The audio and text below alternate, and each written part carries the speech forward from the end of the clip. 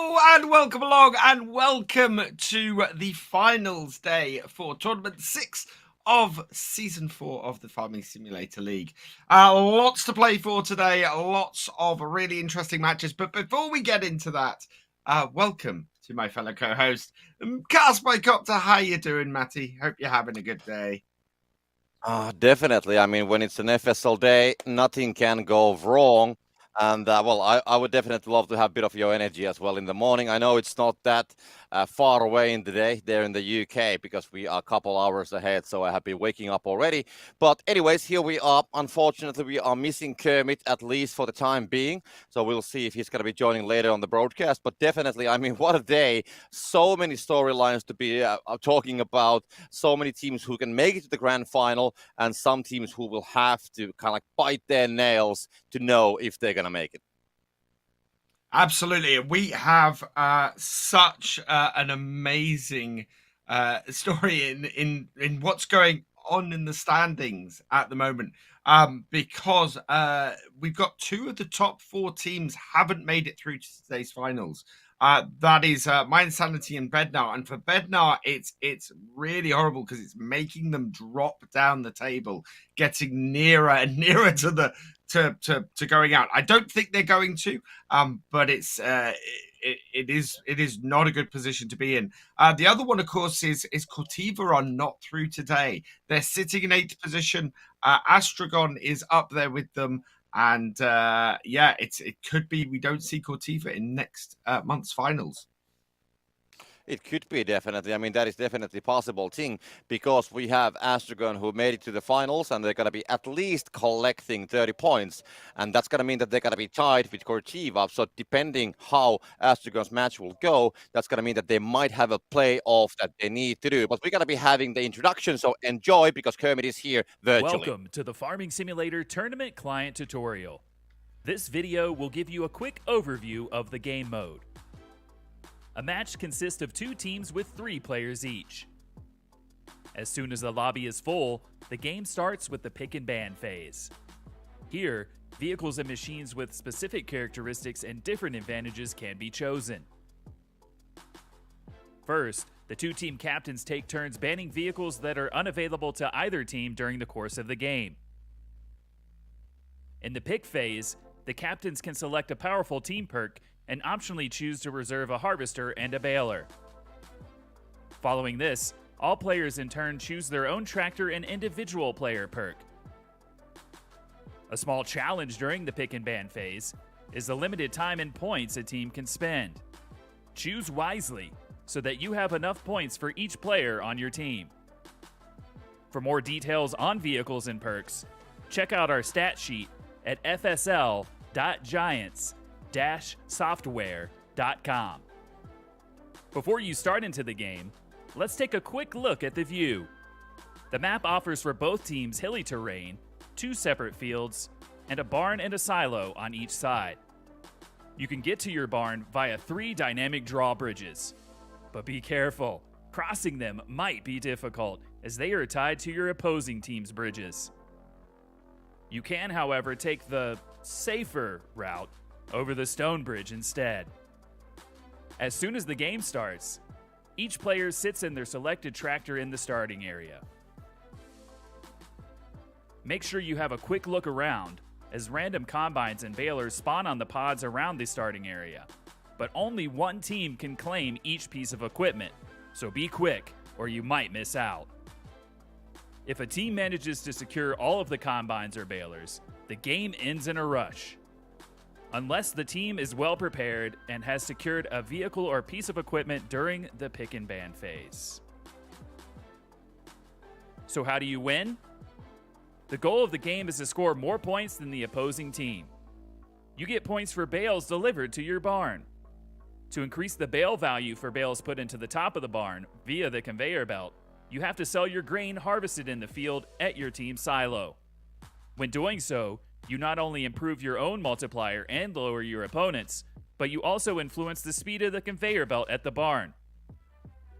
But watch out! During the 15 minutes of gameplay, things can change in an instant. Random drops appear at minutes 12, 8, and 4. Each drop can provide your team with a buff or your opponent's team with a debuff. So make sure you choose the drop that best fits your current strategy or goal. Ready to prove your farming prowess in the FSL arena? Then gather your friends and form your team on our website at fsl.giants-software.com. Train hard and compete in one of our tournaments. Have fun and happy farming. So yeah, there you go. There is an overview of the FSL. Absolutely awesome. I can't believe that we are only 6 games away from the grand finals next month. And as I was saying earlier, we're not likely to see any change. Well, no, we won't see any change today in the top 2 teams. Trelleborg and Fermiers have sealed their positions just by making it through to today's finals.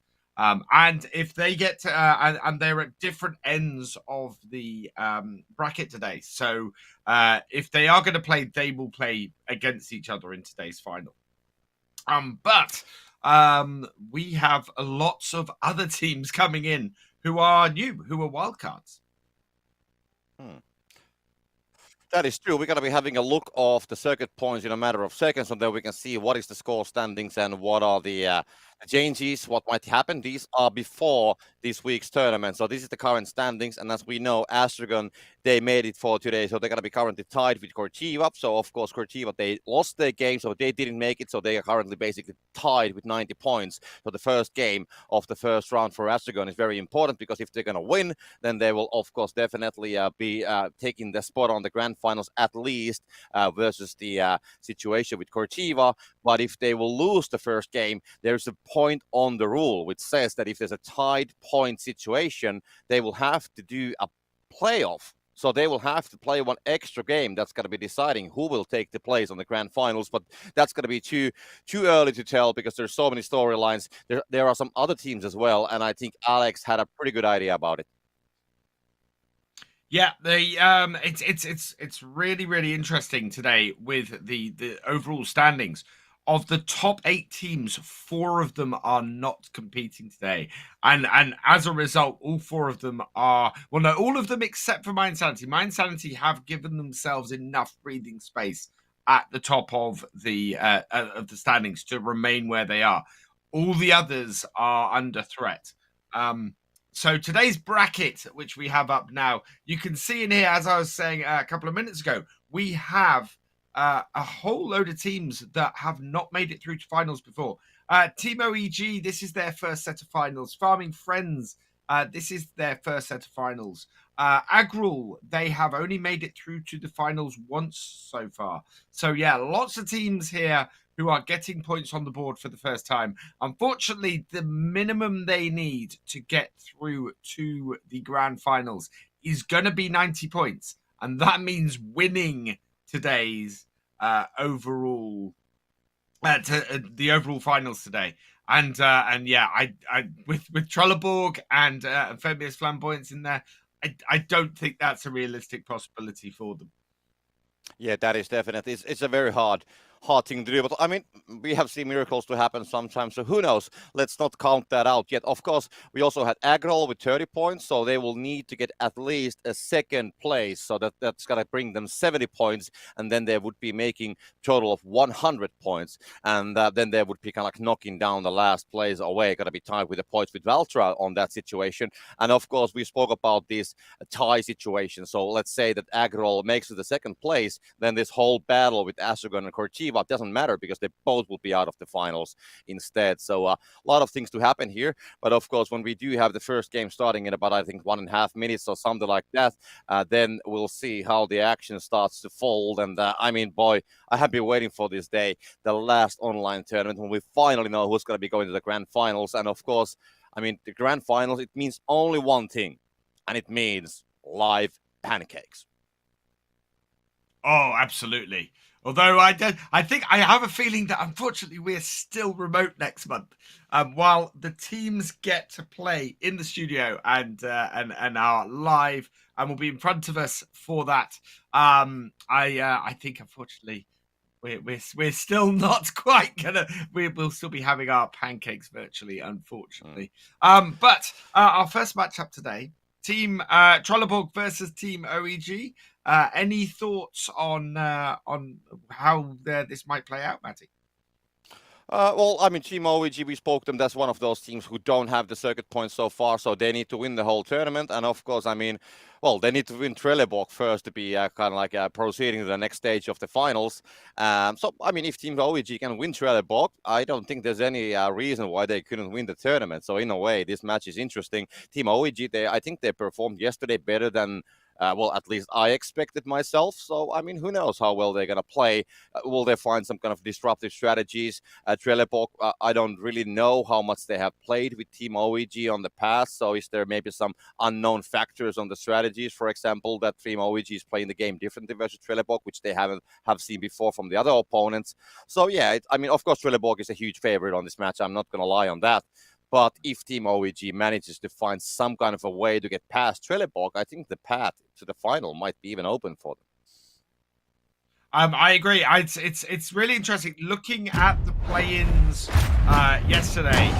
Team OEG beat both Power Team Esports and Voltra to make it through to this final. So they've beaten other teams who have points on the board.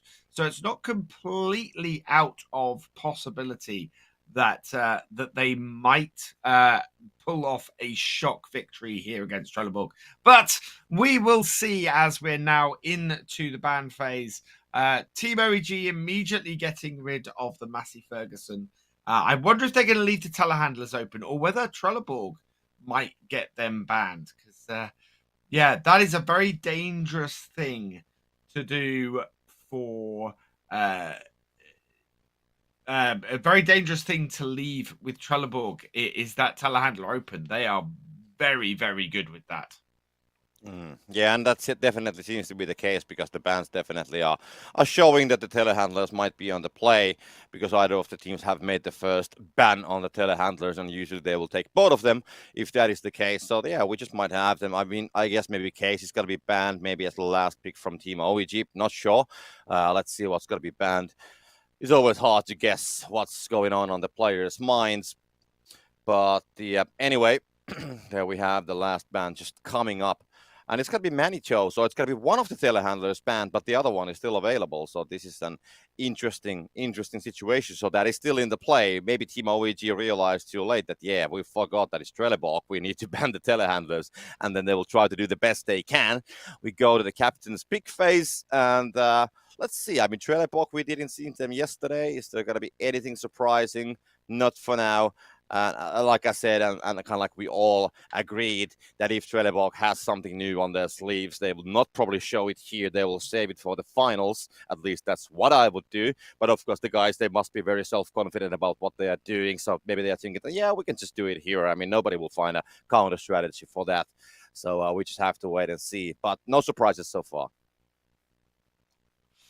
That is the thing, as you say, it's Trelleborg's position at the top just by making it through to this finals is unassailable. So it's very much is a case. Trelleborg can sit back, they can enjoy these finals today, and they can probably not have to go and push too far and fight too hardly. I think they probably will, from the position of pride, want to try and beat Fermius today. But I don't think if they've got a strategy that is an absolute killer for them, they're going to bring it out against Fermius today. Because why not hold it until next month? Yeah, well, there we go. Archimedes, there's none selected for JK, so he hasn't picked the perk, didn't have the points for it, I guess.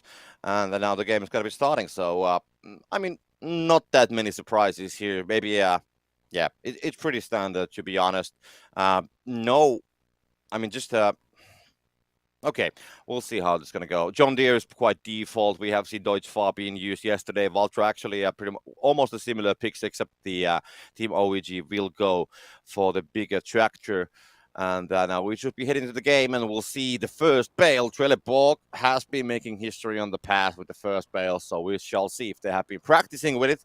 Can they make a super fast toss and make maybe a new record or something like that, or will they save it to the finals, or can they even improve? Is that a thing? But yeah, here we go. The challenge is I got to go for the pass because Marchu and then a player from the Trelleborg. Trelleborg seems to be getting it, and yes, he's gonna take it right under the nose of Marchu and Wooler at the same time. We'll go making some hay. OEG overshooting every baler and getting beaten to it by Trelleborg. Does that? Yeah, that is meaning OEG are going to go right up the top to get that baler, to get the Coon baler, and it's causing them delays. JK sacrificing first bale points in order to disrupt OEG as much as possible. And yeah, actually, I think that's great play from them. It's not quite gonna be the fastest bale that they can do, but it has made OEG go further and have to work harder just to get a baler.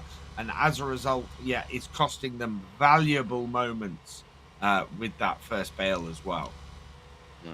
And here we can see the first bale from Trelleborg coming in. Yeah, 125, so yeah, not quite as quick. Yeah, that is true. I mean, the clock was ticking. It was well past 14-minute mark, so that means that it's always less than 140 points at least. We can see Archer coming with 113, so the difference is 12 points. So it's not a big of a gap. So both teams will get the first bales in pretty without any, let's say, major issues. As we saw yesterday, quite many teams struggling with the first bales, but this time still, I mean, even though they lost all those battles, and hey guys, we are here. I don't know where's the game picture, but I hope you're going to be seeing because we can't currently. But I can be casting about catching me scratching my nose, which is great. Yeah, there we go. There we are. Hello. I think they were just checking if we are still alive or something. That we are. Unfortunately. Luckily, I didn't have any like stupid post here current because usually I do. I said yesterday I lean on a little bit on the back and so on. So. But yeah, I think that the director did a great job. Tried to catch us off guard, but that didn't work. God, yeah. JK masterfully emptying the combines there, keeping them moving, making sure that they can get as much grain as quickly as possible. The big issue I think they have is that they're not pressing bales, and we see this all the time. I would like to see teams get at least a couple of bales out, because at this 12-minute mark, you can get you could get a bale bonus, and not have any bales to take advantage of it. We got bridges raised though and bale drop. Neither of those are particularly useful to either team at the moment. Although actually a single bale drop would be quite useful just to score some points. JK coming in with this first load of grain, and yeah, not worrying too much about a possible grain multiplier at the 8-minute mark. He is dropping all of that grain straight away now. We'll completely empty this. And it's interesting that Trelleborg are still sticking with this strategy of dumping all the grain at this point and then coming in and going out and refilling this, where so many other teams have now abandoned that strategy. And in fact, we saw Fermiers yesterday taking the strategy one step further and bringing 3 combines in rather than going out and getting that overloader running again. But okay, no bales for either of the sides. So yeah, the grain was dumped, but the multipliers will stay equal at 2.0. So, and I mean, usually Trelleborg is actually doing some bales at this moment, but they are not pressing it for now, so they are just gonna save it for later. And meanwhile, as we can see, Trelleborg Well, working on the fields, I have been watching the chat a little bit, and people are asking for pancake puns. And I do have a one. I do have a one. Why do Jedis always burn their pancakes? They refuse to turn I to the know. dark side.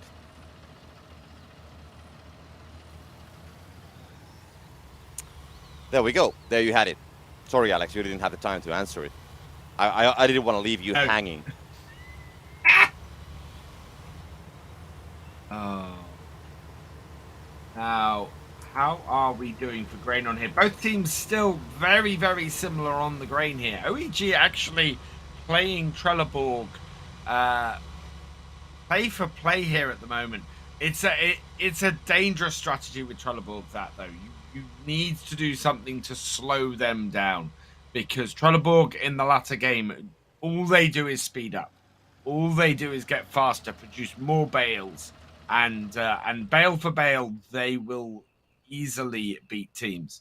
So it really is down to OEG to do something to disrupt, and JK not even waiting for the 8-minute mark to get the grain dropped. If a grain multiplier turns up now, OEG could very easily cause a massive disruption to Trelleborg. It would be a bit of luck, but it would certainly put Trelleborg on the back foot to do that.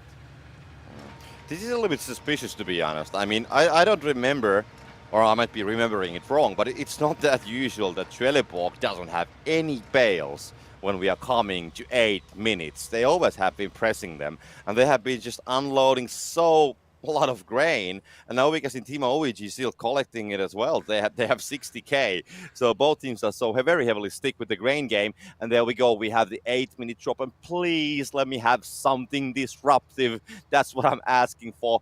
What would be your favorite, Alex? I would love to see grain multiplier right now. There is 30,000 more grain for... Oh, it's bale multiplier. There's 30,000 more grain for OEG right now than there is for Trelleborg. Grain multiplier would have completely destroyed any multiplier that Trelleborg had. It would have just been such a problem for them. And to me, it looks like Trelleborg are going for how much grain can we deliver. They've emptied the overloader twice. They're now emptying the combines into the overloader again. And then I think they're going to try and do a third drop of grain. It's a very, very interesting strategy that Trelleborg are doing. And this is a new strategy as well. Wooler coming through, grabbing that bale multiplier before it expires.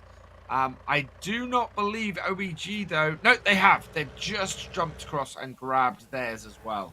So both teams have a good bale multiplier.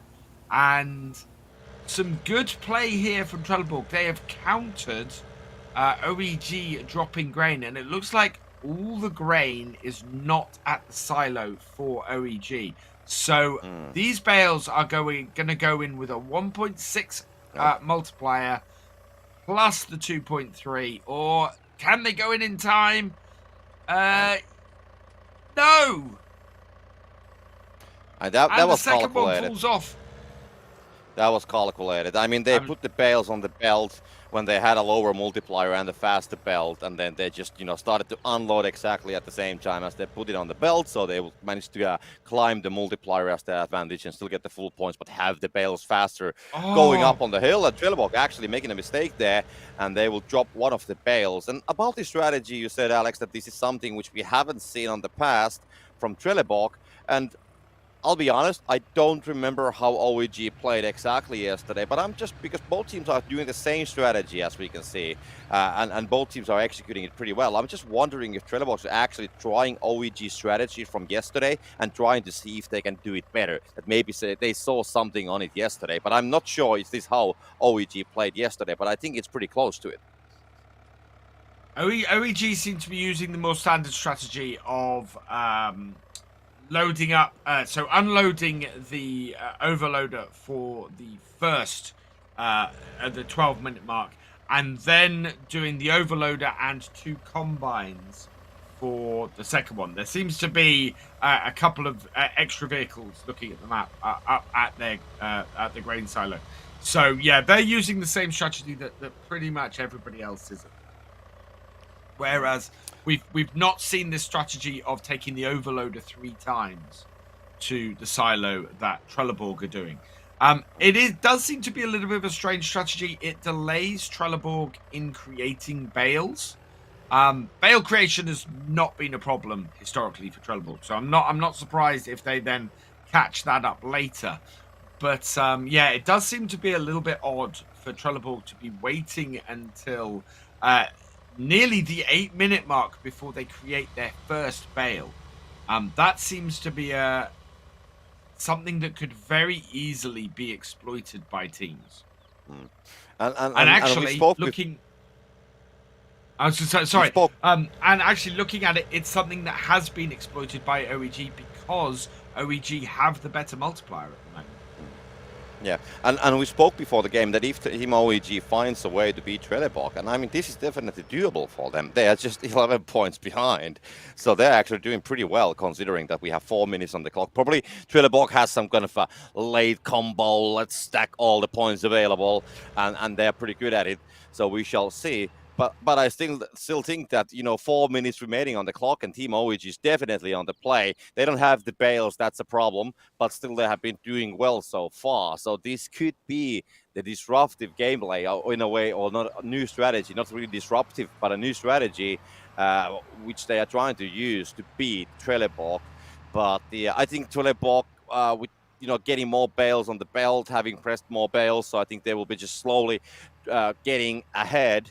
But the difference is still, it's just 7 points because the multiplier is still working for OEG, and every bale both teams will put inside, they're going to be gaining 2 points. So they made once again couple points on the last time they put the bales. The other one from here, which Wooler put in, it's not going to go inside, so it's definitely going to fall. And we can see that he's waiting. Can he catch it from the air? Yes, he can.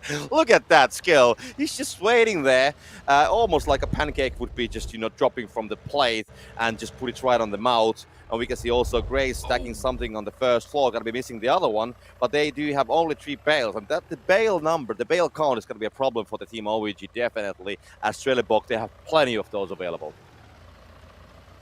Trelleborg are just such a well-oiled machine. I mean, Wooler catching that bale that wasn't quite seated properly on the belt is a perfect example of that. They know that every second counts in this. And catching that bale off the side means that they're not going to have to fiddle around at the bottom to grab it. Now, OEG at the 4-minute mark did pick up the super drop. They got bottom boost. They have not taken full advantage of it. And as you said, they have been well behind on the bale creation. And it's partly because JK has this front loader on here, and he just comes in. And most of the time, he either he puts them onto the conveyor and scores points with it. But he's bringing in 5 bales every single time, whereas OEG do not have this. They do not have a second front loader, so they're restricted to sort of 2 to 3 bales a time. In fact, yeah, that Deutzfahr, the baler on the back of that, they're only bringing 2 bales. When Trelleborg are bringing in 5, and that is what's making the big difference here. Yeah, the gap has been increasing way too much. It's now 160 points, 180 points actually. And I mean, just a couple of minutes ago, they were tied in about, was it 300-400 points? And now suddenly the Trelleborg is just delivering the bales, and they're happy to get that 19 points. They're not going to worry about that small multiplier difference because they are so much more efficient, and they have more, well, they had more bales, and they still actually have more bales available. So yeah, I don't see that there's any way for the Team OEG to come back from this, because the gap has been just increasing, and they don't. I mean, if they put all of those bales inside, that's gonna be 110 points or something like that, and that's not gonna be enough even to close the gap. And at the same time, Trelleborg can still deliver more bales because it's JK taking the lovely safer route We gotta use that today because Kermit is not here. So he's gonna leave even the harvester there. Sorry, the baler there, and he's just gonna go and put these in. And will he actually drive on the belt? No, he's not gonna do that trick. So he's just gonna be happy to put them on the belt. Didn't have the time to put the any of the bales from the baler anymore inside, and that's gonna be a clear victory for Trelleborg as we only have a couple seconds. We don't see anybody celebrating, but they are doing a great job. Had a chance to get a combo, but that's too late. But yeah, Trelleborg claiming the first game victory for the final Sunday. And that's the thing you saw at the end there, JK knowing he wasn't going to make it there to deliver all those bales, dropping that baler off and delivering the 2 on his forks and letting his teammate come in and deliver those last 2 bales. They got every single bale in, 39 bales, 11 more bales delivered compared to OEG. OEG have got to get a front loader tractor. They need a front loader tractor, a second front loader tractor for this second game, and to be bringing in 4 bales at a time the way JK was, because they can't compete otherwise. Yeah. You know? Yeah, I think the bale difference was 11 bales maybe on the stats for Trelleborg. So that's 220 about points, which is about the amount of the gap. So the multiplier in the end, even though they unloaded a lot of grain, both teams, they played the grain game all the way till the 7-minute mark or something like that. It still didn't have that much of an impact, to be honest. I mean, it still ended up like 1.9, 2.1. So in the end, it's the amount of bales delivered that's what made the difference. And that one thing, the bottom boost, which Team OEG got from the super drop, we saw when they tried to use that, but unfortunately missed the other bale. So they didn't take the full advantage of it. And I think also, even if they would have been more efficient, they just, they didn't press the bales. So Trelleborg, they started pressing the bales late, but they still got the required amount. And I think Trelleborg are great at pressing bales in the latter part of the game. They come on at the 8-minute mark. They have the skills and they have the precision to go round and press more bales than anybody else at that stage in the game. As they showed right here, I think it's still a risky strategy. I think if OEG at that 8-minute mark had a grain multiplier, then it would be a very different story. Trelleborg would have struggled to press enough bales to counter a 2.5 to 1.5 multiplier, which is easily where they could have been if a grain multiplier had turned up at that point. So it's risky from Trelleborg, but it requires some luck coming to the other team in order for them to beat them. And you rarely get that kind of luck 2 games in a row. Well, tell me, Alex, I've been wondering, we have spoke multiple times today and also previous weekends that Trelleborg is great pressing bales. So what makes a team or a player a great bale presser? So to me, what makes a team a great bale presser isn't so much the ability to press the bales. It is how many bales you can get back at the same time. One of the really great thing about transport companies when it was a big thing was that, you could bring 14 bales in at once. And what Trelleborg are doing so well at the moment is, whereas Team OEG had 2 large tractors, they were pressing 2 bales and bringing it in each time. So they had a lot of transport time to bring just 4 bales in, whereas JK was pressing 4 bales and bringing those all in at once. So he was basically doing the job of both balers for OEG. And then on top of that, Trelleborg had their second baler out there with Martin, and Martin was bringing in an extra 2. So for every 4 bales that OEG brought in, Trelleborg were bringing in 6. And that's the advantage. Well, this time there's going to be bold. No, it's actually Massey Ferguson there. It's we have no telehandlers yet, actually, and the telehandlers are completely in the play as we don't see any of them being panned. So Fend, John Deere, the large tractors, then we have Massey Ferguson and Valtra, which are on the play. So small change to the bans, nothing that special.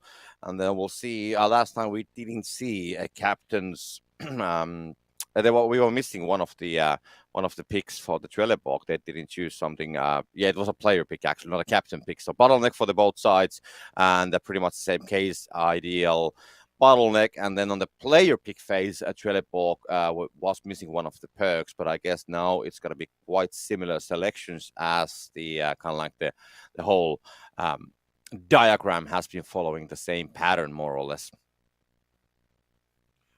That is a really good set of bans from Team OEG. So I was talking about how they needed to do something to disrupt Trelleborg. That Vultra and that Massey are the two most powerful front load attractors. That immediately has ruled out Trelleborg being able to put a Baler on a front load attractor and is going to slow down their bale production no end. Wooler has gone for the telehandler. It is really fast, that little Manitou, so that will allow them to bring bales in quickly on that. But they've lost the ability to bring 4 bales in at a time, and that is a huge disruption to Trelleborg based on what they were doing that first game. So maybe it's going to be time to see the Trelleborg toss once again. Maybe they are even forced to use it with this kind of selection of utilities. Looking forward to that, definitely. But the picks and the bans, everything is done. So we're going to be heading for the second game. And Team OEG, they have their backs against the wall, because if they want to make the LAN finals, we said that they will have to win the whole tournament. And of course, to be able to do so, they will have to win Trelleborg. So if Trelleborg claims the victory from this game, that's going to be Team OEG out of this tournament and also out of the grand finals. And then Trelleborg will just continue their journey towards the finals on this tournament. We'll see how that's going to go on the next stage, on the semifinals. But before that, we have to, of course, finish this game. And we do have 3 quarterfinal matches up and coming after this one as well. Martin's going to win the challenge from the Baylor.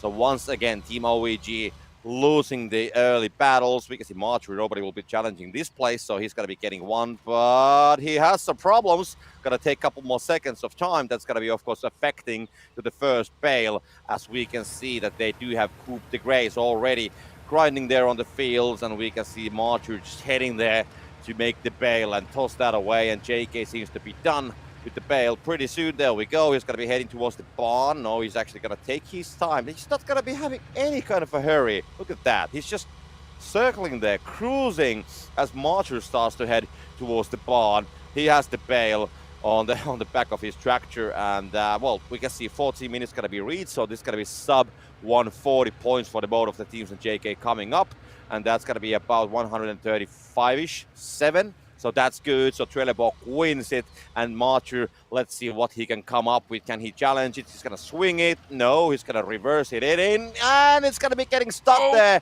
in the end. 126. So it's 11 points. On the last game, it was 12. So it's about the same performance. We had some, in the Baylor fight at the beginning of this, we had some really, really strong battles for which Baylors they needed to get, and the way they're set up, it was really important for a team to get the Crone. The Crone Big Pack, that can take 3 bales in at a time. I have a feeling both the New Holland and the Case are able to do that as well. So being able to close off OEG from getting those bigger balers has really, really helped Trelleborg, given them a good advantage. And I think they're only left with balers that can take 2 bales at a time, plus the Case. So at this point, it still looks like Trelleborg have the ability to bring in more bales at a time that compared to OEG. It'll be really interesting to see if that has a big effect in the latter stages. Well, it's going to be time to collect the grain. We can see quite similar movement from both of the teams. And let's see how it's going to be played. The grain game was playing a quite big part on the last match, or the last game of this match.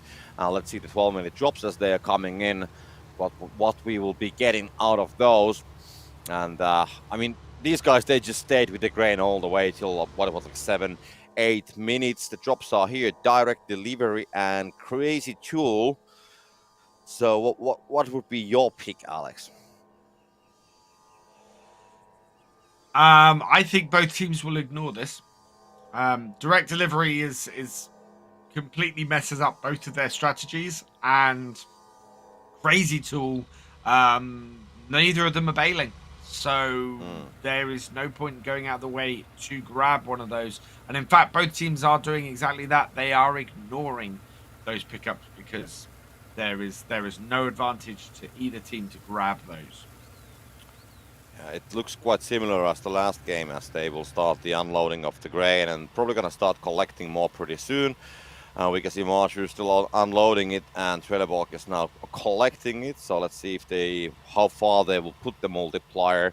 They're gonna leave it on 2.0. Yeah, so they don't wanna. I mean, even though they had more grain, both teams. I think the team OEG, they don't wanna show their cards. Or if I would be Marshall, I wouldn't want to piss off Trelleborg, to be honest, by putting more grain there, because then we know that the revenge will be pretty hard. In all honesty, at the moment, if you do have the extra grain that you can deliver and you don't need to deliver it, there's not much point. Neither team, as I said, have any bales pressed, so there isn't an advantage to having that increased multiplier. And as you said, you would be showing your cards that you've got more grain than your opponent, so it's actually easier to stand as you are and not play that card. Yeah, I mean, if you have the multiplier, if you have a better multiplier, but you don't have the bale, so what good does the multiplier do? Nothing. It's just like owning a Lamborghini and you're not going to drive it at all. I'm really interested to see though if Trelleborg do what they did last time, deliver grain at the 9-minute mark ahead of that drop at 8 minutes. Because, as I said, that is the one weakness I can see at the moment. If a grain multiplier appears at 8 minutes and it is still open at 8 minutes, that could cause a big problem for Trelleborg. Especially as actually last time they did this strategy and they still ended up with a lower multiplier. So I'm not sure what advantage this gives them, dropping this early like this.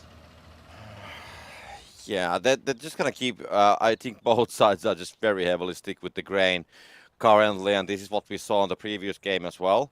I'm not sure if this is Team OEG strategy. I mean, what I'm thinking that with this strategy, Team OEG, they came close all the way until the couple last minutes when Trelleborg was just putting all the bales in and getting the advantage. I'm just wondering that if they would play this more traditionally, maybe they would be like already losing more at the early game. So this is like the best they can do versus Trelleborg, and in a way it has been working, but they just have to improve the bale pressing. So what I'm really focusing on now, I want to see what's going to happen with the bales. We know how the team's going to play with the grain. We can see Trelleborg getting a slight advantage, and this is usually the moment when Trelleborg wants to get couple bales in to take the early lead. And we can see both teams now starting to press the bales at the same time. Actually, Team OEG a little bit earlier, which is definitely very good for them. So they have been, in a way, learning from their mistakes from the last game. They don't want to have that same situation where they're missing the bales at the end of the game to be able to win the game, or at least to get close. So this is looking better for Team OEG. Bridges raised and bridges lowered at the 8-minute mark. So, yeah, no real advantage from the 8-minute drop. It doesn't go in OEG's favour again. And Trelleborg are again dropping grain. They are on to their third load. And they have stopped OEG's belt. Yeah. That won't last very long. OEG are lining up their harvesters. Yeah, they gotta start And unloading it right now something because this is to- the moment when Trelleborg wants to put some bales in, most probably. Nothing special came out of the 8-minute drops, so this is the time. And now OEG will start unloading it. The belt will start moving again. 7 bales, so it's pretty tight situation with it. And this whole, the setup, how it has been put into a place for the team OEG, they will just leave it there. Martin, they are out of grain, so we shall see. I mean, 40k of grain. So that's gonna, I think it's gonna be pretty much even after they have unloaded everything. I think that's the case. It should be about 2.0, maybe 1.9 for the other side. And Wooler, with a double toss, claims the 50 points. I said that they want to use this multiplier. They were just a little bit too late, but still claiming 60 points. And Coupe de Grey is gonna try to follow the example, but he's not gonna make the toss, and all the grain hasn't been unloaded. Team OEG actually stops the grain from whatever reason, or maybe they're making some arrangements next to the silo, but they still have 15k and they do have 1.7 multiplier, which is going to mean that after 15k of unloading it, I think it's going to be pretty much tied. Yeah, 2.0, and there we go. The unloading begins. And let's see what's going to end up. Is it going to be 2.0 or 2.1? I think it's going to be 2.0 still, just barely. No, 2.1. They make it. And that's the end of the grain game, I would say. I don't quite understand how Trelleborg are producing less grain than their opponents. That just seems so un-Trelleborg to me. It really does. And unless they're just not worried about the whole grain thing and having to muck around there for a little while with the with that unloading. But it does seem weird to give their opponents such an advantage. Yeah, but they made 2 of those double tosses. The other one was worth 50 points or 25 points each, so they managed to use the multiplier. And Team OEG, they haven't been, I mean, they're delivering the bales right now. So Trelleborg, they have a slight advantage. I think the biggest advantage came from the first bale, and then those couple bales which they managed to deliver with a 2.5 multiplier. And Team OEG, they have a couple bales on the belt now. The bale count is about even. So I would say that this 35-point gap that we currently see on the scores, this is the gap made by the multiplier and the first bale difference. And look at that angle. Great job from the cameraman. No, I was so much hoping that Wooler's going to toss it and we'll see those bales coming straight into our faces. And if I would be you, I would just keep my mouth open and wait for the pancakes to come inside.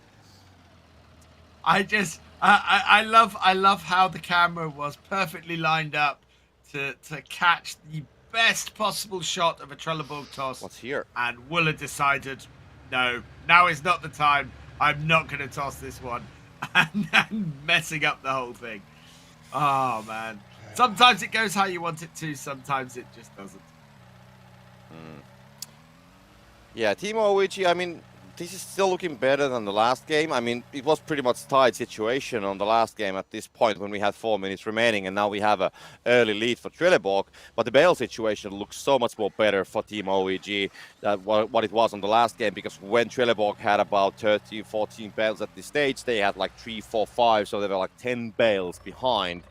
And now we can see that they are getting something in. They got the bottom boost from the super drop. That's going to be helping, and that's going to be some points. Oh no, the 2 bales from the belt going to drop down. And that's going to be, of course, heartbreaking moment. But they still have the time to save it. They have 9 bales, so they shouldn't be a problem. And they can still, it's not affecting how they use the bottom boost.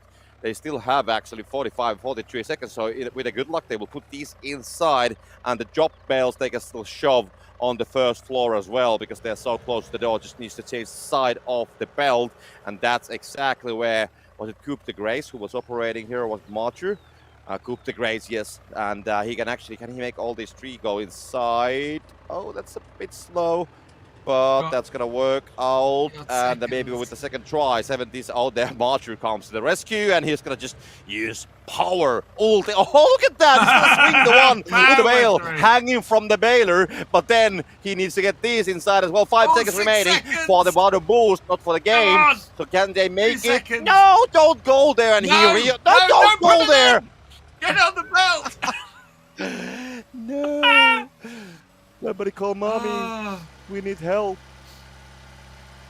But good job with the bottom boost in the end. Oh, I mean, jeez. and luckily he didn't put those double bales inside because that would have been 20-something point. And we do have a technical Oh, break. Okay, so something it's has a been going on. We are Trelleborg missing. disconnect. JK is not JK, there. Yeah. So we've got a unfortunately, disconnect from JK. yeah, unfortunately, you have to look at our faces for the while, as JK probably will try to find the means to get back on the game. But what do you think about Alex so far? I mean, it has been a great match. It has. Trelleborg are still pulling ahead. They're still producing more bales. Sorry, excuse me. Yeah, they're still producing more bales. They're still pulling ahead of OEG. OEG do have an advantage. They are getting 2 points for every bale. They just need to get them in there, get them delivered, and they can win this. But yeah, Trelleborg just showing how good they are by that bale production. I don't know how they're doing it. Well, I do know how they're doing it, actually. They've got they've got the bigger balers. They've got all of the balers that bring in 3 bales at a time. They grabbed all those. They prioritized those at the beginning, and it's left OEG with just the one that they pre-reserved. So while OEG are bringing in 5 bales at a time, Trelleborg are bringing in 6, and it's pulling them ahead. Well, 1.5 minutes remaining on the technical break, and let's see if JK can reconnect. Let's hope that the game is going to resume. Well, ASAP, of course. And I was so sure that you were explaining the Trelleborg strategy, and then you had a cough. So I was like, bullshit. But that wasn't the case. That would have been something. But it amazes me. Team OEG, I think even though they'll lost the first game, and we haven't yet seen what's going to happen with the second one. But having a team who hasn't made on the second day of the online tournament ever before, I think they're doing a great job, because Trelleborg is one of the it's the worst enemy you can face on the early rounds, and just by kind of like finding a strategy that can disrupt Trelleborg and able to keep quite close with them on the points. I mean, we had a 200 points difference in the last game. We don't know about this one. So I think that whatever's going to happen with the series, I think I can honestly say that Team OEG has already impressed me. Same here. OEG came in this second game very much with the right idea. Their bans, as I said at the time, their tractor bans, perfect tractor bans to select after that first game. They got rid of all of the front loaders that could run a baler efficiently, and as a result, made it harder for Trelleborg to get bales in. Trelleborg came out and they immediately disrupted OEG by grabbing as many of the really big balers as they could. So yeah, both teams doing a lot of great disruption play in this second game, and yeah, Wooler with that telehandler is just dangerous. It just makes things so difficult. Well, the game continues, so about 1.5 minutes remaining, and Team OEG 40 points behind. They are missing a couple bales versus Trelleborg, but the gap is still something which I think they can manage and maybe even press. So, I mean, this is going to be a quite interesting 1.5 minutes that we have still here, because OEG is scoring points, Trelleborg is scoring points, Wooler having 3 bales in front of the telehandler. And there we go. Got to be putting the third bale on the belt as well. So they will claim 57 points from these, and will go just slightly in about 700 points mark after these bales. And the Team OEG, they have to get that. I think they have quite many bales on the belt currently, as we can see that they are just disappearing from the counts. So they are trying to keep up, but it looks that Team OEG, it's going to be a problem still to close the gap, but this game is going to be closer.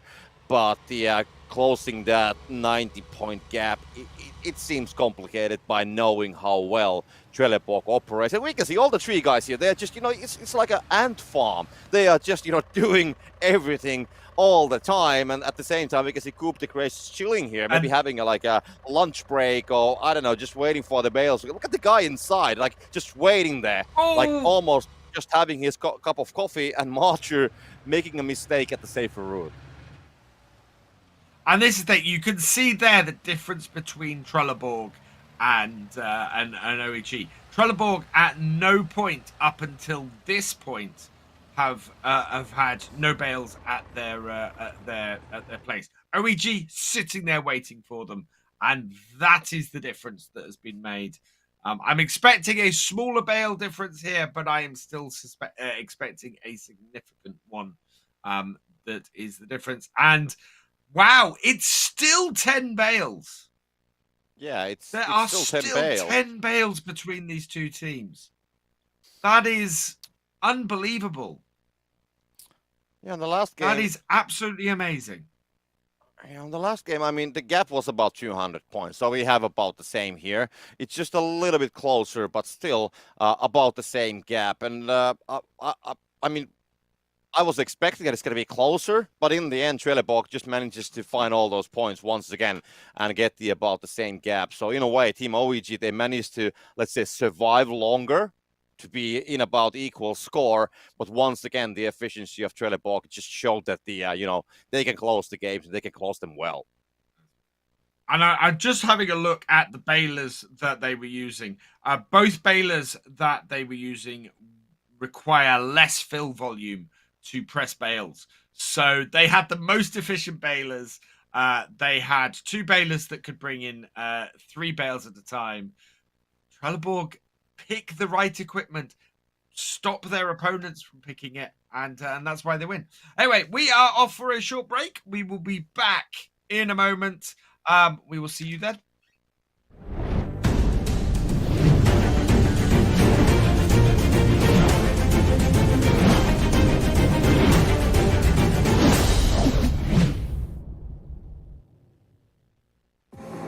I'm running out of time, every day goes by so fast. And every moment counts, baby, I don't wanna miss a thing. We can sleep under the stars, we can sleep under the stars, or hang out in hotel bars, driving somewhere in your car. We can sleep under the stars, we can sleep under the stars, under the stars.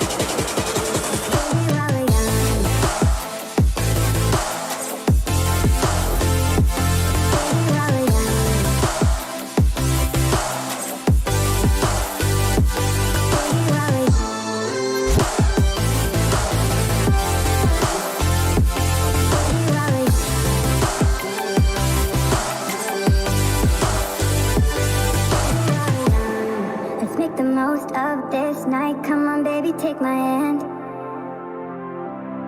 and we don't need to do the things we don't want to do.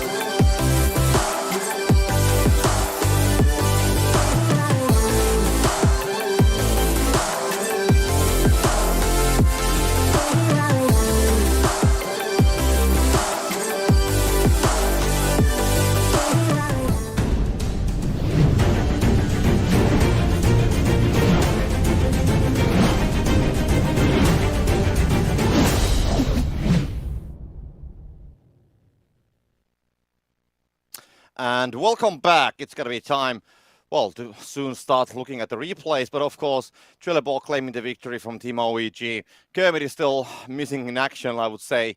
But we are still here, so you're going to be hearing our lovely voices. But in general, I think, Alex, you pretty much well summed the strategy of the last game. Is there anything you can see Team OEG could have done differently on that game? It's a tough one. I think the strategy that Trelleborg had was absolutely disrupt the bale creation ability of Team OEG. They did that in the second game really, really well, and I think it would have been very hard for OEG with the equipment they had and what they had access to win that second game. The first game, again, it was Trelleborg's equipment choice that allowed them to create and deliver so many more bales.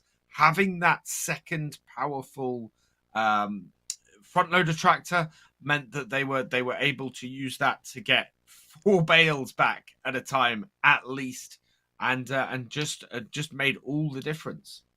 I think teams have to, if they're going to beat Trelleborg, you have to disrupt their ability to press bales and get them back.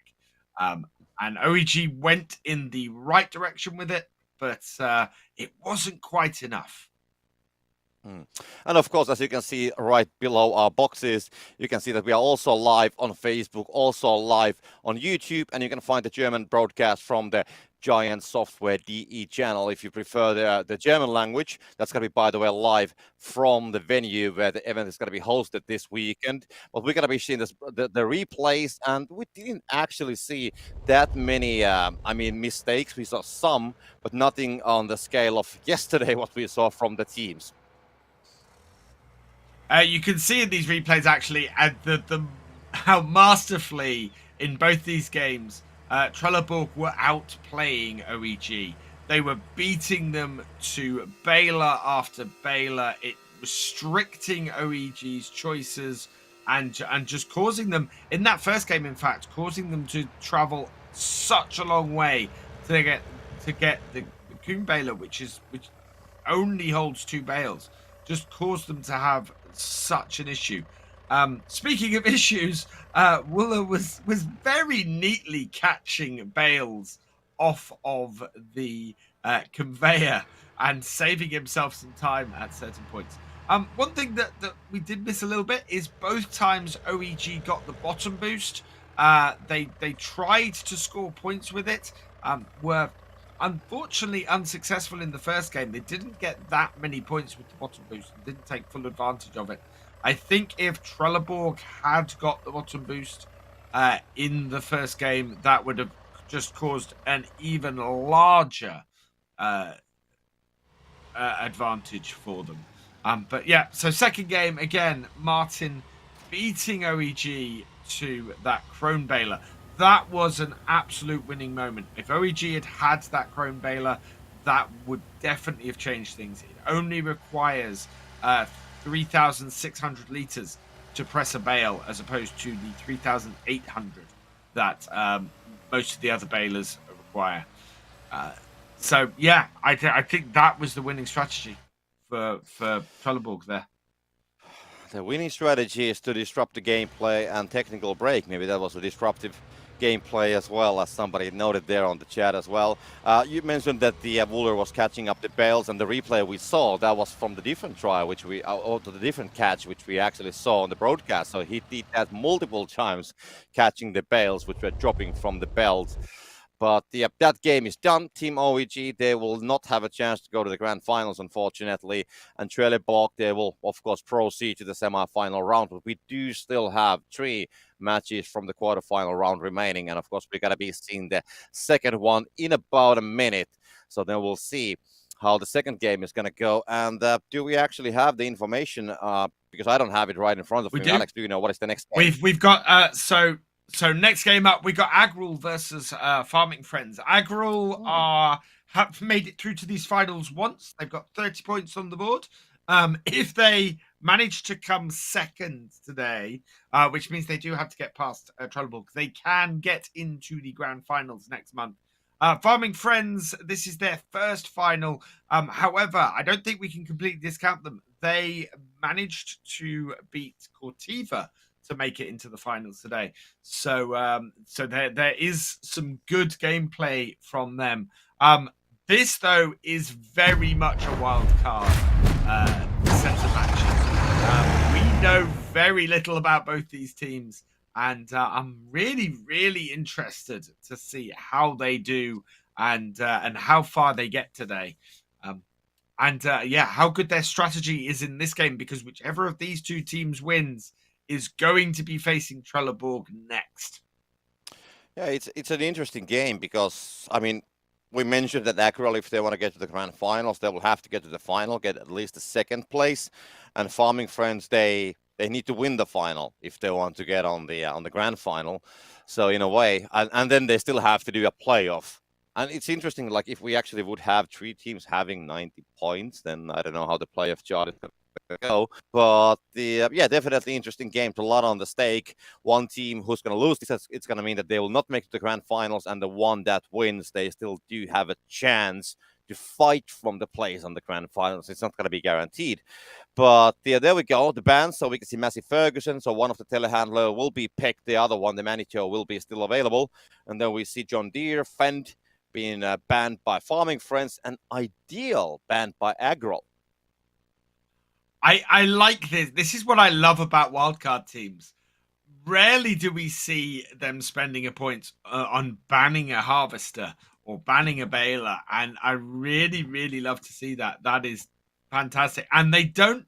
And they don't go and reserve a harvester, so they have got to grab 2 harvesters, Agril, in order to not give themselves a massive disadvantage here. Both teams going for big haul, so we're not going for bridges. We're not going for bottleneck. Immediately we're seeing 2 very different styles of play from these 2 teams. Yeah, and if I don't remember completely wrong, I don't remember that we have seen a game where both teams have picked the big haul. We have seen lately on the last tournament and yesterday on this tournament that big haul has been used more, but it has been always the other side picking it up and the other one hasn't, and then it has been kind of like the other team trying to find a way of counterfeiting the big haul or the other way around. But now we do have 2 big hauls in the play. And that is something that I don't think that we have seen this season, maybe last season. But Alex, of course, has the stats for those. But there we go. Nothing that special on the perks here on the Pressure Archimedes runner. We can see that Farming Friends didn't pick a perk for Krieger at all, but it's quite even, I would say. I'm slightly surprised that Agril have not reserved a harvester when they have a point left. That seems to be a little bit strange to me. I'm just having a look and seeing how much it costs for them to reserve a harvester. The smallest harvester requires 2 points, so they didn't have enough points to pick it. And in fact, I think they went for the banning of a harvester over picking a harvester because they couldn't reserve a harvester with the setup they were going for. Okay. Well, the work begins once again. The first bale is starting to build from here. We can see Tron. I guess that was a challenge, so Akrol didn't get the baler out of that pad, and we can see that he's going to be just circling to get something else. And meanwhile, I think already Agrol is still working on the fields, as we can see from the minimap on the bottom left corner. Bath is going to be actually very late, and he's going to go for the 1-3-1 here on the upper platform. And he's going to get that one, but that's going to mean that the first bale is going to be very slow as Krieger is already coming in. So Farming Friends, let's see, it's about 140 points, I would say, and 141. So it is a good first bale. That is an impressive first bale. And actually, Farming Friends, their strategy at this point has been very good. They're doing a lot of stuff similar to how Trelleborg were doing stuff in the last game. The difference is they've, of course, gone for Big Haul over Bottleneck. But they do have a front loader tractor that can pull a baler. So they're looking at bringing in multiple extra bales with each run. They've grabbed all the big balers. They've forced Agril to use smaller balers. So that's going to give them an advantage as well. This is all really good play in these early stages from Farming Friends. And all of it is very disruptive towards their opponents as well. Yeah, but there's going to be a huge gap because Bath is here. So we saw how he lost the battles at the pads. And this is going to be a pretty bad first base. Less than 185. Oh. So the gap is already 56 points. And that is a huge gap with the first bale. And one thing that I have to mention about the first bales, the evolution of the first bales this season. Because when the season started and we saw the first swings with the first bale, I think they were like 141, 142, and we were cheering like crazy here at the commentator booths. And then we got 145, 147, and then we finally at some point get over 150. And now what Krieger did here was 141, and he didn't even swing it. So it kind of tells about the evolution, what has been going on with the first bales this season, and the teams, they have been practicing, they have been improving on that. And I just love to see that. And the question is how it's going to be next season. Probably something will change and so on. But definitely the evolution has been pretty huge. And here we actually have a pretty nice setup. I mean, love the landscape and the scenery and just seeing the tree machines from the Farming Friends side doing the work there on the background of the drops. We saw the Crazy Tool and was it Herbicide? And, Herbicide hasn't been really used this season. And Crazy Tool, you need to have the right equipment on the field to be able to utilize it. And Farming Friends, they have made 10 bales actually. So we can see a completely different strategy here. Bales being pressed and the grain is going to be collected. So maybe even these teams have a chance to utilize the Crazy Tool as well.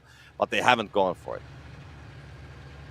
This is the strange thing. This is so different to last game. We didn't see a single bale created in the last game until past the 8-minute mark. Now, both teams have half a dozen to a dozen bales before we even hit the 10-minute mark. That is such a marked change. And be really interesting, whichever team wins this, to see them come up against Trelleborg, to see how this strategy comes up against Trelleborg's strategy. Because if you've got 10, 12 bales created before Trelleborg have even started baling, that is the difference in bales they had last time. I am intrigued to see if Big Haul can make a big enough difference against someone like Trelleborg to allow for being out there creating bales this early to close up that gap that we saw happen last match. Yeah, but I'm just wondering, I mean, Trelleborg, we know how many strategies they have on their books. And I think that they are very good at adapting. I think that's what we have seen in the past, and we have mentioned that multiple times. So knowing how these guys play, I don't think that they will struggle to adapt. I don't think that whoever's going to come versus them, I don't think that Trelleborg is going to play the same strategy which they played versus the OEG. Of course, if they will make it, then it's going to be interesting. But I think that they are just so good on adapting. So I would be surprised if they will try to do the same strategy which they did versus the OEG. Farming Friends dumping enough grain to get a 3 times multiplier and then going straight back out there to refill their truck. Really good strategy from them to make sure they maximize how much grain they've got. Agril have not yet delivered a single liter of grain, and yet Agril are almost back up with the same amount of grain. Only 10,000 liters of grain between them. In fact, no, Agril are Farming Friends are closing that gap in grain. That is astounding. they're not just out bailing farming friends, they are out harvesting farming friends, and Mm. now they're about to start start getting more bales back at a time than Agrul are as well. That is pretty amazing. Yeah. We are getting to the 8-minute mark, and of course, this is the time as we can see Krieger heading towards the barn. They have the multiplier, they want to utilize it. And I mean, there's a chance that we get the silo closed, for example, or something disruptive from the drop. So it's a good time to put a couple bales in, especially when you have a multiplier like that. Acrol is still collecting, so they're going to be going to unload soon. But the stretch is lower than speed up, so nothing that special. It's not going to affect the grain game at all. And now when Krieger puts those bales in, let's see how Agrol plays this, because I think they have collected the amount of grain and they're probably, they're starting to unload it right now. No, they just put a slide, so I think they are, I don't know what they're doing currently, because we don't see any change in the multiplier. What we saw, that couple, at least 1,000 of grain was lost from the counter, so something happened there. Maybe they unloaded it to a ground or something, I don't know, some kind of a mistake. But definitely Agrol, this should be the time when they will start unloading it before the bales from Farming Friends will go inside. That's going to be 30 points, so Farming Friends will claim at least some bales, I think 3 bales for now. And we can see bridges lowered and speed up being picked at the same time for the teams on the, well, not on the last second, but quite late after drops came in. And I'm just wondering why Agrol is not unloading the grain, because we haven't seen the multiplier to change at all, and they did lost 1k, so they must be having some kind of an issue somewhere that they are just not able to go there. Or, oh, there we go, Reno finally coming. We can see the speed and the momentum as he's arriving. They know that they need to do this, and you cannot put it there. You have to put it inside of the silo, so you can't reverse any further back. And we can see Farming Friends there, the points, the whole multiplier has changed, and the Agrol with that unloading will deny the good multiplier points for the Farming Friends, but there is still a plenty of grain remaining on the Farming Friends equipment. And as you said, Alex, this will once again change the whole situation. This is the thing, Farming Friends, in the time that Agrol loaded up their entire trailer, Farming Friends have loaded it up twice. It is hugely disruptive. 2.7 to 1.3. Agrol did not score many bales at all while they had that advantage, and now it's completely gone the other way, and they are going to be a massive 14 points behind with every bale they score. And that means that with this setup, Agrol have to score 2 bales for every one that Farming Friends deliver, and there's an equal number of bales.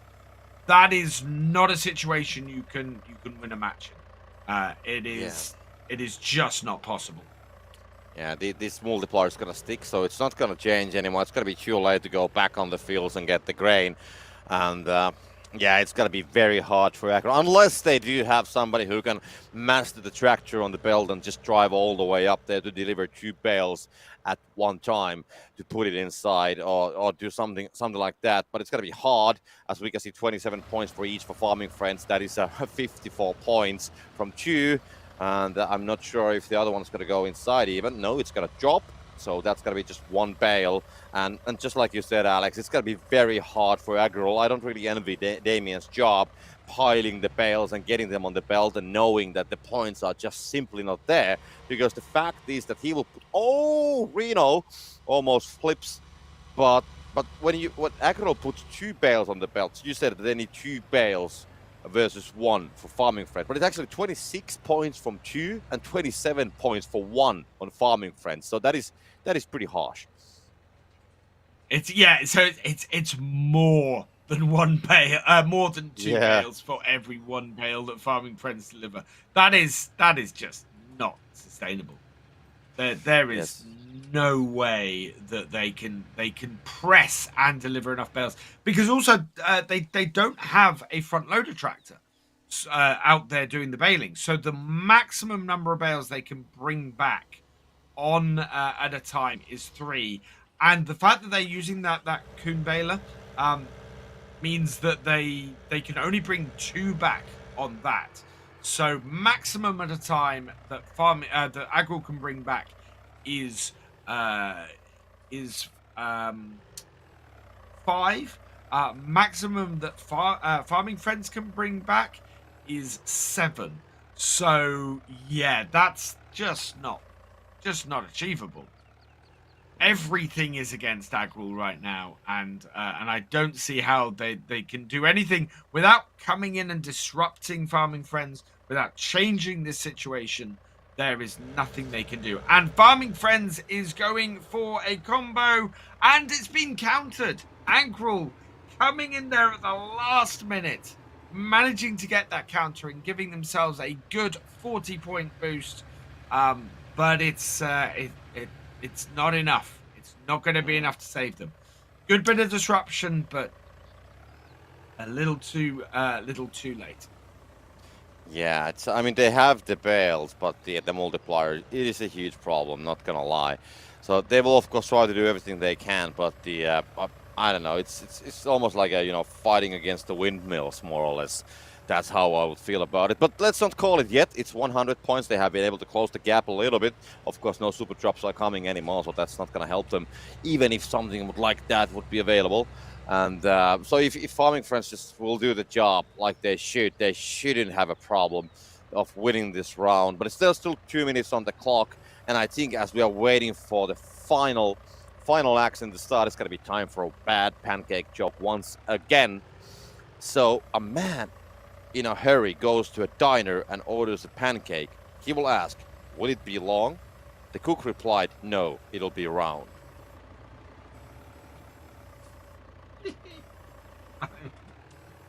I'm to get a pancake joke.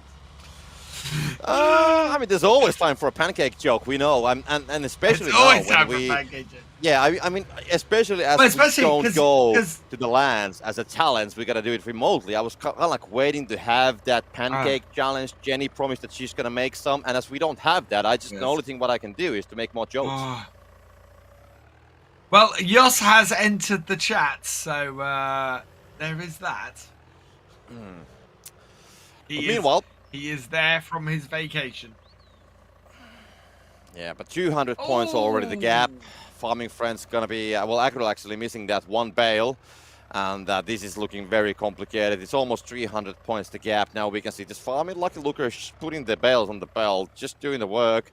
And he's waiting for more bales to come, so it has nothing to do. We saw that he's gonna be just circling with the front loader, and yeah, nothing to do. So maybe I'll just drive around a little bit. But yeah, it's that it's is a farming friends if I situation. claim it. That is a situation that's slightly worrying for farming friends. Looking future-wise, they shouldn't be sitting there at any point waiting for bales.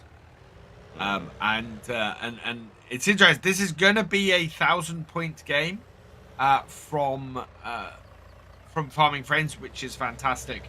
Not quite as high, I think, as I'd expect though for having a 2.7 multiplier, and he's not quite going to make it onto that belt. Agril coming in, and those last bale not making it in. Doesn't matter though. 1,008 points for farming friends takes them one game up. And the bale difference. Impressive play. Just 2 bale of a difference. So the multiplier really did the job there, and of course it was that was pretty clear. But they did a great job with the efficiency. But then the multiplier, the grain game as a whole was it was definitely something. And like we just spoke, that we haven't seen 2 of the big holes at the same time. And one thing, I might be wrong, Alex, but every time on the past when we have had a big haul, it has been always taken by the blue team. I'm pretty sure that was the first time when we see the red big haul on the field this season. I'm trying to think back, and I can't think of a red big haul truck. It looked odd to me when I saw it, so quite possibly. It's interesting. I think looking at that game, looking at how many bales that farming friends managed to press. And it being 38, it was still sort of 4 or 5 bales short of what Trelleborg were pressing. So I think there's a little bit more wiggle room for what Farming Friends can push out and create and get back. And I think it could have been an even higher scoring game for them, especially pressing bales as early as they're pressing them. Would really make sense that they may be able to squeeze a few more bales out. Whereas Agril, I think Agril have a fair amount of work to do. They need to be delivering grain early on. I mean, to have 120,000 liters of grain delivered by one team and 60,000 delivered by the other is such a disparity. And Agril definitely have to look at that the second game and try and improve that situation. I can easily imagine or see from the player's perspective that, yeah, we have the big haul. Let's use it. That's great. But who can think that somebody will use the big haul like twice, has the time and the capability of collecting the grain?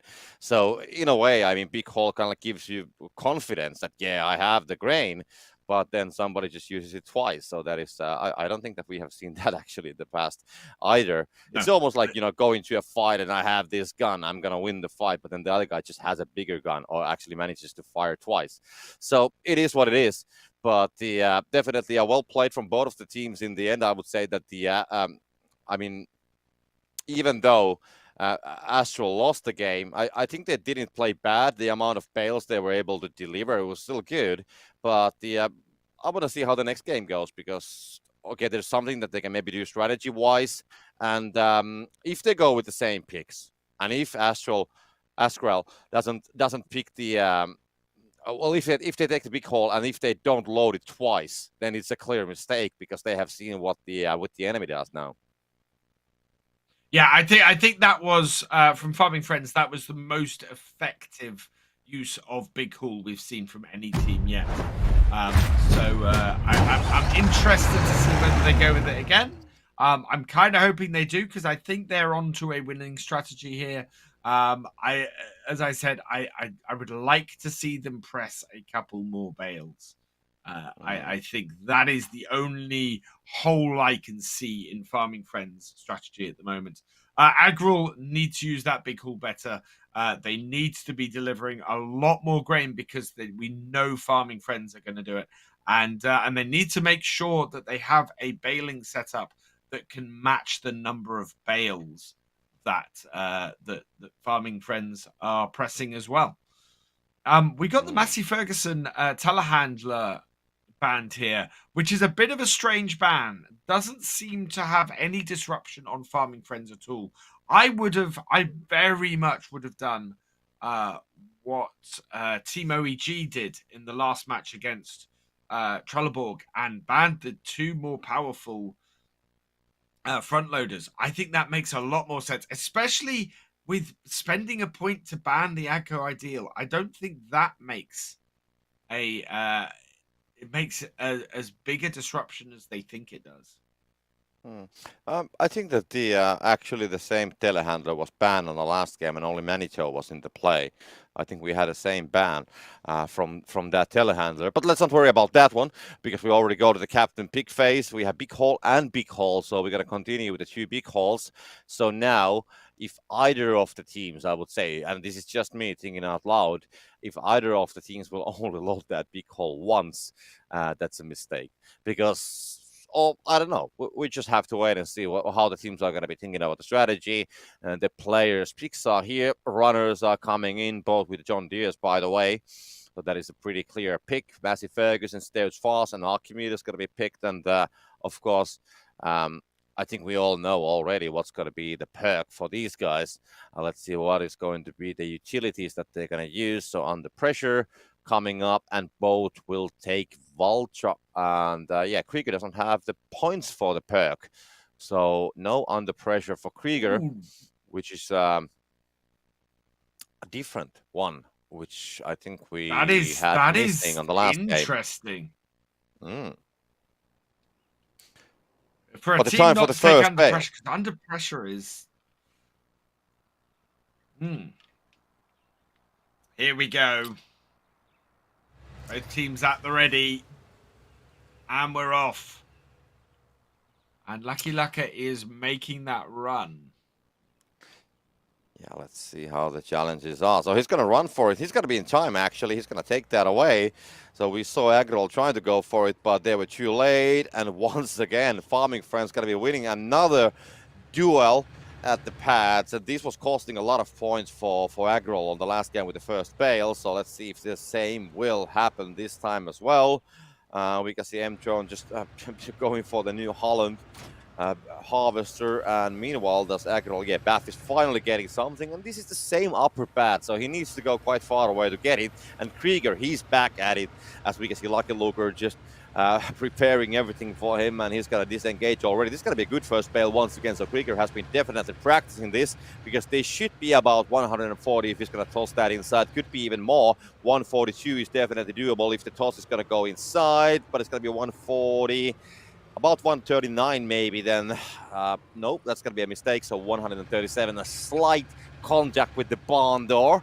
But the Baff is coming in as well, so the gap will not be as large as it was on the last game. Of course, he still needs to get this inside, and a lot of things are going to be depending from it. And he's going to play it safe, knowing that they will lose some points, but the gap is, well, it's 17 points versus the 50, was it 6 on the last game? So it's definitely better. Yeah, a much smaller gap between the teams this time after that first bale. We have 2 bales already pressed for Farming Friends, whilst Agrol don't have a bale yet. And Farming Friends already have more grain as well. They're sitting about 3,000 more grain. Oh no! Ooh. No! Baff and Reno come to blows. This is not a battle royale, guys.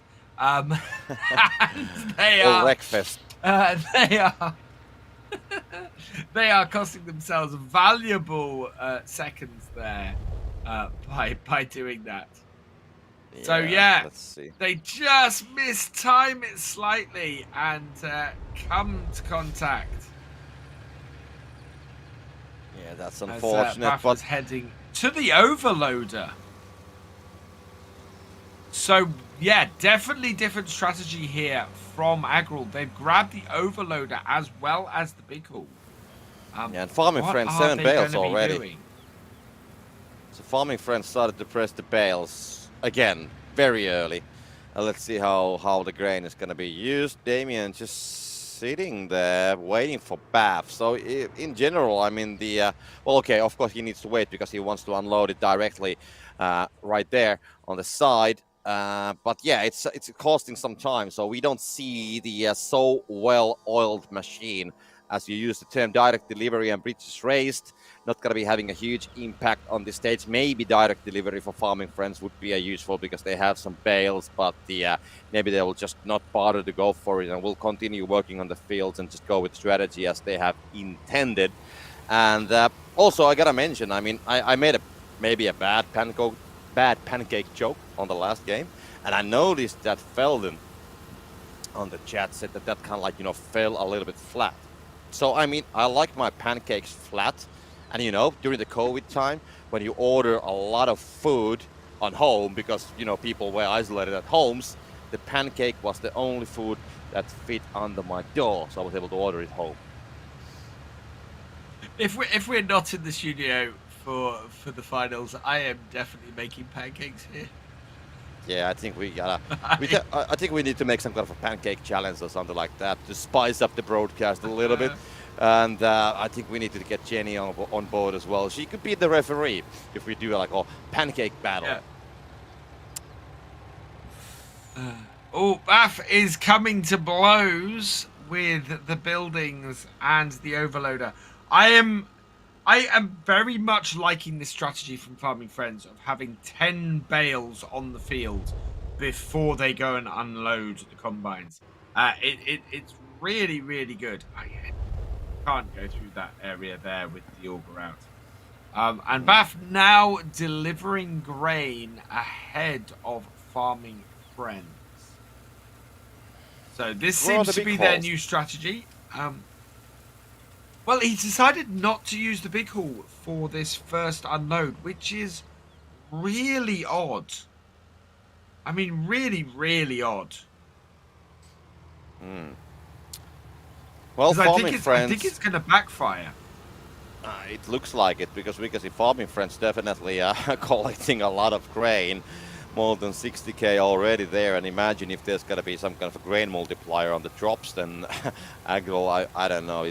I don't think it's. I think it's the if there's gonna be a grain multiplier, that second is gonna be the last moment they see a more than 1.0 multiplier on the game. I don't know. It's well, maybe not, but still, I think there's definitely a very high chance that the farming friends will just destroy the multiplier like they did on the last game, and now the unloading starts. So Akrol, they kind of like started the game, they unloaded a bit of it, but they didn't have the big haul.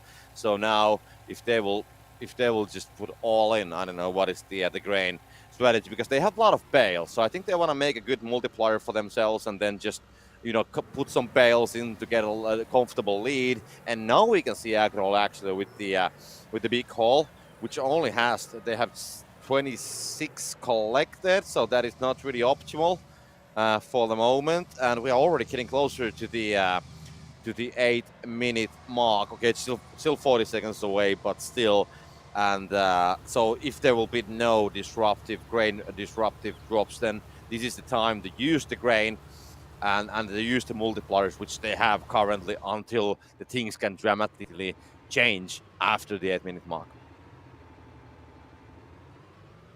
And Agril now dropping off their first 3 bales at their hay barn, and farming friends now getting back into doing some baling, and in fact they are, they only one more bale on the front of that, and they will very easily come and grain multiplier.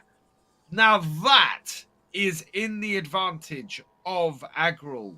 Agril have 13,000 more liters of grain than Farming Friends have, and that is going to wipe out Farming Friends' advantage. That is not a good thing. You can see that Agril have stopped doing grain because they are going to grab the grain multiplier. Farming Friends, though, waiting till the last possible moment to grab this. And yep, their opponents are there as well. So Damien is just waiting.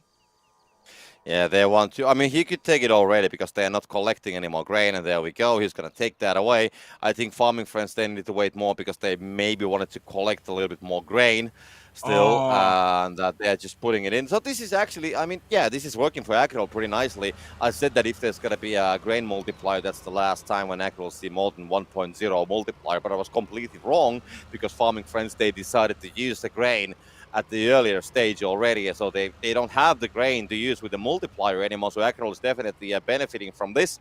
40k, was it 1.5 multiplier? So basically it's 60k that they're gonna be unloading, and well, the difference is 10k on grain. And farming friends with that, it's 1.8 multiplier for Akrol, so that's actually huge. And then farming friends, they have a 1.5-ish, and it's gonna go pretty close. It's going to be about tied. Yeah, 2.0. It's exactly the same. That is, so the advantage with grain that Farming Friends had last time is not there this time. They do have a point advantage, and they have 1 bale advantage as well. But, yeah, all of the disruption, all of the advantage that the Farming Friends had in the first game, we're gonna see what it's like without it for Farming Friends in this game. They did produce more bales and scored more bales last time, so yeah, let's see how this pans out. Let's see how it pans out. But Akrol, they definitely have a fighting chance here, so this could go to the third game, depending how well teams are operating here.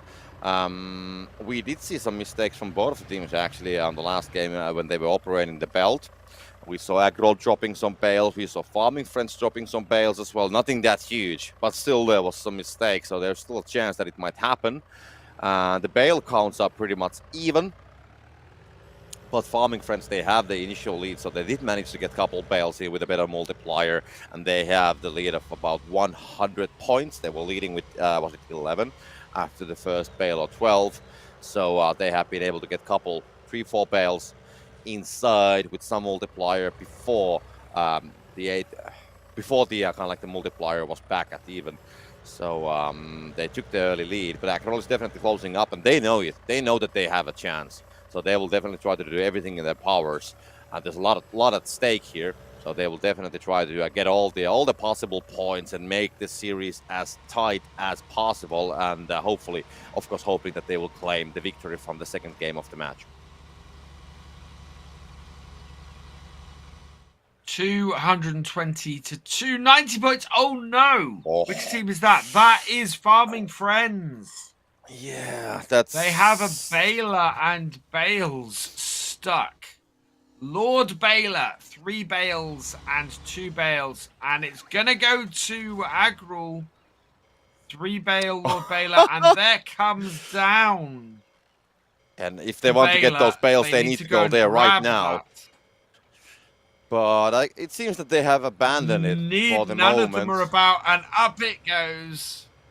They will just leave it on the bridge. So yeah, that is blocking their access to that bridge as well. So they do need to get that cleared, because that is just going to slow everything down. But it is at least not in the moat. It is available to them fairly easy.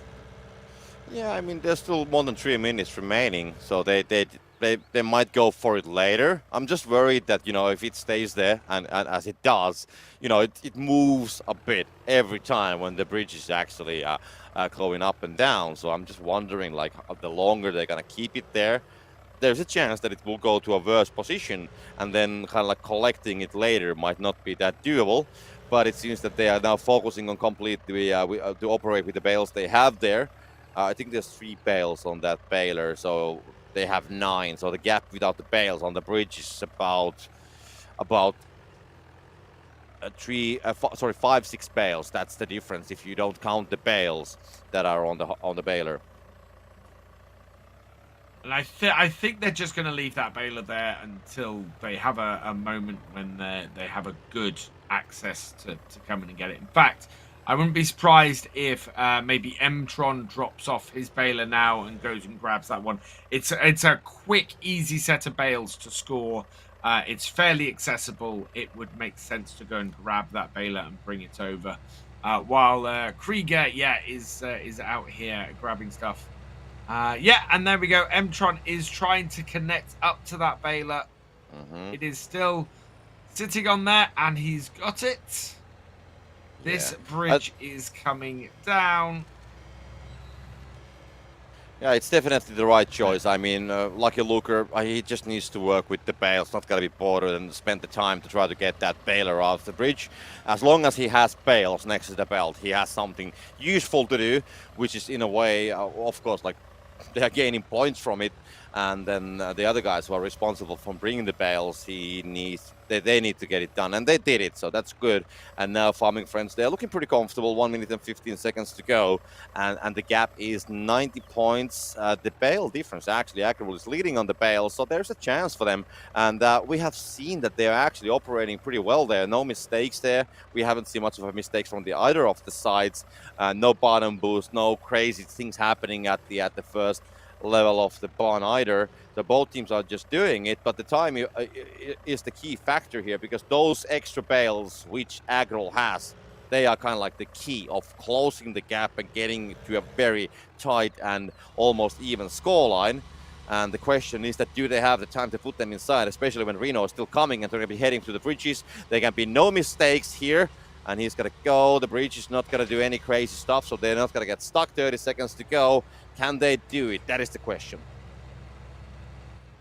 And this is the thing. This gap is closing in the closing stages of this. It was at one point 90 points. It's now down to just 11 points between these two. And there are more bales going in for Agril at the moment than there are for Farming Friends. Agril go into the lead.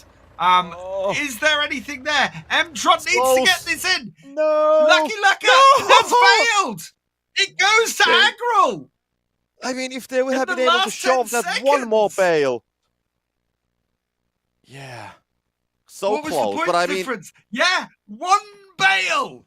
That last bale he dropped off just outside and didn't go in. That cost Farming Friends the game. yeah, if they would have put that one bale on the Unbelievable. first floor, they would have won it with the with the 1 point difference. But now, I mean, Agrol That takes the is. series to 1-1. That is definitely well done, I would say, because the situation wasn't so optimal for them. But there was a chance. We saw that they had more bales available, and then I think we just mentioned that they just need to. We are worried about the time. But in the end, it was Farming Friends who needed to worry about the time because they didn't get the last bale. Much better grain play there from Agril. I was questioning their overloader strategy, but I think it actually worked really well for them. Allowed them to even out the grain overall. So that worked really well for them. They just kept at it with the bales. There was a little bit of unluck for Farming Friends with that baler getting stuck on the bridge. Had they not had that, I think they would possibly have got one or two extra bales in and scored the points they needed. But yeah, much better game there from Agril. Much tighter and a little bit more disruptive, which was everything they needed. Mm. Yeah, I mean, and of course they were a little bit lucky. I mean, without the grain multiplier, 1.8 for Agrol, 1.5 for Farming Friends. Without that multiplier, well, it would have been a different story, and the whole strategy before the multiplier came in. I think that one of the mistakes, in a way, if you can call that as a mistake, was that Farming Friends they unloaded half of the big haul before the 8-minute drops, and of course it's not guaranteed that there will be any kind of a drop that's going to be affecting the silo or the grain. So if there would have been something else coming up. Then I think Farming Friends they would have won with the strategy, but the drop which came, the grain multiplier, it kind of like turned the whole situation upside down. So it's the small things that matter. I think if you don't have any bales to deliver, and you are behind on the multiplier, it maybe isn't such a necessity to empty your bin. I think you can even things up, go and refill it, and then you're ready at sort of the 8.5 at the 8-minute mark. Should something like grain multiplier turn up, and that was probably that and losing that baler to the bridge, I think, were the two things that probably cost Farming Friends that match. Because either of those things going the other way absolutely would have given them the 10 points they needed to win that match. Well, similar bans are coming in. So Massive Ferguson has been banned. Ideal has been banned. And then we'll just wait for the last one from Farming Friends. I don't think we're going to be seeing the other telehandler being banned because that hasn't happened on the previous two matches as well. So I think they're going to stick with the pretty similar things. And one thing, as we are watching the captain's picks, one thing that I want to say here, that I'll challenge the teams for the next season to have something else than the standard esports pose on the team pictures. I want to see something, more lively than just the guys with their hands in a cross position, because that is what we have seen, I think, from all the teams, so more or less so far. But maybe that's a standard. I don't know, but I would love to see some variety on the team picture angles. I think we do have one team that has a slightly different setup. I can't remember if it might be Lintner. One of the teams definitely went and played with it, and it makes me chuckle every time I see it come up. Mm-hmm. So we might see that later today. It is one of the top 8 teams, so yeah, we'll see if it's one of the 4 that have made it through to today's finals. Not Maybe, seeing maybe much change at all here in either team's picks. yeah, these are the same. So we can see runners, Archimedes. Krieger's not gonna be getting the under pressure as we do have on the aggro side on Bath. So it's exactly the same setup. Big holes on the both sides, and but aggro, even though we said that it might be a mistake that they don't use the big hole straight from the beginning, they still won it. So I'm just wondering, are they going to do the same? Because I still think that even they won the game, it was still a mistake. They would have won it better if they would have used the big hole straight from the start. But okay, the early challenges are once again going. The Farming Friends has been winning all of these so far, but the aim is going to be winning at least this one. So he's going to snatch that, and we can see the other one as well. Aggro, they will show who's the man. They will take all right on the noses of Farming Friends, and this might mean that Aggro, they have a chance of going for the early lead with the first bale, as well as Farming Friends. They have been disrupted with the first bale delivery. That is some really good play from Agril, disrupting the harvesting choice of Farming Friends. Gives Farming Friends access to, denies access to some of the bigger combines for Farming Friends, forcing them to use that Massey Ferguson, which has a much smaller grain tank than the ones they've been used to. They may not be able to produce quite as much grain as they have in the previous games. Both balers coming in. What is going to be first bale? Oh no, it's a miss! It's a miss from Agril. And it's a miss from Farming Friends as Yeah, there we go. Well, I mean, Agril... Both 123. Same. It is the same. They had a chance, but I mean, it's an improvement. Agril has been losing the two previous battles. The first with a pretty bad gap actually, and the second one with Lens, and now it's going to be tied. So in a way, it's a win for Agril. The best position they have had after the first bale so far to win today, and they will just see how it will go from here. And how the strategy is going to be played, and well, of course, grain is going to be collected. Farming Friends immediately pressing the bales as well. They have been very early in all the two previous matches as well, and they will continue with the same strategy. And Agril, they are collecting, and I think that they had a bit of an action, getting the setup done to collect the grain on the last game as well. So I think they are starting to press the bales a little bit later, but then I think that they will stick a little bit further on it when the Farming Friends kind of let go from the first baling run.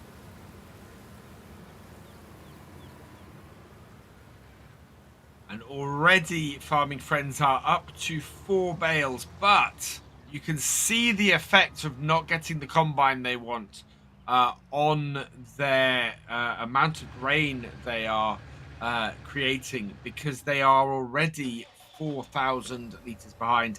However, Agril have had to stop because their combine's full, and it's actually allowed Farming Friends to even things up a little bit. How are we doing on our first drops? Crazy Tool and Silo closed. I would actually like to see Farming Friends grab Crazy Tool at this stage. I think it would make a massive difference to them, and they never seem to do it. I'm just wondering, we have had this early grain delivery for the both of the teams on the previous matches, so in a way, picking the silo close on the very last second could be a thing, because I think the timing then would be fitting pretty perfectly, as we can see both teams are heading there. So that could be a thing. And also one thing that we know now, because silo close is here, it cannot come later, so that might be affecting the later game with the grain. But okay, let's go. We can see Bath is there, and he's going to start unloading it first. We can see all Krieger still collecting, so Farming Friends, they're still in the process of collecting it, and I think the situation was quite similar on the last game. So Agril got the early multiplier lead. Then we had Farming Friends unloading it more from the big hole, and getting the multiplier for them. And then for a while, it seems that Agril was in trouble. But they gotta go with the same strategy, Agril. I mean, they don't use the big hole for the first delivery, which, I mean, they won the last game still, so let's see.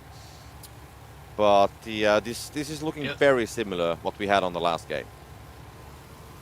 It'll be interesting to see if Farming Friends deliver enough to go the other way on the multiplier this time, or if they hold off and just even things up, as I was suggesting a minute ago. Because if they get hit with that grain multiplier at the 8-minute mark again, that could be really, really disastrous for them. We saw last time it definitely made a big difference, and they are tipping now. Are they going to go completely the other way? Yes, they are. They are delivering all of this grain now. It'll take them up to a 2.5 times multiplier. So they didn't quite fill the trailer with as much grain as last time. And this is the effect that having the Massey Ferguson combine is having compared to previously, where they've had either the two New Hollands or the New Holland and the Case. No, they had the New Holland and the John Deere last time. So this much smaller Massey Ferguson combine is definitely having an effect on Farming Friends' ability to create grain. Well, very heavily teams are focused on the grain still. I mean, the big holes. So silo close is not going to be there on the next batch of the drops. So, I mean, once again, just wondering the grain multiplier, what's going to be the thing with it. And of course, if you do some early bale deliveries when you have the multiplier at this stage, that's going to be hurting the multiplier, of course. So when you have more points, it's going to be a worse multiplier, and that is what Farming Friends did on the last game. They delivered bales, they got an early lead with the points, and that's in the end why Agril won it, because they got a better multiplier. So now they are tied. So if there will be a grain multiplier coming in 35 seconds, it's going to be exactly the same for the both of the teams. And I don't know how it's going to be. It is interesting, but the grain is so heavily in the picture right now. Agril again with more grain, but they are at that multiplier disadvantage. How that evens up is going to be very, very interesting. We've got got some serious bale creation going on for both teams as well. I've seen teams favouring that John Deere baler. I think it's because its work speed is so fast. It goes. It's a 24 kilometers per hour work speed, so you're able to go a bit faster with it, and it's got quite a wide pickup. It's got the same sort of pickup as the New Holland Case and Coombe balers, so it's quite a good baler to work with, especially if you're using a front loader tractor like this with it. That allows you to bring the 4 bales at a time back. We've got bridges lowered and slow down. Both teams going for the speed limit. I just love when the That is guys are going running to in the same pictures. There's just something. I mean, there should be some kind of like some kind of a mod for these guys to have something else to do than, you know, to drive the tractors as well, because I love when the guys are running that fast, like a running competition mode or something like that. Would be super fun to watch. But that's completely outside of this picture, or maybe like something like a Fight Club mod, you know. That's something else. Let's not go that far away. So less than 7 minutes. Any of the teams, they haven't delivered the bales, but there was no grain multiplier, no disruptive drops, more or less. So now they can just start, delivering the bales, and of course they still have the grain. So Agril is holding that 57k, and it's still. I mean, what is happening here is that Farming Friends, they will start unloading it, and we have a good amount of grain, we have it.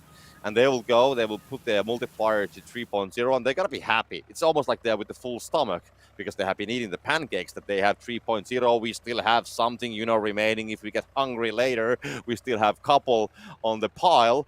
But I don't think that they are prepared when they see that Agril still has 60k to unload.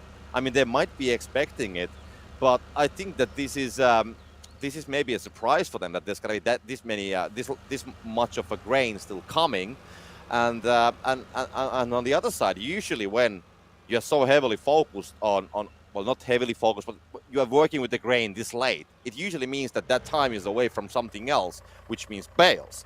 But here, Agrol is also leading on the bales. So I think that we do have a great catch-up in our hands from Agrol. Agril are, delivering the last of their grain. I don't think this is as big as an advantage as it first appears. In fact, it isn't. It actually isn't. It's a 2.1 to 1.9, 2 extra points per bale to Farming Friends. And it has blown up in Agril's face. That's true. Yeah, that's not good, especially as... Farming Friends as well delivered bales at that 3 times multiplier. So they scored points when they needed to, and they've still got the advantage on the bale multiplier. So wow, that is quite a turnaround. Great play by Farming Friends, managing to actually produce enough grain to counter what Agril were throwing at them. And I said that we have a great catch-up in our hands. Now the catch-up, it reaches the next level. So Agril, they have to go absolutely monster mode if they want to catch that gap. They do have the bales, but meanwhile, I mean, Farming Friends, they actually had less bales like 2 minutes ago, but now they're actually tied with the bales. So in a way, Agril, they need to find some kind of, I don't know what they need to find. Maybe the 4-minute super drop is going to bring something, because that is coming right now. And let's see what it is. It's going to be bale points. If Agril, they need this. They need this badly. And from what, the aim is going to go for it, and they will claim it as well. So 299 to 356. That has closed the gap slightly. Only a single bale between them. Farming Friends, though, obviously with the advantage on that bale, on the bale multiplier. So Krieger coming in and planting bales now. And this, again, we've seen this with Trelleborg. Such a powerful way to get bales in. Get 4 in at a time. 2 on the front on that front loader can immediately be unloaded, and then 2 on the back that can be left there for the stacker to bring in. So 100 points and 3 minutes. Agril, they are doing the bale, so they have, in a way, they have the bale. They have 4 or 5 bales more, which could bring those points. So it is doable. But I think it needs a small mistake from the Farming Friends side. Maybe if they somehow manage to stuck the baler on the bridge or whatever mistake, I think it needs something. Because otherwise, I think both teams, if they just continue, doing the work as they usually do, I don't know, Agril, maybe they can catch something, but I don't think that they can catch that much. Because the time is definitely running out, and 16 bales in 2.5 minutes, it's doable to deliver. But Farming Friends, I mean, yes, they have 11, and they're currently doing probably more on the fields as well, as they have realized that, they're going to need some more bales. I mean, Lucky Looker needs to have something that to put there, and Lucky Looker has been doing a great job with the belt as well. A couple bales, yes, has dropped, but in general, nothing huge has gone down there. And of course, Damien as well has been operating pretty well. So we don't see like a huge, there's no like a exciting factor that gonna give us a storyline, what might happen. We just have to wait and see. Absolutely. And this gap is not closing. In fact, this gap is widening, if anything. It's 138 points between the teams. It's now 100 points, and this one takes it back down to maths in my head. There we go. 102 points. They've evened it up nice and easy for me to calculate. And I think Farming Friends are looking really good here with 1 minute and 10 seconds on the clock. They just need to keep those bales coming in. But it's now then actually it's 26 points now. So Agril, they made a huge delivery on the not like any combo or anything like that, but they got a lot of players on the belt. We can see Farming Friends, so this is doable for both of the teams. It's going to be getting actually pretty close, depending how it's going to work. But it's only 45 seconds remaining, and Damien. I mean, all the pressure is here. 11 points for difference. They need to get like one more bale inside. And of course, depending how many bales there's going to be, Farming Friends, every bale is going to be getting 2 more points. So yeah, one bale at least, but that might be even getting close as well. So the players, they know what's at stake here. The one that's going to win, they will proceed to the next stage, have a chance to go for the grand final. Teams that's going to lose, they will definitely drop out of this tournament, and they will drop out of the grand finals as well. And Damien, let's get those bales on the way. And there we go. First floor Agril running stacking out happening. 8, Oh! 7, 5. It's It's going to be close, but they don't It's have not it gonna be anymore. enough. It's done. They And don't. Farming Friends claim Oh. a very tight victory over Agrol. In the end, they will find a strategy that's going to counterfeit what Agrol did on the last game, but it's not going to be easy. And Agrol, they even had more bales delivered, so that's where the multiplier is once again working out.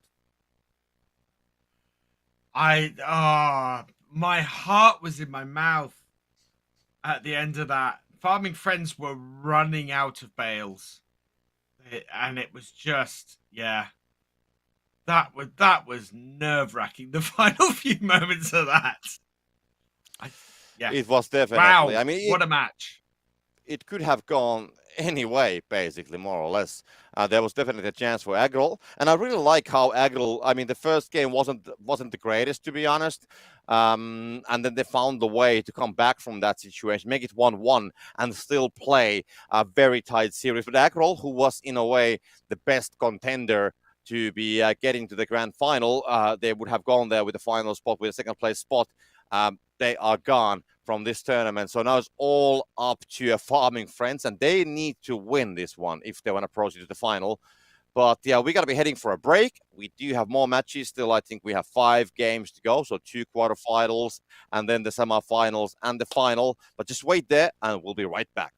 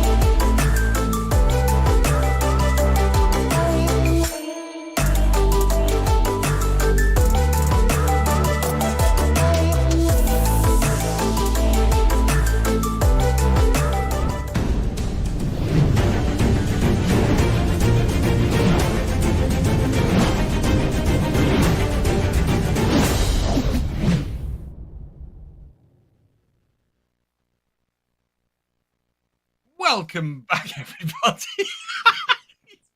That's the post. Did that to me on purpose? I was not expecting that. God damn it. Oh, right. Post myself. Okay. So we've had two fairly amazing matches so far today. We've seen Trelleborg go through against Team OEG, and we've seen Farming Friends go through against Agril. In a moment, we've got a fairly big match: Astragon versus Dierke Enfeld. Both of these teams are looking to improve their position in the overall standings. If Astragon can win this match, they are guaranteed a place in the grand final next month, which would be amazing for them. Dierke Enfeld, if they win this next match, they are potentially going to go into fourth place, depending on how Lintner do today. They can definitely get into fifth place. Well, in fact, they already are in fifth place because they have more circuit points now than Bednar do. So yeah, they are looking to get into that top four and avoid playing against Trelleborg in the early stages of the grand finals next month. Other thing that's just been pointed out to me, if Astragon win this match, Cortiva are out of the finals. It will give them enough points to break into that top 8, and Cortiva will drop out at the bottom, which is amazing. So we're going to have a quick look at the last match between Agril and Farming Friends. Yes, we do. I mean, I think, well, Agril, they lost a lot of these challenges on the first 2 games, but on the third one, they actually won the challenges. The first bale was just getting all the time better because of the challenges for Agril. Baff made a quite risky move here, but in the end, he just managed to nail that down. And one thing about the points, so, I mean, yes, so if we do have Astragon winning this, they will drop Cortiva out of the finals. And yes, Astragon should be taking the place, but there's still the curveball that if Farming Friends will Trelleborg and advance to the later stages and actually win the tournament, then I think Astragon still have to think about it for a while, what's going to happen with the points. But let's not go that far away. There's still a lot at stake, as we can see the replays. Damien crossing that bridge, not a problem. We can see the lovely 2 bale stack in front of him. And I mean, Lucky Luker, who we saw operating the Farming Friends belt, he didn't do much of a mistakes, and this is one of those very few mistakes which Damien did, because he was also doing a great job on the belt as well, just the bale count, and he just didn't have the bales to put in. We even see him just sitting there for a while. Was it the first or the second game that there was just nothing to do because the bales were not here. And there we had in the second game, Agril, as Baff and Reno coming together, managing to lose themselves a few seconds. And Baff, again, whacking his auger on the building as he came in. However, did not overly affect them. They still managed to produce still managed to get the grain in on time. This went to Agril's way as well. Farming Friends getting a trailer stuck and then not getting this bale in. I mean, they were just inches from scoring that last bale and winning that second game by 1 point. As it was, Agril took it by 9 points. Final game, both teams scoring exactly the same number of points on their first bale, and then really having a big grudge match all the way to the end. But Farming Friends came out victorious and move on to the next round to face Trelleborg. Yeah, that's going to be a hard match. And that's going to be seen not next and not the game after that, but it's going to be 2 matches away. Then we see Trelleborg versus Farming Friends. So it's going to take a while until we know what's going to happen with that game. But it's going to be definitely one of those matches that's going to decide once again the spots, who's going to be advancing to the grand finals and who's not. But also this next game, Astragon versus DJK and Ehenfeld. this is also a match that's going to be deciding what's in the end going to happen with Astragon. So if they win this, like said, I think twice already, but I don't think we can say that enough. So if Astragon wins this, they don't have to do the playoff versus Cortiva, and that's going to guarantee that Cortiva will not be on the final, and most probably will guarantee to Astragon to be on the final as well. And as a last note, Kermit will not be joining the day. He's not going to be feeling that well. So I send all the love and warmth and everything to Kerminator because he is currently a bit under the weather. And I mean, of course, the farming simulator scene wouldn't be this without him. So all the love to him at home. If he's watching, feel better and get better.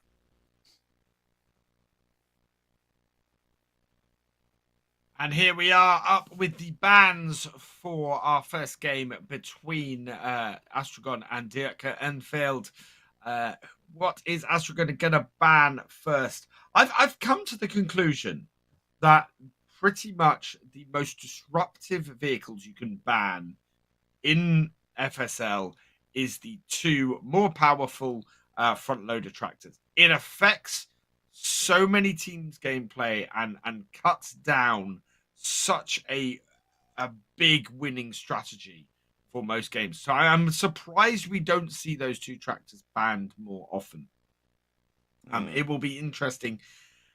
Do you know what? I'd also like to see the other way to do it with this setup is to ban the little Lintner as well, because that then takes all the triple carrying vehicles out. So this banning setup here cuts out a massive strategy for getting lots of bales back quickly. It's an interesting setup. It is, and we see the boat telehandlers finally being banned because we have seen so many times when they haven't been banned at all, or either one of them has been banned. So finally, we see a game where both of them are banned. I'm not going to say that I'm a huge fan of being that the telehandlers are banned because I really love what kind of tricks people can do with the telehandlers, but it has been maybe a little bit unusual pattern so far that they have been partly or fully in the play, because I think on the previous tournaments they were almost like every time almost fully banned.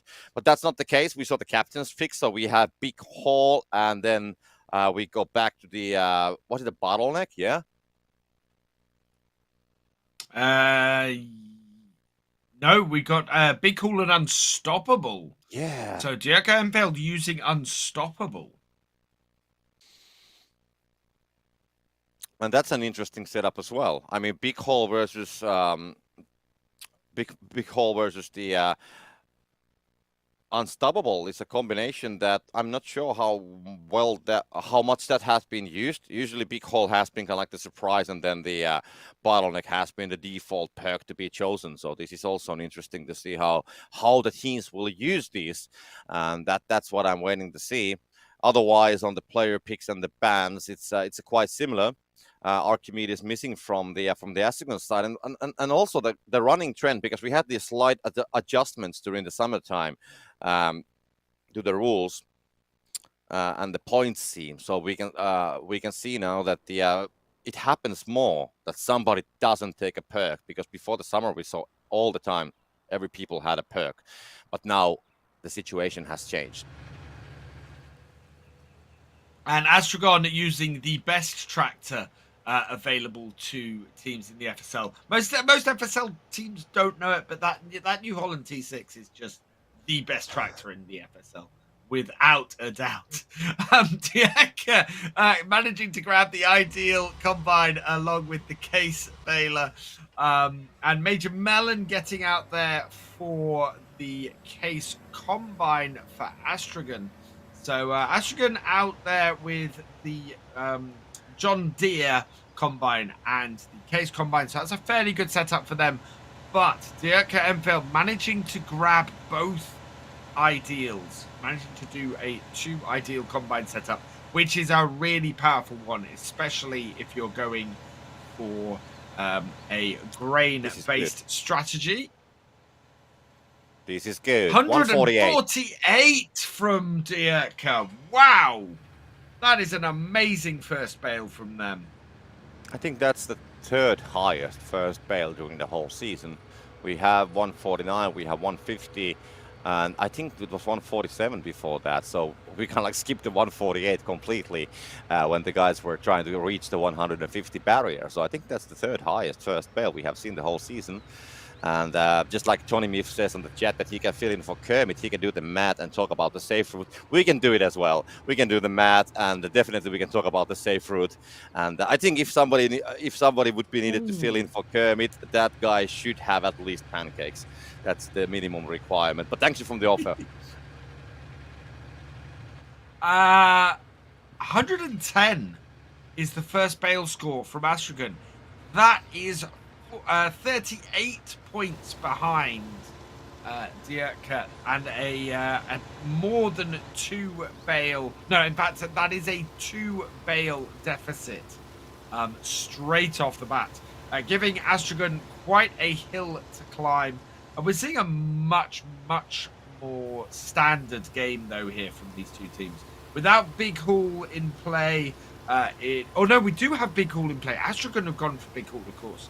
But Dierke, without them having Big Hall, with them going for Unstoppable, they very much are using a more standard strategy with the grain. Of course, Astragon cannot deliver the entirety of a Big Hall trailer. They are restricted because their conveyor will just stop if they do anything higher than a 2.4 multiplier on their side. It's actually a really disruptive strategy going for Unstoppable. Yeah, well, the multiplier is still the same, but JB is gonna be. Well, he's going to be now trying to go for the silo. Well, not trying. He's going to go for there. And we have silo closed. So, yeah, we can see Major Melon. He's going to go for it. Going for silo close. It's going to be too late. Yeah, but JP kind of like in a process of dropping the grain. So the multiplier will change slightly, but it's not a big thing for now. And Astragon, I mean, GJK, they haven't chosen anything yet so far. So basically, Astragon, they can unload, but okay, they're quite far away. As we can see, they're still filling up the big hall, and that's going to take a while. And if DJK wants to take that drop, they can definitely go for it. I don't know what they want to do. I mean, they clearly don't go for it for now. They still have some time. Maybe they want to pick that on the very last second, and they have a guy waiting there right next to it. JP's there. Yeah, he's just waiting for. No, he's actually driving away. He's not going to go for it. No, why not? It's gone. Why not close the silos? Well, I mean, that seems to be an oversight. They could have closed the silos for a good 30 odd seconds beyond their silo reopening, and they didn't go for it. It seems to be a bit of an oversight there from Dierke. It could have been disruptive, and they've not done it. Yeah, I mean, it definitely could have, but in the end, Astragon hasn't go to kind of like deliver the grain. So maybe they just thought that, okay, maybe it's not worth it to go for it. Let's just focus on our own gameplay and let's not do any dirty tricks. All the means are, by the way, allowed, but still. So I mean, I can in a way respect that decision. Maybe they just read the game and thought that we're not going to need it, and let's not waste time by going and pick that up and, maybe have a guy waiting for the last second. So that's going to be some time away from other things. And let's just wait how it plays in a way. But it is strange, I agree on that. But there could be valid reasons behind that as well. So it doesn't mean that it might be a mistake or a huge error. Because in a way, if they would have picked that, we wouldn't have seen any impact so far from it. I don't think you're wrong. I think it was actually a really good use of time. Rather than waiting there for something that wasn't going to have a massive effect on the game because of Big Hall, what they've decided to do instead was press a couple of bales. And bales, as we've said on here many times before, mean points. And if you can go and press 2 bales rather than standing around waiting for something, you've immediately created 30 more points for you. And Dierke Enfield with Unstoppable have now got a 3 times multiplier.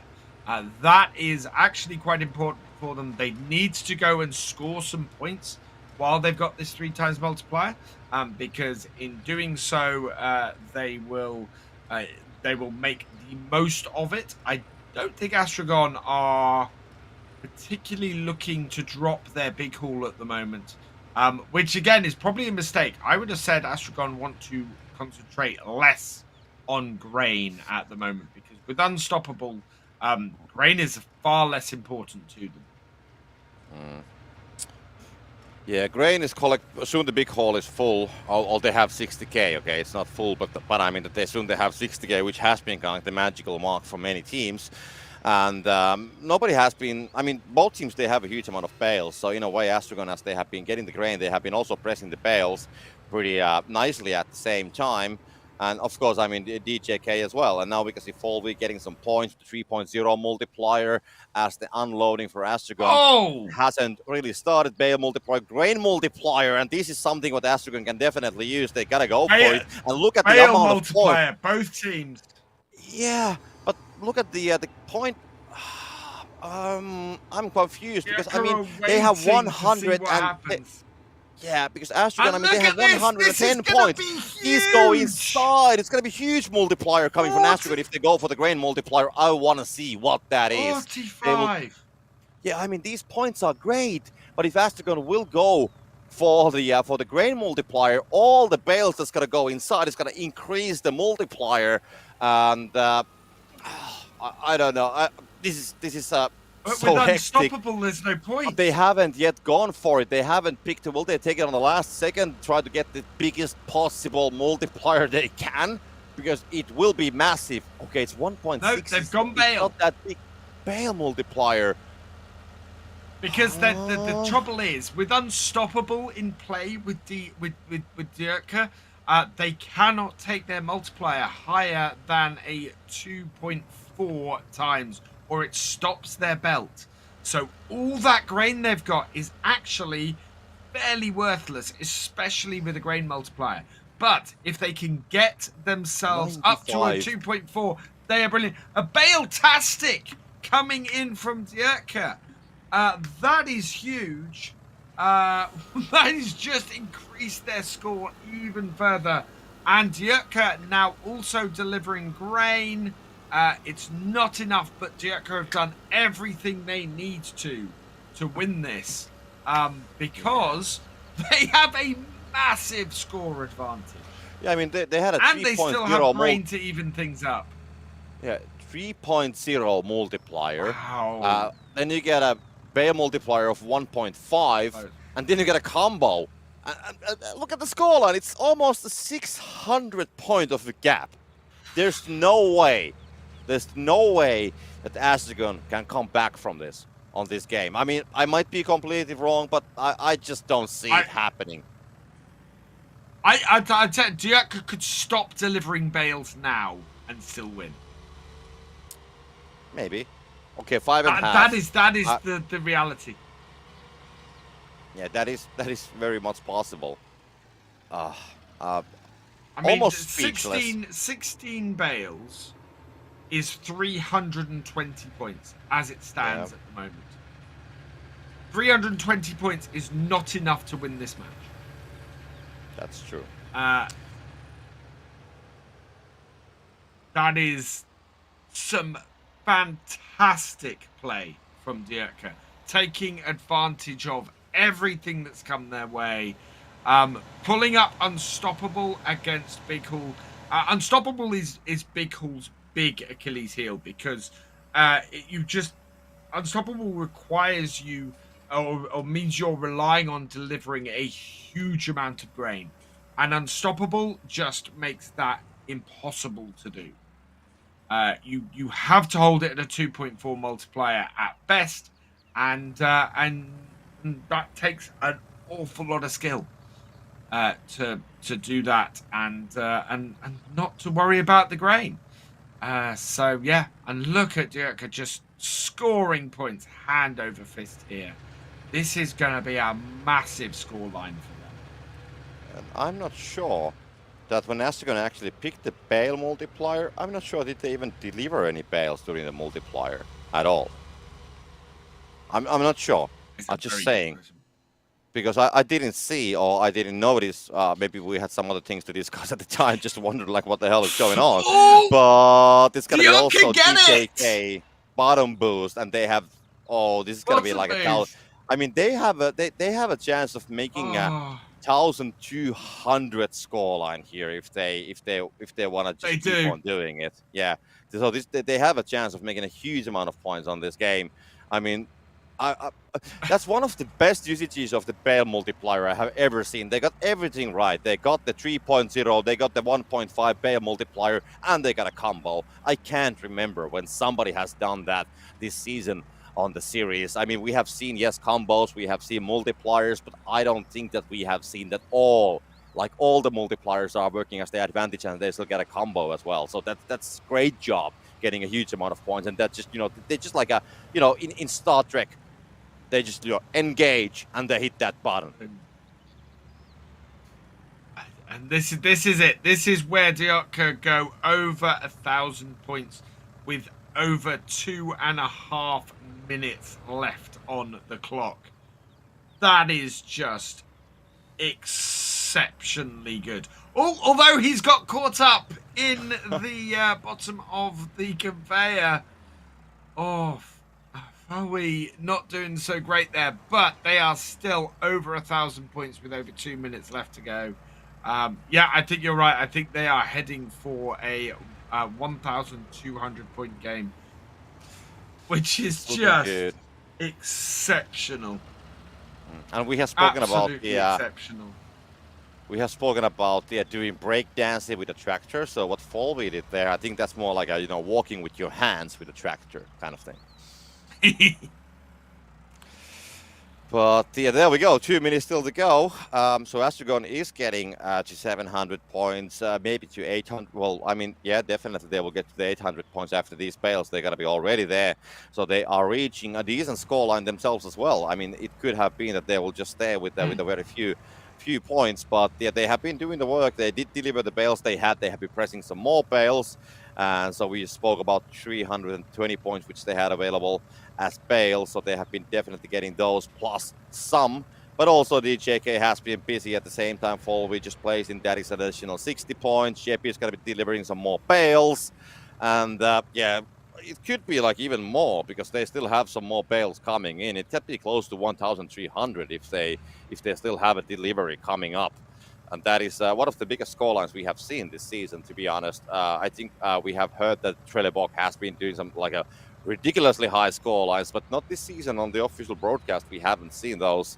And DJK it's definitely, I think this is going to be at least one of those top 5 scores we have seen this season.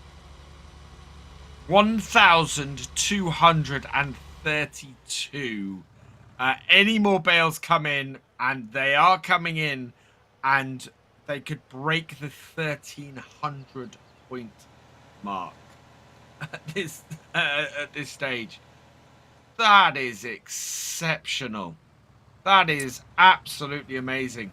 Yeah, 25 seconds left. Plenty of time to get these bales onto the conveyor. Oh, he's not going to do it though. Yeah, but it's going to be enough.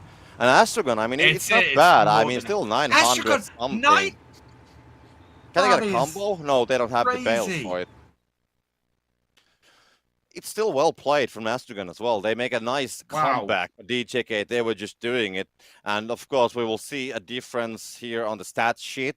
So yeah, the scoreline is definitely about 300 points. But Astragon, they did make more bales or deliver more bales. So we spoke about the great usage of multipliers. So basically, the whole gap that we see here is because of the multipliers, the bale multipliers, and then the combo which they got earlier as well. So that's the crazy job, thing is all I can say. That level of bale creation and delivery, that's the kind of level we see from Trelleborg on a regular basis. Both those teams doing massive numbers of bales, and Dirk just taking full advantage of that 3 times multiplier. Well, I'd say it's so much that teams don't take advantage when they have that 3 times multiplier sitting there, because it just sits there until the other team delivers grain to counter it. Dierka took full advantage of it, and with the bale multiplier on top, delivered, I think it's 6 or 7 bales at 45 points. No, it was 10 bales at 45 points each to get the to get the combo on top. Just crazy. Mm. I'm just wondering. I mean, DJK. Okay, first game is done, so we still have 1 or 2 games remaining on this series. So let's not go too much ahead of things. But I cannot be thinking that if they will win this, okay, then it's going to mean that Astragon needs to play the playoff with Korchiva. That's a different story then. But then, I mean, if DJK will keep the same level of performance, will proceed to the next semifinal, and they might be facing Fermier's Flamboyance there. And we have seen that they won the last one, but the performance hasn't always been that steady. So with this kind of a gameplay, they have a chance definitely versus the Fermius Flamboyance as well. So the final will be interesting if it goes all the way there. And the next game, the semi-final, will be very, very interesting as well. Of course, DJK has secured a slot on the grand finals more or less already, so they are going to be on the grand finals. But I mean, it's a great timing to find this kind of a performance just before the finals. I mean, Dierka really want to get through to the next round, really want to get through to the semi-final this week, because in doing so, they're either going to face Fermi's Flamboyance, in which case, if they do that, they're going to go ahead of Lintner in the overall standings and take that all-important 4th seed place, which means they don't immediately face either Fermiers or Trelleborg in the grand final, or they're going to face Lintner in that game. And if they can beat Lintner and make it through to the final again, they can secure that 4th place. So very important match this for this Dierka.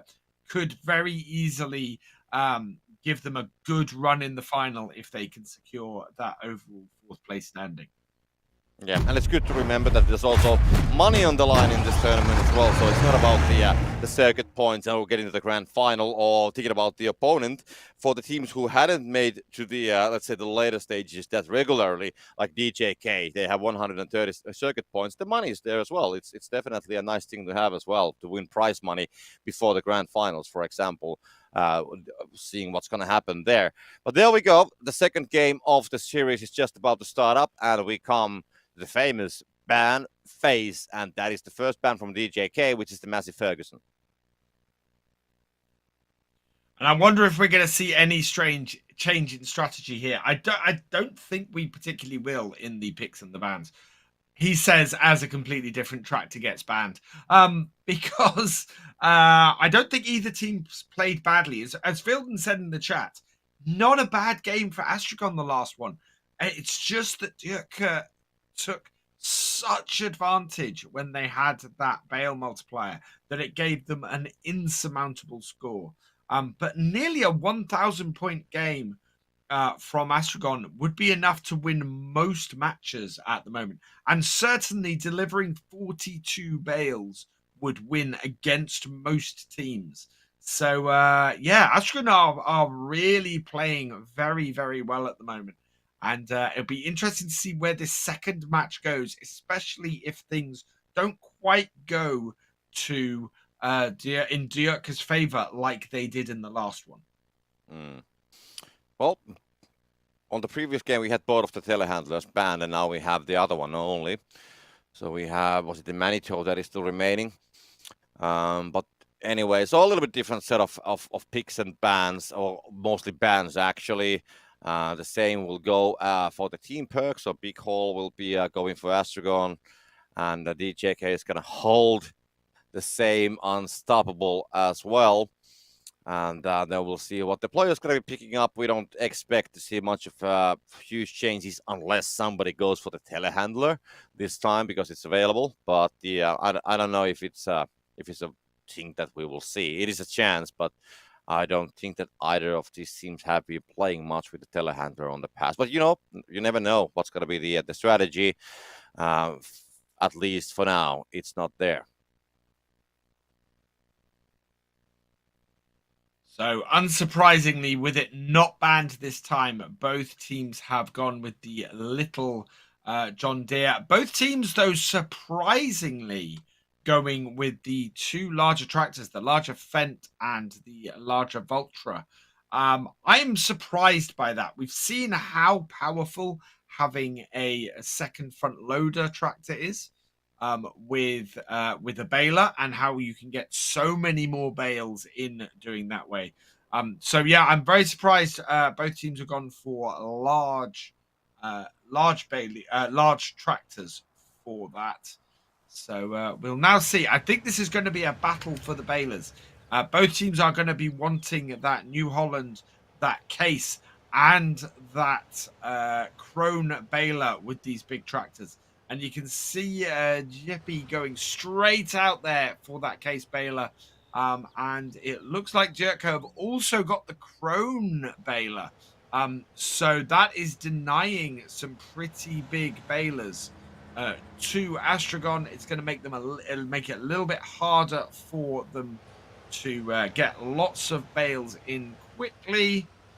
And Bauer Matzi has had to go all the way up the top to grab the Kuhn baler from that top podium, that's normally a great baler to have if you've got it attached to a front loader tractor. For the setups they've got here, that's not a Once great again, baler. great first bale from Jeppy. If it's going to go inside, and it is 144. So he's definitely showing that he has it still.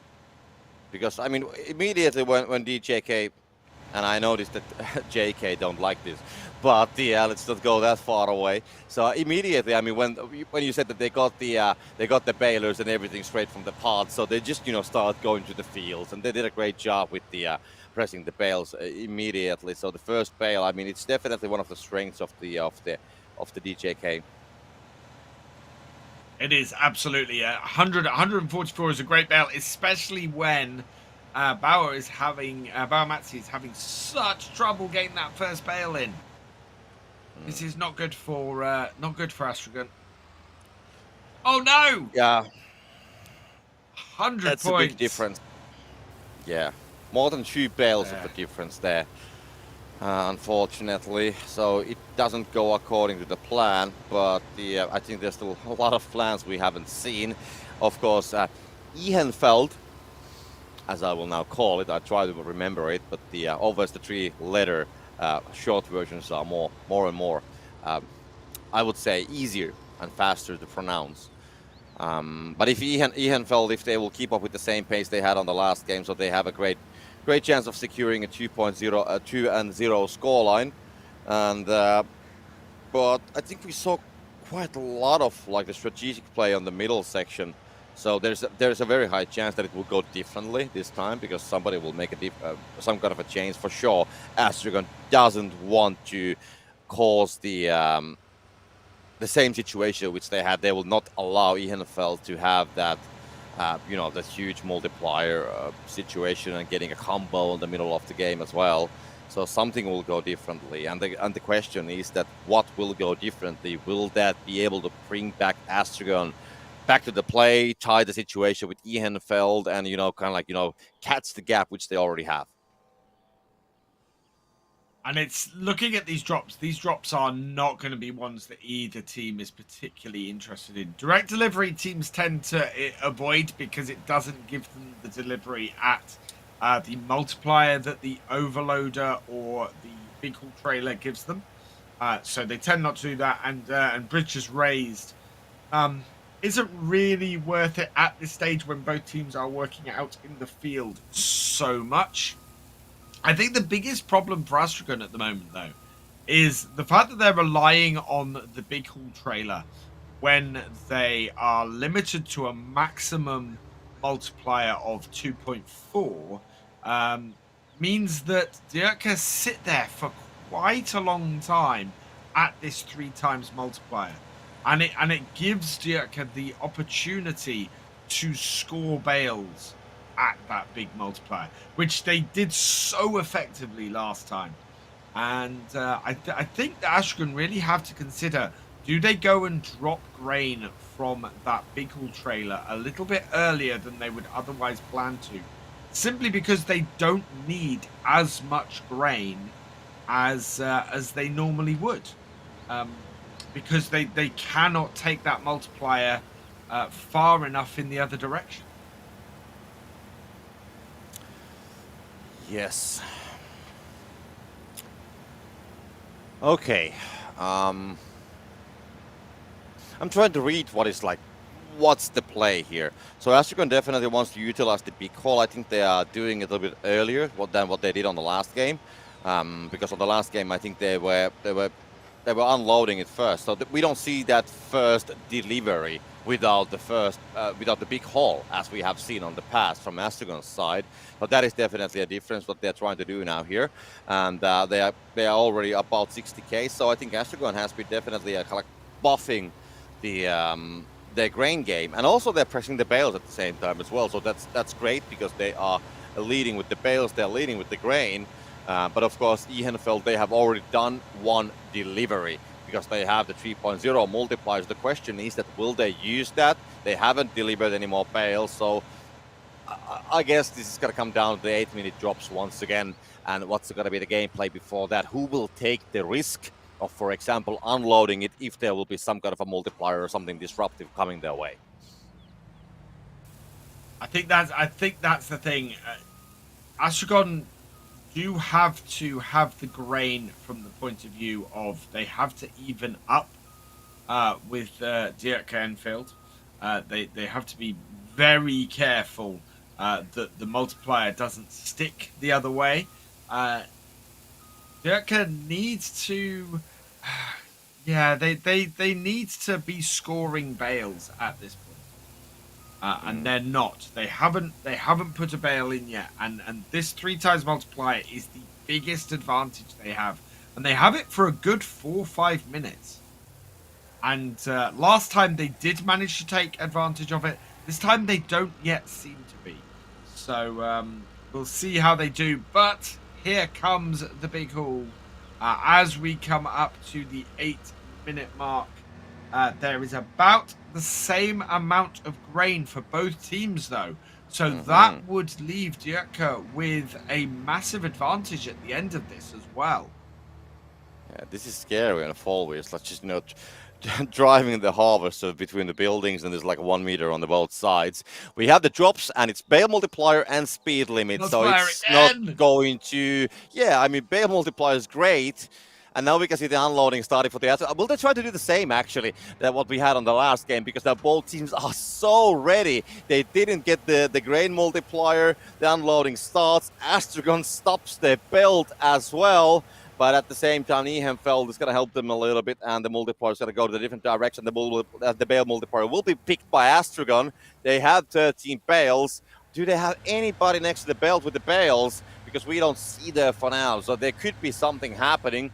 But so far, the points are not moving in anywhere, so the bales haven't been delivered. And we can see Folway just rushing down to the tractor. We can see that the bale multiplier going to be picked by Ehrenfeld as well. 1.5 for them. And there we go, Astragon. They are trying to use the multiplier 2.2. And now Ehrenfeld, they will start unloading exactly at the right time. And this is the power of Unstoppable. It slowed the belt down so much that Astragon could not take advantage of that multiplier at all. They're now sitting at a 1.7 to 2.3. Yes, they have the multiplier on there and are scoring 27 points a go. But Dirk have the same thing, and they have taken it up to 2.6 to 1.4. That is going to be a massive hill for Astragon to climb now. And especially if Dirk can score any points while they have this bale multiplier. I don't know why they aren't. And they've got a bale-tastic. Astragon this time get the combo points. Well, that's good. I mean, are having problems. Yeah, Astragon, they're definitely coming back. And I mean, there hasn't been a single bale from Ehrenfeld. They can actually try to get more out of this combo as well. But now we can see Folway just putting the bales on the belt.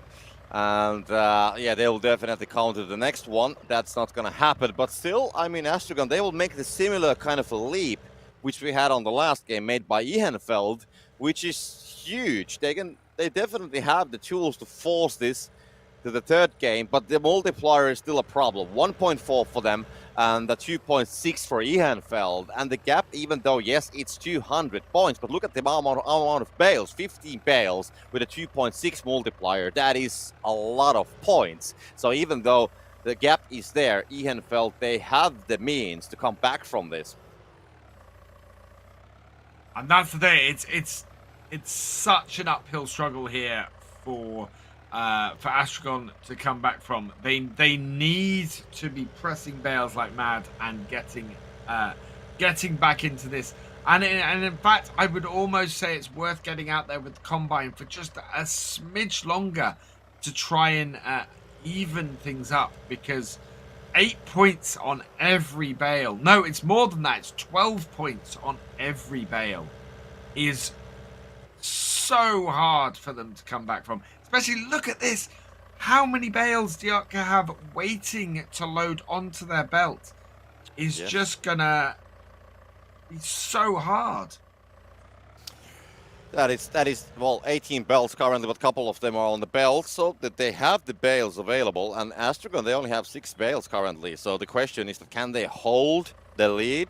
Because Ehrenfeld, I mean, look at that. Volvi having, okay, there's 4 bales. One is going to drop from there. It's not going to be a huge problem. And it's going to be, I mean, 26 points per bale. So one double stack is 52 points.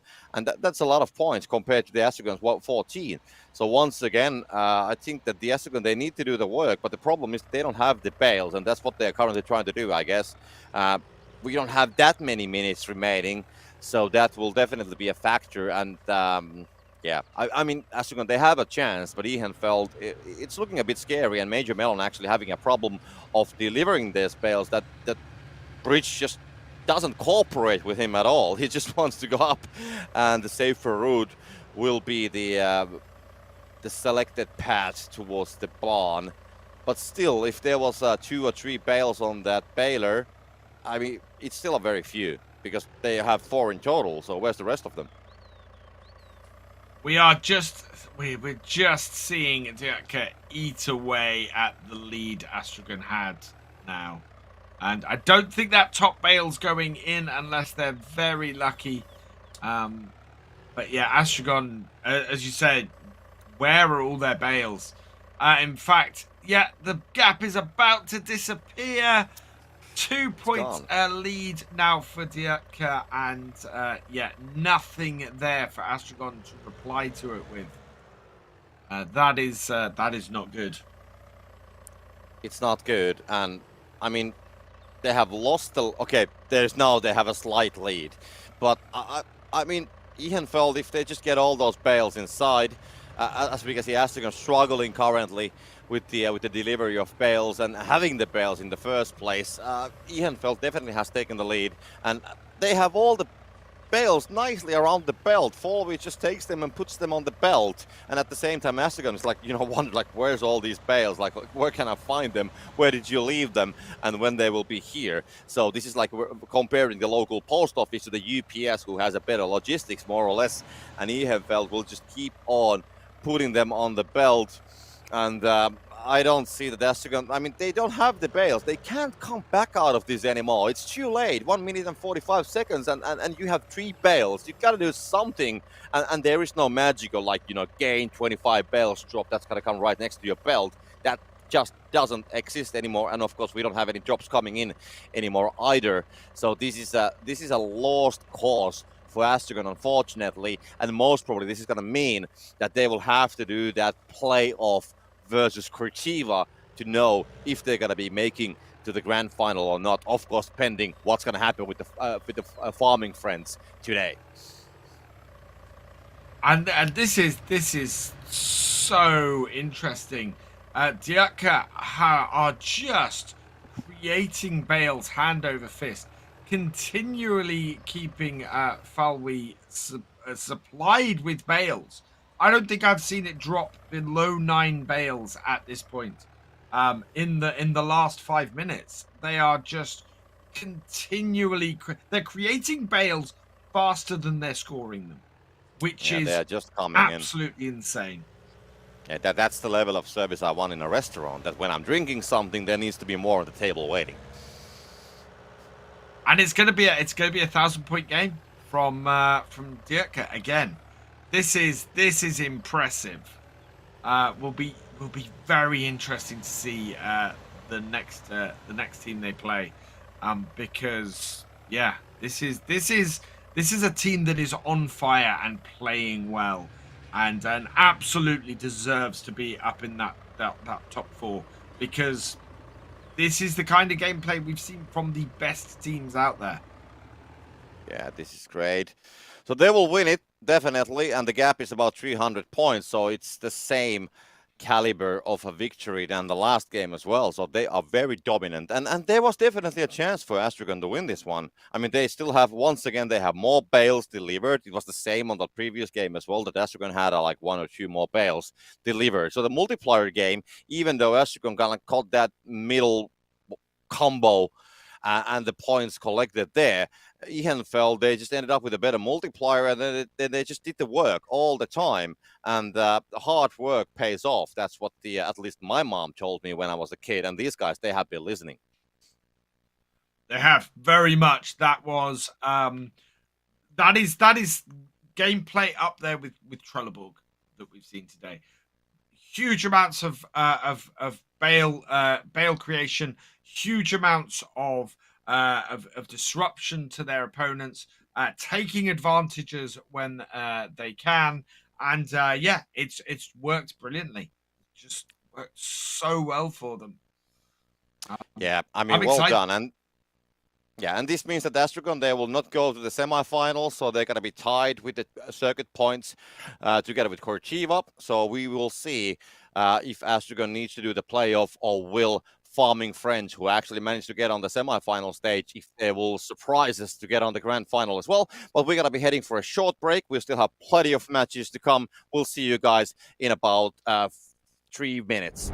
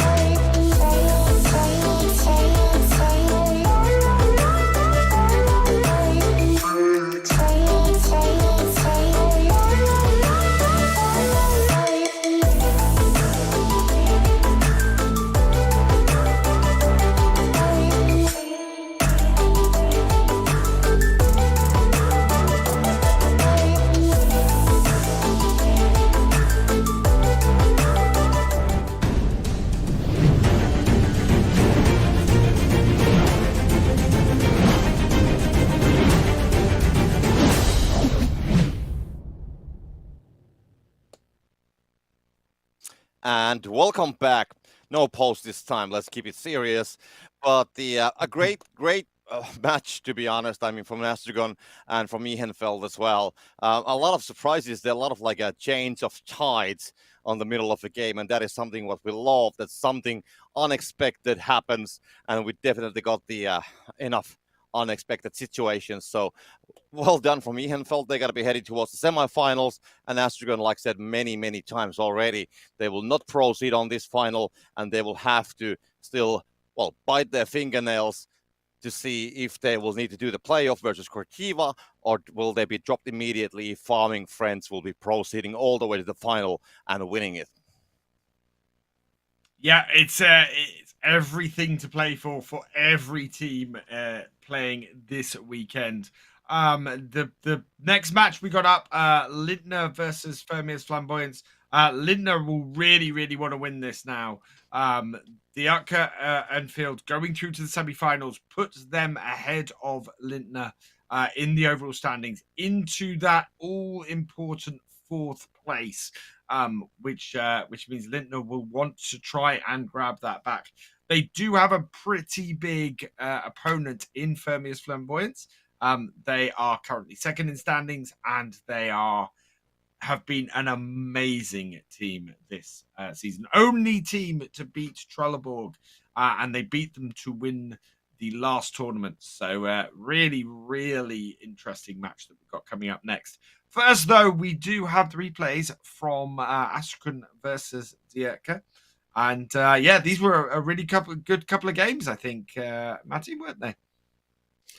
Yeah, definitely. Let's see. I mean, we saw a lot of things happening with the drops and with the grain. We saw some mistakes as well, but not that many. So let's see what the guys have been capturing. I think these early battles when we had people just stealing it full, Ehenfeld they did a great job with the first bales on both of the matches. This is the 148, if I remember. Yeah, so a very good first bale. Like I said, probably the third best first bale during the whole season. Gepi just unloading here as the silo close was picked by Astragon at the same time, and Foley just not really finding the brake pedal from his setup and a bit of a crashing on the belt, but that's not how you stop it. And this is when Dierke were just scoring a crazy amount of bales. 95 points of one bale when they got that combo was just absolutely insane. And then to get the bottom boost and score at the bottom there as well, they were just having an absolutely amazing game that first game. 1,200 points they ended up with. 1,262, I think it was, they ended up with. Just an exceptional game. And not a bad game by Astragon at all either. It's sort of 946 points in that first game. Amazing. First bale on the second game at 144. Again, Astragon having a poor start with only 100 points for their first bale. But a lot closer game overall. Not quite everything going to Dierke's way. Some unforced errors, though, on Astragon's part meant that they weren't quite able to keep up with Dierke, and Dierke scoring another 1,000-point game to see themselves through to those semi-finals. Yeah, that is true. It was an interesting series and definitely well played by, well, in a way by the both teams, but in the end Ehenfeld they just found the longer stick out of the hand, and they claimed, I mean, a very comfortable win on both of the matches. More than just 20 points, was like multiple hundreds of points, and a great usage of the multipliers, especially on that first game when they got all the multipliers right and the combo as well. So there was no coming back. And Astragon, I mean, they took the lead, but the second game. But then Ehenfeld, they still found a way of coming over. But anyways, that game is done, and we already spoke about the results. So we're going to be heading towards the next game.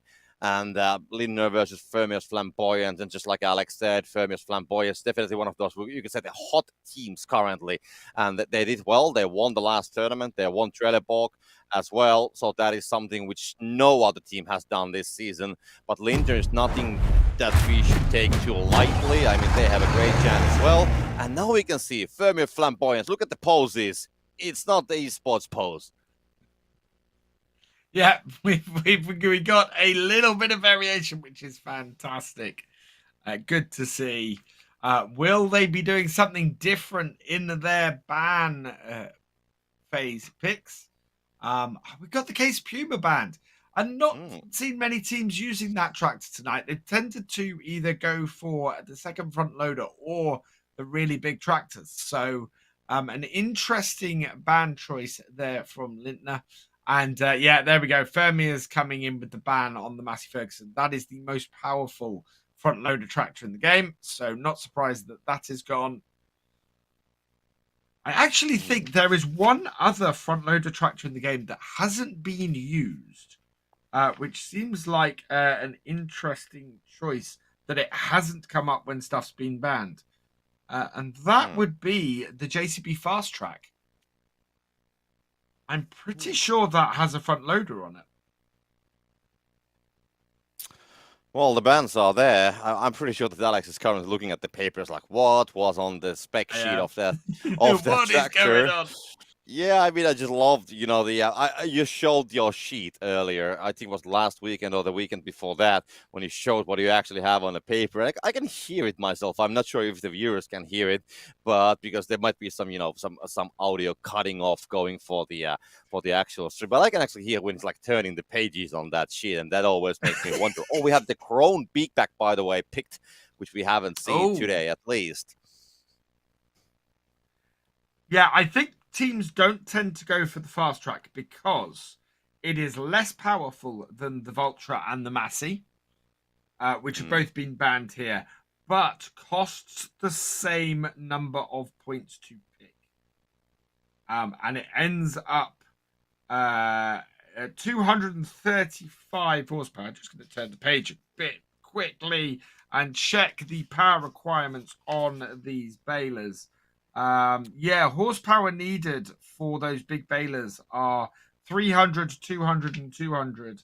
And yeah, the fast track doesn't quite come near it. No, actually it does. It has over 200 horsepower. So yeah, I'm very surprised we don't see that fast track pick more.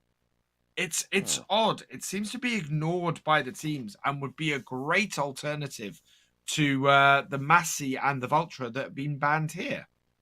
So is there any disadvantage for it? I mean, there's got to be a reason. If the teams don't want to use it, there's got to be a reason for it. Maybe we'll see that on the chat. Other than a slightly lower horsepower, I mean, it has a higher top speed. As a tractor to transport bales back on one of the slightly smaller balers, it would be perfect. But it will also run without problem that case baler that Hayden is currently going for, and it's New Holland Brothers. So yeah, it is. I'm not sure why teams don't go for that fast track more often. Well, meanwhile, Fermier Flamboyance, they are winning all the challenges here on the pad, so that's going to put Lindner to a tight spot. That's going to mean also that Fermiers probably will have a great first bale if they're going to be succeeding it. Finally, Lindner going to be finding their baler as well. But I think, yeah, these guys are there already on the fields. And who else than Hayden just following it? And he should be disengaging in about these seconds, so we might be looking at 140 something if the toss is going to go completely inside with the first try. Might be getting a bit close, but the bridge is slow, so he can definitely go from there. And yeah, we're definitely looking at 140 something if the bale is going to go inside. The toss is going to be looking good. It's going to be 146, so it is good. Hayden makes it happen as we are still waiting what is going to come from Lindner's side. But as we saw, they didn't get the equipment. They're still on the field. We can see Sinfrey now getting away behind Zerzerus. And as the time is ticking out, it's going to be 13:30. So it's going to be, I think, less than 130 definitely. Might be about 120 something. But yeah, let's just wait for it. These ones are the hardest to calculate. but yeah, definitely they're gonna be having a gap towards Fermius Flamboyance. So the team we have been talking so much about, which is of course, the Fermius Flamboyance, they are once again starting it very well. The toss is not even gonna go inside, and that's gonna be more trouble. It's gonna slide right in front of the door, and he needs to push it a little bit, reach to find the right angle. Every time the bale is gonna be kind of like leaning on the wall, it is complicated, and now he kind of like needs to find the pinching angle, and it's gonna be only 96, and that is a 50-point difference. That is not a good start for Lintner. They really have an uphill struggle with a 50-point difference. 2.5 bales at the current multiplier is not a deficit you really want to be sitting on out of the gate. And Fermia's coming in here now and filling up their overloader. They already have 8,000 more liters of grain than Lintner do. So again, a big disadvantage for Lintner overall. That first bale has cost them a lot, and they're going to be playing catch up for quite a while. Yeah, I mean, points, of course, that's the difference. But then also they lost time, which they kind of, well, I mean, they lost the challenges in the pad, so they have to find something else. That's going to take some time. And of course, then finally getting the bale and not getting it inside, that's going to lose some time as well. So it is not an optimal situation. And of course, I mean, I'm not going to lie, Fermius Flamboyance, they're definitely kind of like the favorite to win this series because they have been doing just so well lately. And I mean, of course, Trelleborg will be following how these guys will do. Well, because they know that this might be, well, I mean, it's not a secret. I mean, everybody's expected the grand finals will be something between Trelleborg and Fermius Flamboyance in the end. So I'm pretty sure that these teams are very close looking what the others are doing. Drops are there, Herbicide and Crazy Tool. No bales are being pressed for the moment, so maybe they will just not go for it at all. And the belt's going to be stopped for Lindner's side by Hayden, as he does the first batch of the unloading and changes the multiplier as their advantage.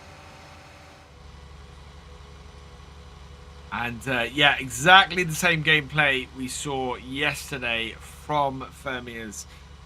They have delivered their grain early. They've got the 3 times multiplier. They have no bales to take advantage of it.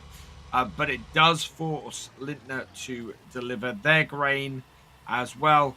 But as we've seen all the way through this game so far, Lintner are just slightly behind Fermius Flamboyance, and already, while Lintner is still emptying out their grain, Fermius seem to have half filled their wagon back up. Yeah, they're definitely preparing to counterfeit whatever's going to be coming from Lindner. And I mean, if for example the grain multiplier will be there on the 8-minute drops, they need to have something that they can use with it as well. But for now, no bales, and this is quite different because today I think all the other games we have seen a very early bale pressing action, but these guys are still playing the grain game, so this could be that, you know, the bale's gonna come pretty late, and then we should see a longer amount of the grain game. But let's not go that far away. Of course, Lindner, they did unload as well, so the multiplier is back to 2.0. Hayden having a bit of a problem with the with the trailer there, but he will make it work and will turn the equipment to his position, ready to unload when needed. And the split screen picture showing how the both teams are currently operating. Nothing that special going on. It's pretty tight situation. Still that 10k which you mentioned, Alex, that is still the difference. Otherwise, it's pretty much the same. I think that is going to play into things a little bit later. That 10k just sort of really hanging over Lindner at the moment. They're going to have to stop doing harvesting and delivering grain around about the same time. We're a minute away from the 8-minute drop. It could be a massive difference. And here comes Fermius Flamboyance. A big play that they have. They grab a third harvester. When these 2 harvesters are full, they get taken to the silo, and then Fermius bring out a third harvester. Tends to be left by most teams, and Mm-hmm. and they start to fill that, and they deliver extra grain because of it. And they know, because they're grabbing that third harvester, that the other team cannot grab it, and as a result, they have extra grain to play against them with. And they already have extra grain anyway. Yeah, that's So pretty full, yeah, as we can see. So what did you say, Alex? I mean, when you do this kind of a trick that you have 3 harvesters and then you have plenty of grain on those, what is the? I mean, so yeah, some teams they use the big haul to get more grain, and some teams. So what are the kind of like the the drops first, direct delivery and speed up? These are not gonna change like hugely the whole situation. Direct delivery might work for Vermeers, but Linder they don't have any bales, so not gonna be having a much of an impact. So we don't see that much of a disruptive gameplay. But coming back to the strategy, so the 3 harvesters versus big haul, what is that about? I think 3 harvesters is just a way of Fermiers to absolutely maximize how much grain they can deliver. They know, because there are a maximum of 6 harvesters on the field. If both teams select a reserve harvester, and both teams manage to pick a harvester, that would be 3 each.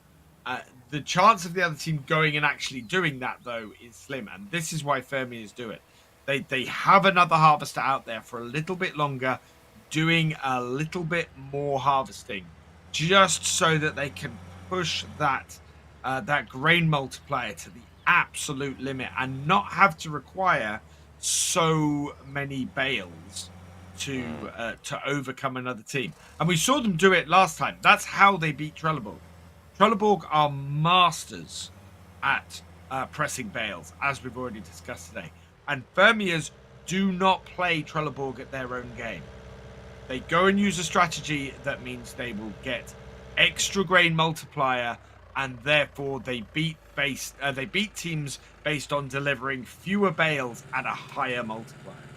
And this is a very important moment what we have here, because now the multiplier is still working for Vermeers. Linder, they still have 30k, but they are still setting up the stuff around the silo, and now we have the bales going inside for Vermeers, and that's going to be about 100 points, a little bit less, those 3 bales. So if they manage to get these in before, okay, now we can see Linder starting to unload, but it's going to be still getting some bales with a pretty decent multiplier, one with 2.6, one with 2.5.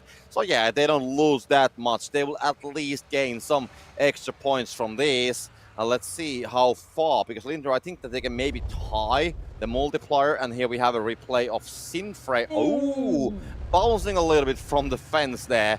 And of course, we have on those fences, I think we have the Noble Chair ad, and there was a discussion how many Noble Chairs Trelleborg currently has, and JK was kind enough to say that they have 63 Noble Chairs currently. 63. Wow. So that's how the champions they are could sitting. fill Okay, an they're not the auditorium champions with yet. Noble Chairs. Yeah. But the okay, could be trolling as well. But I mean, you can you can have your own trolling. private movie theater with the Noble chairs that way, and they're definitely lovely chairs. Noble. I actually have one new incoming. Just it should be coming next week. I am currently sitting in one, and it is very comfortable. Yeah. I have now, a couple at the studio. The multipliers have evened up. But importantly, before they evened up, a lot of points were scored by Fermiers Flamboyance, and they have equal numbers on the bales at the moment. Definitely Fermiers in the driving seat here at the moment, and it kind of depends what happens at the 4-minute mark. That could change things, but there aren't that many super drops at the 4-minute mark that will make a massive difference. Possibly bottom boost would be the thing that would really help Lindner. Although Lindner do not have a huge number of bales back at their barns, so even that may not work. And it's bale withering, a single bale, and Fermiers Flamboyance have withered a single bale of Lindner's, which is not good for Lindner at all. That puts them at a further disadvantage with nearly 200 points between these teams. Mm. Yeah, they have been just very efficient, and the bail count is the same. And as the multiplier, so coming back from 200 points, that means that you have to deliver about 10 bales more. So they first need to make those bales, and then they have to beat the efficiency of Fermia's flamboyance. And we haven't seen a single like a dent in the execution from the Fermier side. So it's very unlikely that they will do like a huge mistake. Well, we have seen those happening. Of course, we are all just human, except for Trelleborg because they're just Borg. But it's still very unlikely that Fermiers will do that mistake. So coming back from this situation when you have 3 minutes on the clock, it's going to be very hard. And we have said this multiple times, but unfortunately, I think there are some powerhouses definitely building up. And some of the teams, they just haven't found the same level of performance. And I think the later we have came to the season, the later we can see can the team catch up, because there's definitely like less random and kind of like the differences are shaping up in the middle game instead of the last minute stacking as we have seen happening, especially on the first part of the season. So JK has put in chat that the 63 chairs was a joke and that actually they have 13. I'm more inclined to believe they have 63 at this point, knowing where they are. But yeah, 13 chairs. That's an impressive number of noble chairs to have. Yeah, I'm one of these guys that when you pass something like that on the chat, I mean, I try to utilize it. I mean, that is definitely something that I try to do. So if JK says that they have 63 chairs, who am I to question that? So of course I will use it. It's a content, and of course everybody loves noble chairs, as we have already said. At least we found a great way of bringing noble chair add to the commentary as well. But meanwhile, Sinfrey, oh, that's another mistake. It's not that different from the we saw earlier as well. So these small mistakes, luckily they are not costing, because they didn't flip or stop or get stuck or drop to the water or anything like that. So still doing great. And Linder, meanwhile, they have been able to deliver some bales. So they have been catching up a little bit of Vermeers, but the bale difference, we can see exactly the 5, now 6 bale difference there. So Vermeers, they haven't been delivering as much. But I'm pretty sure that the moment will come when all the bales will just come like a cavalry right next to the belt, and Tita is like doing like a Superman kind of a job, putting them on the belt and just finally claiming those points. I'm just to answer Snow Tiger's comment in the chat. What does 3 dots above the scoreboard do? Those tell you which bridges are currently raised. So for 3 red dots above means that all 3 bridges are raised on that team side, and you can see one of the dots has gone green now. That is because a bridge has lowered. The other 2 dots won't change from red because both teams are using bottleneck, which means the 2 closest bridges to the field are raised throughout the entire game. So yeah, it's if they weren't using bottleneck, those would change between green, orange, and red as they go. Lindner lining up, knowing that there's nothing more they can do as Fermia's flamboyants take this first game. That is actually, that is fairly impressive. 33 bales to 27, 773 points. Yeah, good play from Fermias there. Yeah, definitely. I mean, they used the multiplier. Yes, they have 6 more bales delivered as well, but they got some bales with a higher multiplier in, and then the gap was already there. It was 200 points, I think, 3-4 minutes before, and it has stayed the same. So they did deliver the bales. They had the same amount of bales when that gap kind of like was made, and they just delivered the bales, and it stayed the same. So, yeah, Fermiers, I mean, maybe the game wasn't so flashy as the previous couple matches we have seen, but it was definitely calculated and exactly how they wanted the game to play as well. They didn't have a strategy that we go for 1,300 points. They had a game that we play this way. We don't care about the points. We're still gonna win it. Yeah, and disrupt their opponents. Get themselves in a position where they just score more points than the opposition. You're absolutely right. They don't go for that flashy 4-figure points total. They're there to make sure that they score more points than their opponents do. Mm. Oh well. Anyways, so Vermeers, I mean, it was kind of expected that they will win. Well, people are expecting they will win the series. So this is a start. Let's see how the next game is going to go. But I'm not saying that the opponent, I mean, Lindner, they definitely have a chance of winning this one as well. So it's not that Vermeer's got to be just proceeding to the next stage and that's about it. And so we'll see. I mean, definitely the early challenges with the pads, Lindner not getting the tractors, missing the first bale. It wasn't the greatest start. So I'm actually hoping that they will, kind of like put Vermeers a little bit on a tight leash by claiming the utilities from the pads and just getting a good first bale inside as well, not giving a gap of that big straight from the start. And then we'll see how the game is going to be built from there. Yeah, absolutely. It's Lindner needs to take charge early on. Make sure that they're the ones picking which equipment gets pulled off those initial podiums, denying Fermiers their choices of equipment.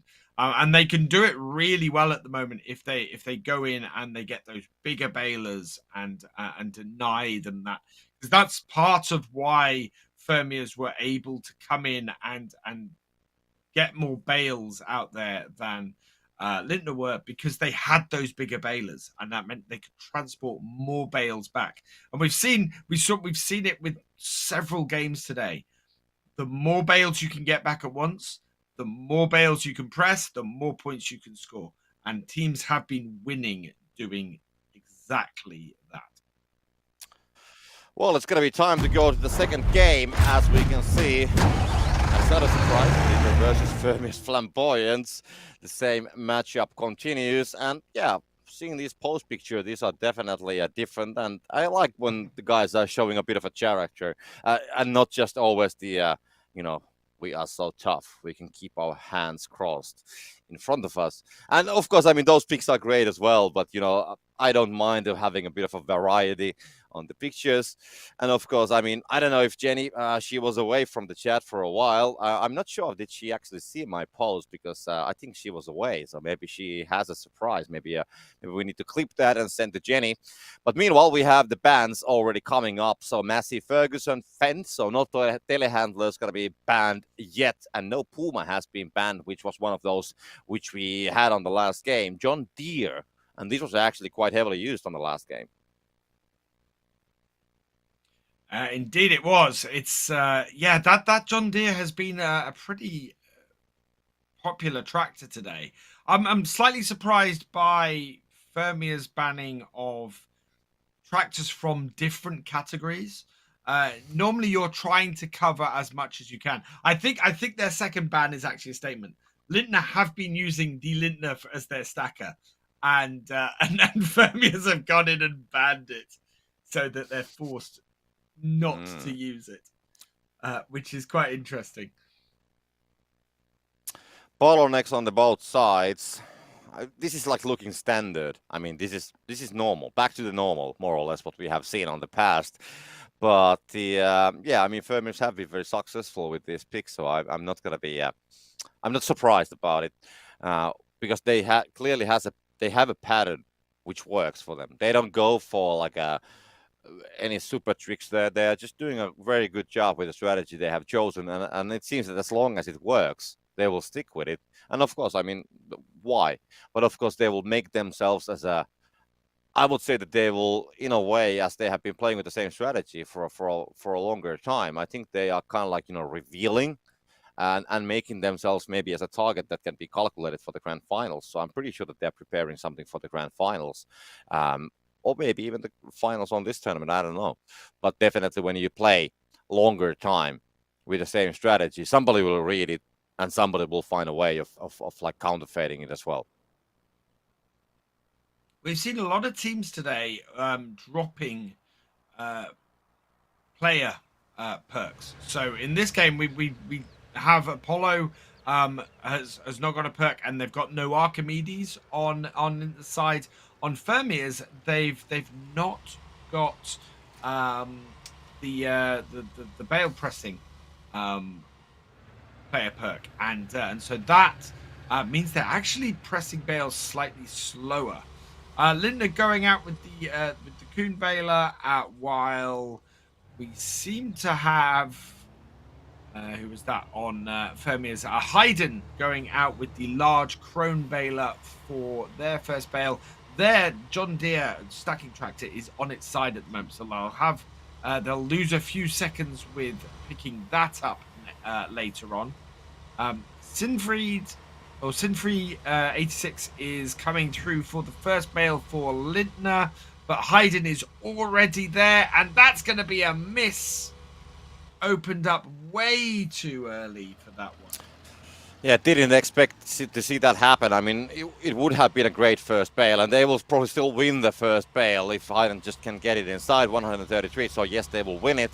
A great start still, even though they will miss the toss, but the gap is not going to be as big as it was on the last game. It was 50 points, and Sinfrey, this should be still like, let's say, above 100 at least, 120 maybe something, 119. So the gap is 14 points, which is less than a one bale, which is definitely better than 2.5 bales that we had on the last game. So it's more even, and Lindner is definitely fighting back versus the Flamboyants, and we just have to wait and see how it's going to be played. We can see people going back on the fields. Harvesting will start.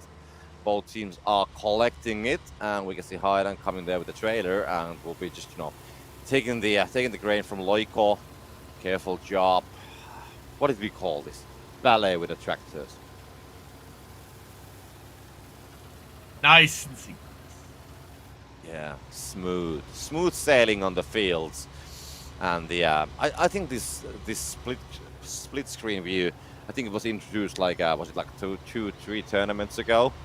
I think it's a very nice scenery, like to see what is going on there, kind of like enjoy the beauty of the game instead of just focusing on the stats and like who is doing what, and we can just see the lovely landscapes also, because the angle is a little bit more it's not filmed so much from the top. It has like a more horizontal view of the beautiful landscape as well. And we don't see that often, so I definitely enjoy this. All the houses and the mountains there. It's like being at the Swiss Alps, or maybe a southern France, southern side of the Alps, where it's like huge fields. Looks like Haydn has a full trailer of grain, and once again, Fermiers have a grain advantage of about 8,000 litres. Silo closed and herbicide. So, Fermiers needs to deliver this grain as much as possible, as quickly as possible, and then go and close the silo. And then go and score points with Bale. Yeah, Lindner nobody has yet gone for it. Near. Yeah, I mean, we can see the Fermiers, they are unloading it, so we don't see the disruptive gameplay. And of course, this is going to mean that the silo close will not be available for the next drops. So that's going to give less disruptive actions for the later stage of the game. So if you want to disrupt, now is the time. Haydn will get the multiplier as their advantage. Yeah. And we can see Sinfrey also heading towards silo. So let's see. It yeah, is. we can see Haydn. Oh, here we go. Yes! And it's closed. Wonderfully disruptive. I mean, there's the same feeling that, when you're driving in a city and you need to park your car and somebody will steal the parking slot right in front of you. That's the same feeling that I get when they close the silo right under your nose.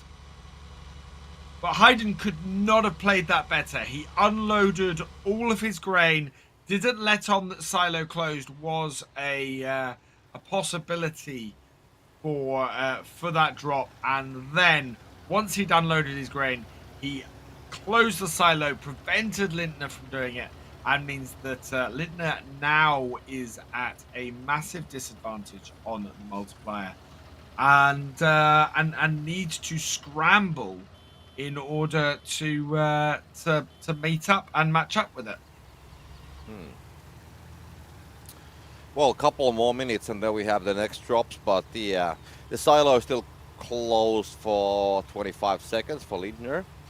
And I'm kind of like expecting that Fermiers would have done something while they have the multiplier, but they don't have the bales for it, so it's quite obvious that they can't utilize the current situation for them, which is a bit different what we had on the previous game, because they did manage to get like a 3-4 bales inside with a slide multiplier before Lindner started to unload.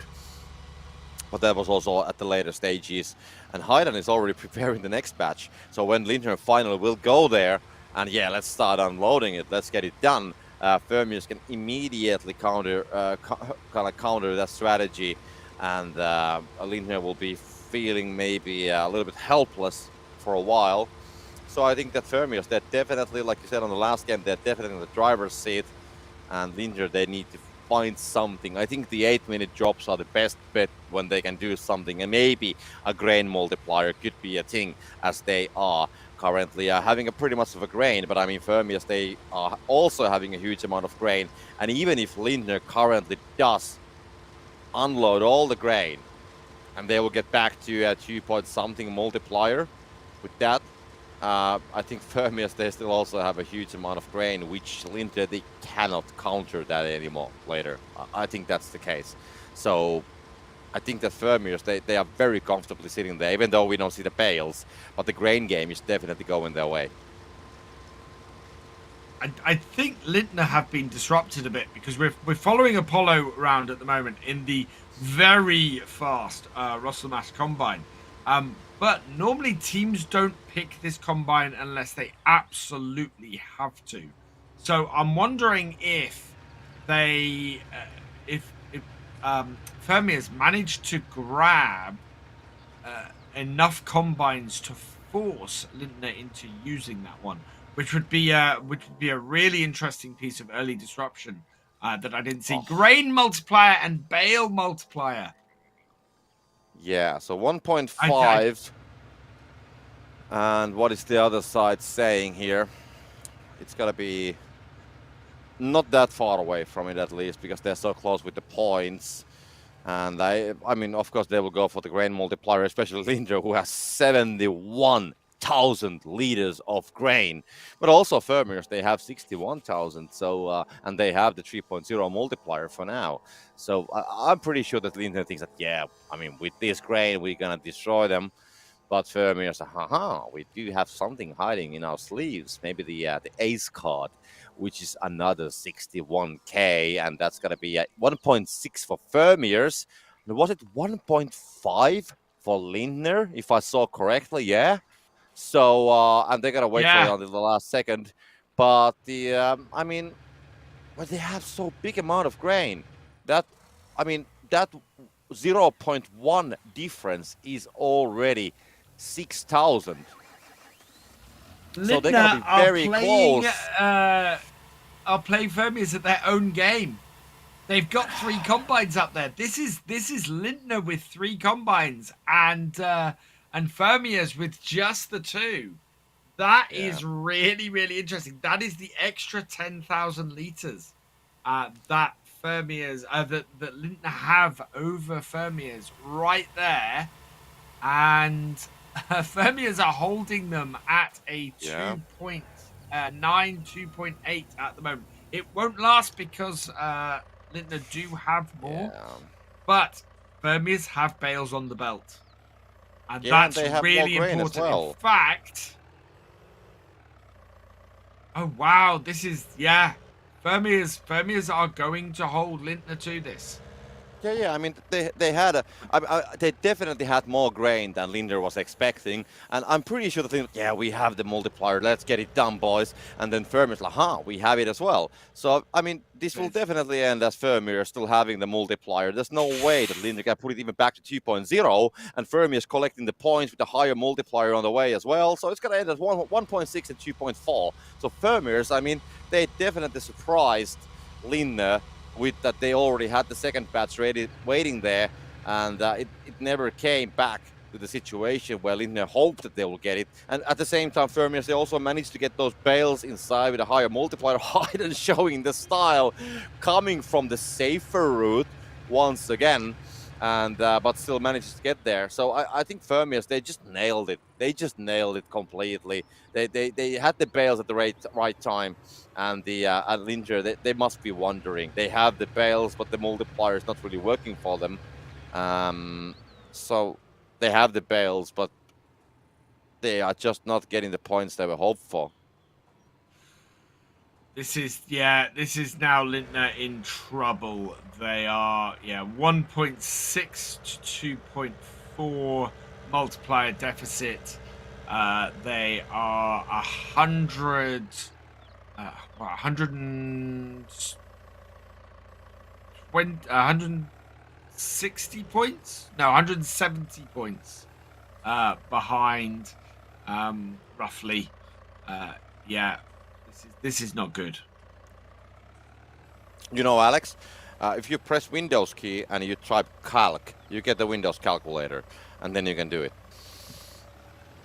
Yeah, but I like doing it in my head. Yeah, I know, I do it as well. Or But the at least Castomat is attempting to do it in my always, head. it's always bad. I mean, I do so many mistakes myself as well, and you know, but okay, just for the fun of things. But anyways, the game continues, and Vermeers, they have been pressing some more bales. They have delivered some more, and they have 9 bales. So the kind of like the advantage with the bales has been disappearing as Vermeers have started to press more. They still have a 6 bale, well, advantage, but as they are getting 8 points less per bale, even if they deliver, let's say all these bales which we have currently on the small box on the lower left corner, Leitner is not going to be closing that gap ever with those bales. So yeah, Vermeers, they're looking very comfortable as we only have 3 minutes remaining. Yeah, it's a 4 bale advantage that Lintner have at the moment, but that is not enough to close the difference with the bale multiplier advantage that is currently held by Fermiers. It is just a case of Fermiers needing to load every single one of their remaining 12 bales in here. That will be enough to hold Lintner off, even if Lintner deliver all of their remaining bales as well. It's just really, as long as Fermiers don't make a mistake, they are going through to the semi-finals. Yeah, it definitely looks that way. 2.5 minutes less than that remaining, and those, when you put 2 bales, 32 points, and that's just barely more than what Fermiers are getting from a single bale. So it is hard, and I don't see any way getting around it.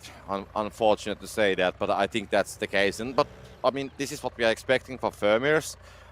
Quite similar structure of the game as what we had on the previous game as well. I mean, not a huge scoreline, but definitely under control from Vermeers all the time. It's like watching, ice hockey, and the team is winning by with a single goal, like a 0-1 scoreline. They have it under control. They make the necessary moves and make sure that it's going to stay that way as well. So Vermeers are just, they're having a very tight control what's happening and how it's happening and when it's happening. Sin-free hitting the edge on the safer route again, and this time he's got the baler stuck. So that is not a good thing for Lintner. Whereas Fermiers run out of bales.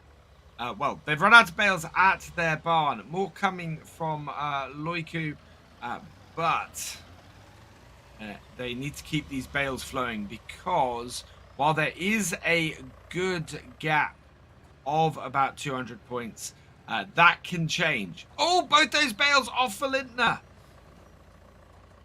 That doesn't help Both at all. teams having trouble.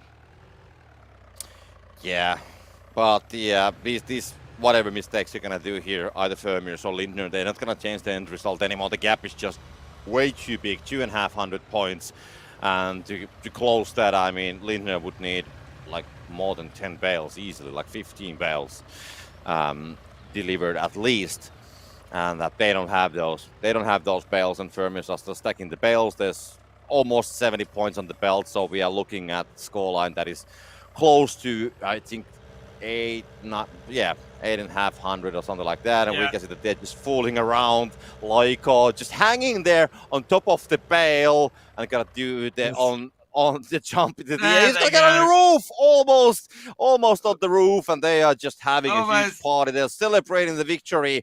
Fermiers Flamboyants will win Lindner with a 2-0 scoreline on this game, and they will proceed to the semi-finals.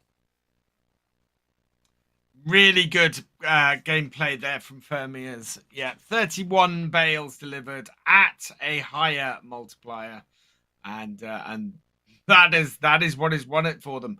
Only 1 bale difference overall. Good game from Fermiers. They are still looking strong.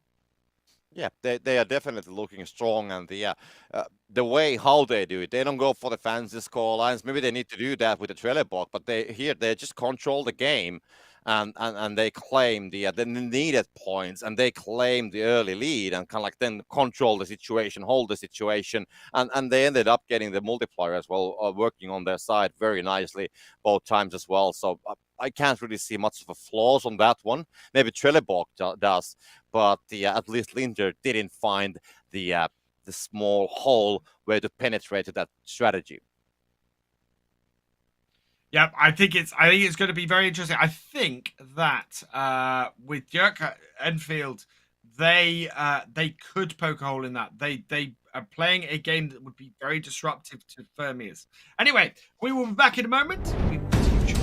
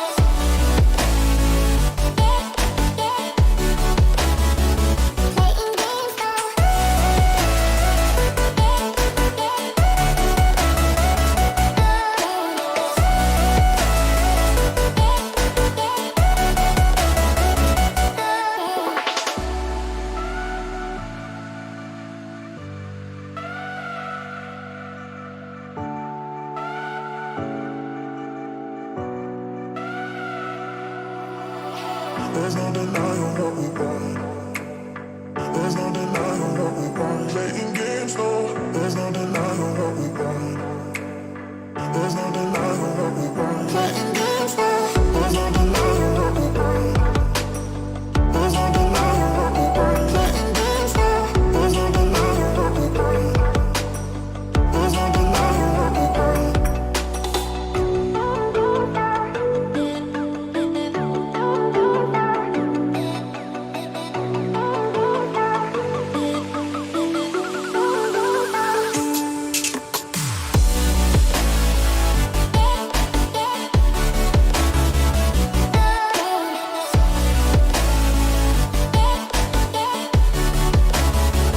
Playing games, no.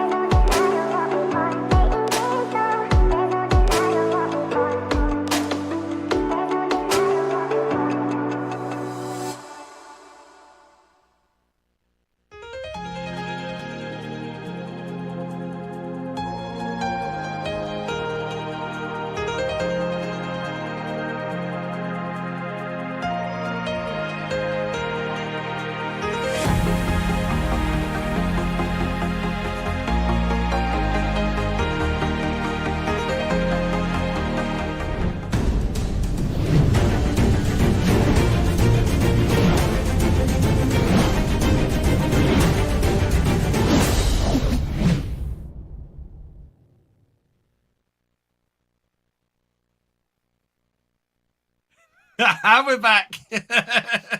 So that's your pose. That's my page. Excellent. So yeah, we're back. That was a very interesting match. between Fermiers and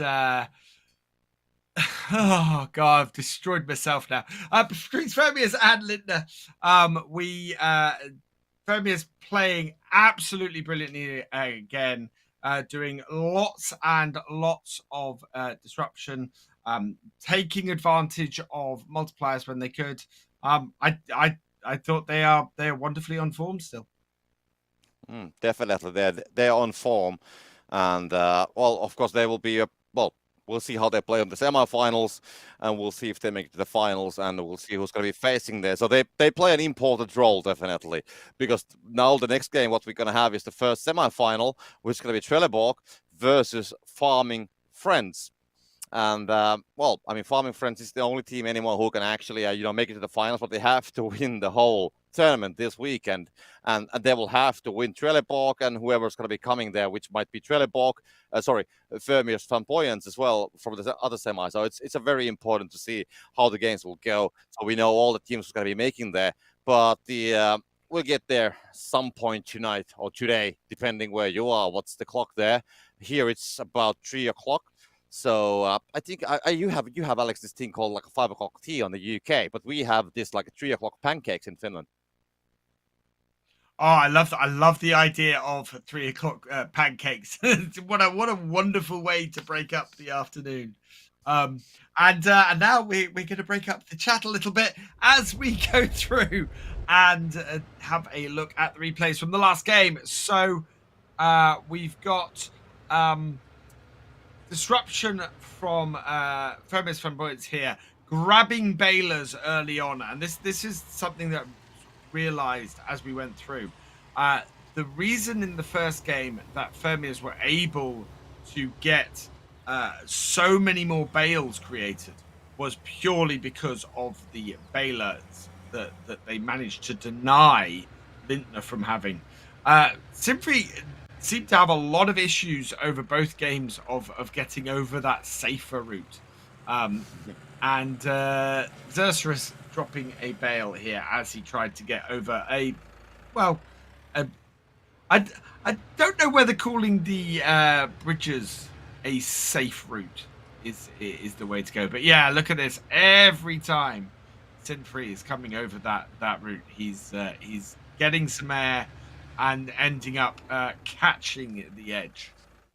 Yeah, there was a good point on the chat when we said safer route, and in the video, which of course Kermit has done, so somebody said that you should imagine that when he says safer route, you do the air quotes at the same time, like safer route. Yeah, for sure. So that's how you should think about it all the time, because we have seen so many mistakes down there on the past as well. Here we can see one example from Hayden, but still manages to kind of land the jump properly. But yeah, that's anyways what happened with these game series. Fermiers Flamboyants, some mistakes here and there for the both of the teams, but still nothing that huge. And of course, in the end, we can see the last bales from the Lindner's side to go inside or to drop away, and the end celebration. This was definitely I love to see when the guys are getting all excited and just showing how much they enjoy from those matches, and when they're cheering, it kind of like means something at least for the team and also for the viewers as well, I hope. Absolutely, it's we've seen some really, really good games today. Some close stuff, some amazingly not close. And this is how the bracket stands going into our semi-finals today. Trelleborg versus Farming Friends, and Dierke Enfield versus Fermier Flamboyants. I think Farming Friends is a bit of a dangerous match for Trelleborg. Not really sure what they're going to face. A bit of a wild card. And that means anything can happen, really. Normally with Trelleborg, it's a case of it can be a little bit wild for the first game, and then they adapt during the second game. So yeah, we'll see whether Farming Friends cause a bit of an upset here today, with some tactics that Trelleborg maybe aren't quite so used to. Yeah, but I think that Farming Friends, they have a mountain to climb. definitely if they want to reach the next stage. And if I understood correctly, there's actually a one player on the Farming Friends roster who has been playing for Trelleborg on the past as well. So maybe he has some kind of an insight how Trelleborg plays in this kind of a situation, and maybe they can utilize that somehow. I don't know. That is something what I understood, but we just have to wait and see because the game is just about to start. There we go. Let's see the poses. Yeah, all 6 esports poses. Gotta love that. Looking absolutely fantastic. Trelleborg in their poses looking very sure of themselves, which they have a very good right to be because, yeah, they can be with their record.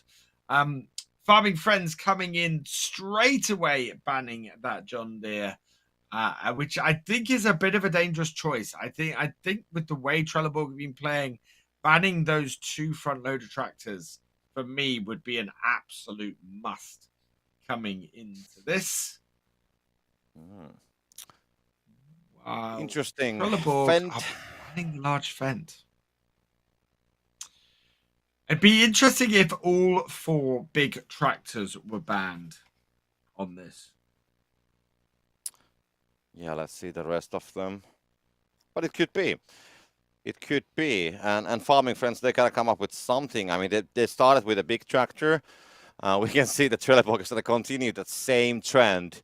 And let's see what Farming Friends gonna be choosing as the last ban. Will it be? It would be Case.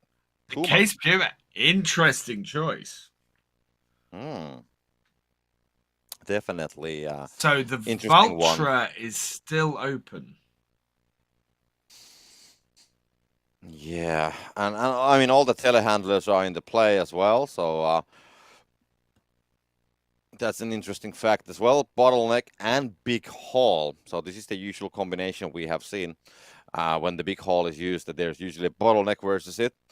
No, not the unstoppable or other big haul, but it will be definitely nice thing to see. I think Trelleborg, they have a chance of executing pretty normal strategy here now. They don't have to go for any like huge changes there. But of course, it comes down to the fact how Farming Friends going to play this as well, and will they find an angle somehow to counter the strategy of Trelleborg, or maybe even the other way around. I'm just wondering about the big haul. And we've seen. Well, we've seen Trelleborg not actually doing any bailing until the past the 8th minute. So Big Haul could have quite an effect on that. We'll have to see if Trelleborg alter their strategy to sort of counter a sudden huge influx of grain at that 8-minute mark. And it's good to remember that we have Krieger here playing for Farming Friends. He is the guy who made a very good first bale on the previous game. And of course, Trelleborg has been pretty good with the first bales as well. So we might actually have 2 very high scored first bales as a starting point for the game. That is definitely a chance. And if either of these is going to make a mistake, we haven't seen mistakes from Krieger, and Trelleborg didn't actually go for a very fast first bale. They took it quite safely. So this will be interesting to see how they're going to play. This Krieger's going to go immediately for the baler on the pad. Nobody's going to be challenging him. We can see Martin. And who's going to get that one? It's going to be close. It's going to be Martin. It seems to be Martin. What? Yeah, he got it. He got it.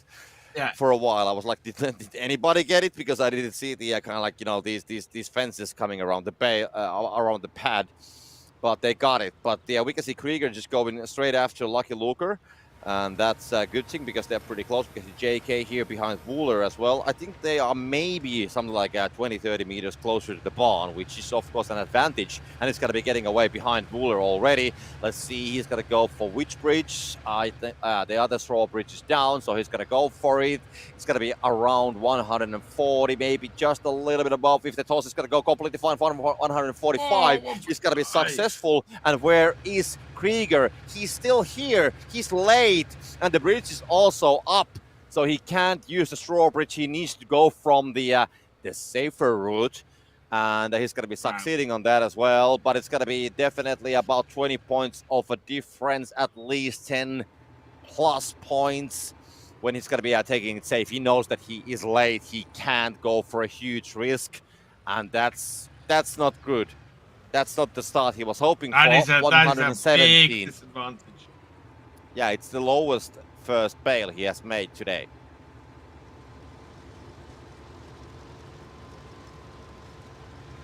Martin now coming round, freeing JK out of there and allowing him to start loading up.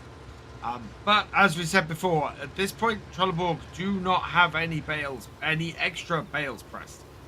It was something that we saw last time. Farming Friends, I believe, started. No, it was Dietka who were pressing bales at this point. So we're not really seeing. I don't know, actually. Farming Friends do seem to be pressing bales. They are using Big Haul, actually. So, yes, I'm expecting them to press 10 bales before they start doing anything else, which may be really advantageous because we were seeing against Team OEG earlier, Trelleborg going in and creating 10 more bales than Team OEG were. This is interesting. I mean, the Farming Friends strategy now to press the bales, I think they have read the game of Trelleborg, been watching how they play and knowing that they will not usually right away start pressing the bales. So, and they haven't done such a bad job collecting the grain either. Yes, they are a little bit behind, but not that much. Silo closed, direct delivery. Those are the first drops on the 12-minute mark. We shall see how they want to play this. I mean, you could go for silo close, but we don't see much of a moves coming on this direction for now. But there's still plenty of time, 40 something seconds remaining until they can pick it up. And JK will go and deliver the grain before any of the Farming Friends can go and pick up the silo closed at least. So this is definitely a game starting move. And this is how we'll see, well, we're going to start seeing how the strategies will start folding it. So Trelleborg definitely will get the early advantage, but they don't have any bales to use with it for now, at least. So let's see if they're going to press something out. But they will just unload something and we'll leave it there. So JK just leaving, getting 3.0, making sure that Farming Friends cannot do anything crazy, kind of like will force them to do something with their grain as well. And maybe they will go for the silo close now after they have delivered. This is something what Hayden did on the last game. He just picked the silo close, but it's gone already. So they don't have the time for it. It's gone, so they don't take it. Nobody will use the first drop. So silo closed was available, but it was not used. It's not an advantage for Trelleborg to pick it up because with Big Haul, Farming Friends are not going to be doing any delivery of grain at the moment. And it's actually not to Farming Friends' advantage to pick it up because ideally they want Trelleborg to deliver their grain right now. Because if Trelleborg do that, it means that at the 8-minute mark, there could be grain multiplier. And if grain multiplier turns up for Farming Friends at 8 minutes, they want Trelleborg to have less grain than they otherwise would have. So very much silo closed for either of these teams at the 12-minute mark is not much use to them. That is true. That is true. Now we saw last tournament, we saw this one game when the team did pick up the Big Haul, but they didn't use it at all. They just picked that up, and I'm just wondering, could that be used as a fake? Kind of like, you know, give a false signal that, yeah, we're going to be still collecting grain, but if they're not going to use the Big Haul, they could, in a way, you know, play it differently and then make the other team to make some errors based on that. But let's not focus on that. We can see JK coming back to the silo, so he's going to come back to the crime scene. And of course, not going to be delivering anything as they already have it. But now as Farming Friends will start unloading it, they will do it at the same time. And let's see where this is going to go down. And I got to say, this whole like red, oranges, Big Haul, it's actually pretty impressive looking. When you look at the whole, like the vehicle, if I would see something like that on a road or on the fields, I would be definitely impressed. It is, in my opinion, though, that's a big mistake from Farming Friends. Yes, it's evened the multiplier up, but if a grain multiplier appears now at the 8th minute, they've got no grain there to come over the top of Trelleborg with. that would be the reason to have big haul, is that you hope at the 8th minute you get the grain multiplier, and you are then just able to completely trounce your opponents in the amount of grain you can deliver under that multiplier. To deliver it now in the 9th minute completely takes away that possibility, and is just a huge problem for them. Yeah, I get it. I get it. But also in the past, we have seen that some teams, they don't want to risk it. They will just do it before the 8-minute mark. And then, sometimes it's just not worth to wait. And they want to make their moves like before it comes up. But they're bale multiplier and speed limit, so no grain multiplier. And, farming friends, they do have some bales. So by being the bale multiplier and getting some deliveries done, it could be a thing. But also Trelleborg, they have a couple bales, and we know how well they can deliver those like very fastly if they want to. And at the same time, because it's Trelleborg just unloading it what they have, they are done, I guess, with the grain game after this one. And farming friends, what they have remaining is that they should be coming at least tied with the situation. It's going to be pretty close. I don't think we're going to be seeing like a huge difference on the multiplier. There will be definitely something, but how big that's going to be, that is a different question. But farming friends, they are not yet there. And we can see Krieger going for speed limit instead. Slow down. No, So- why So it's gonna. Yeah, that is a good question. Which I'm definitely thinking, as Trelleborg will take the bale multiplier, and meanwhile they have pressed some more bales. They have 8 bales. They just had 3 some time ago, and so they have made 5 more bales, and now they will start delivering, as we can see Wooler. And we have seen, of course, with the telehandler, which he doesn't have right now. He has made those great tosses, but every time when he's here, it is like he could be like a clock engineer or something, just doing so surgical job with the bales that there's no way that any of these bales are gonna miss the target, and they will definitely claim some points with the multiplier 2.6 plus the bale multiplier as well. This is awful for farming friends. Why did they go for slowdown? 42 points a bale, and they're going to get at least 3 bales in before it switches. No, 40 points on the last one. That's still 124 points before farming friends were able to respond with the grain. And even now, there's still a 1.6 multiplier on for the next 20 seconds. And all farming friends have done is speed up that belt to allow Trelleborg to score more points with every bale on it. That is awful. And the multiplier is going to stay. Like I said, it's not going to be a big difference. 2.1 for farming friends. So yes, they have a slight advantage there, but it's just like 2 points per bale more. It's not going to make a big of a difference. And when the point gap is already, Trelleborg is just loading everything. They managed to get even more bales inside with the multiplier. It just went off like 15 seconds ago. And they already have 4,500. 4,500 points. And now farming friends, they're 2,500 points behind. The way we see Trelleborg played today and this weekend, Trelleborg are quite happy to sit here with a very slight deficit in the multiplier.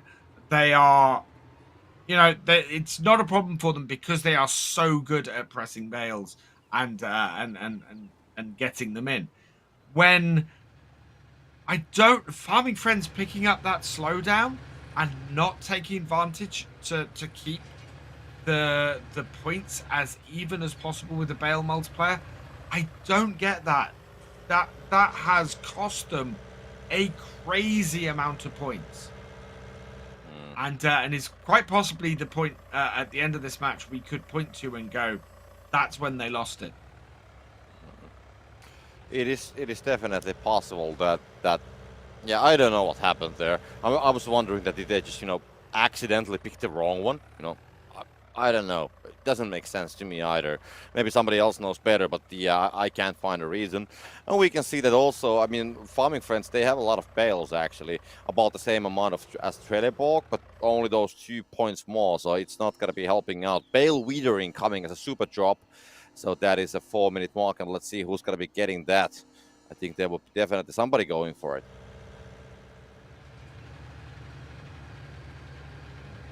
No, I'm not so sure. Unless somebody, yeah, there we go. Farming friends have grabbed it. They've withered two of Trelleborg's bales. And yet Trelleborg still have 14 bales left. That is crazy. This is the speed with which Trelleborg are pressing bales. Is that, a moment ago they were behind Farming Friends.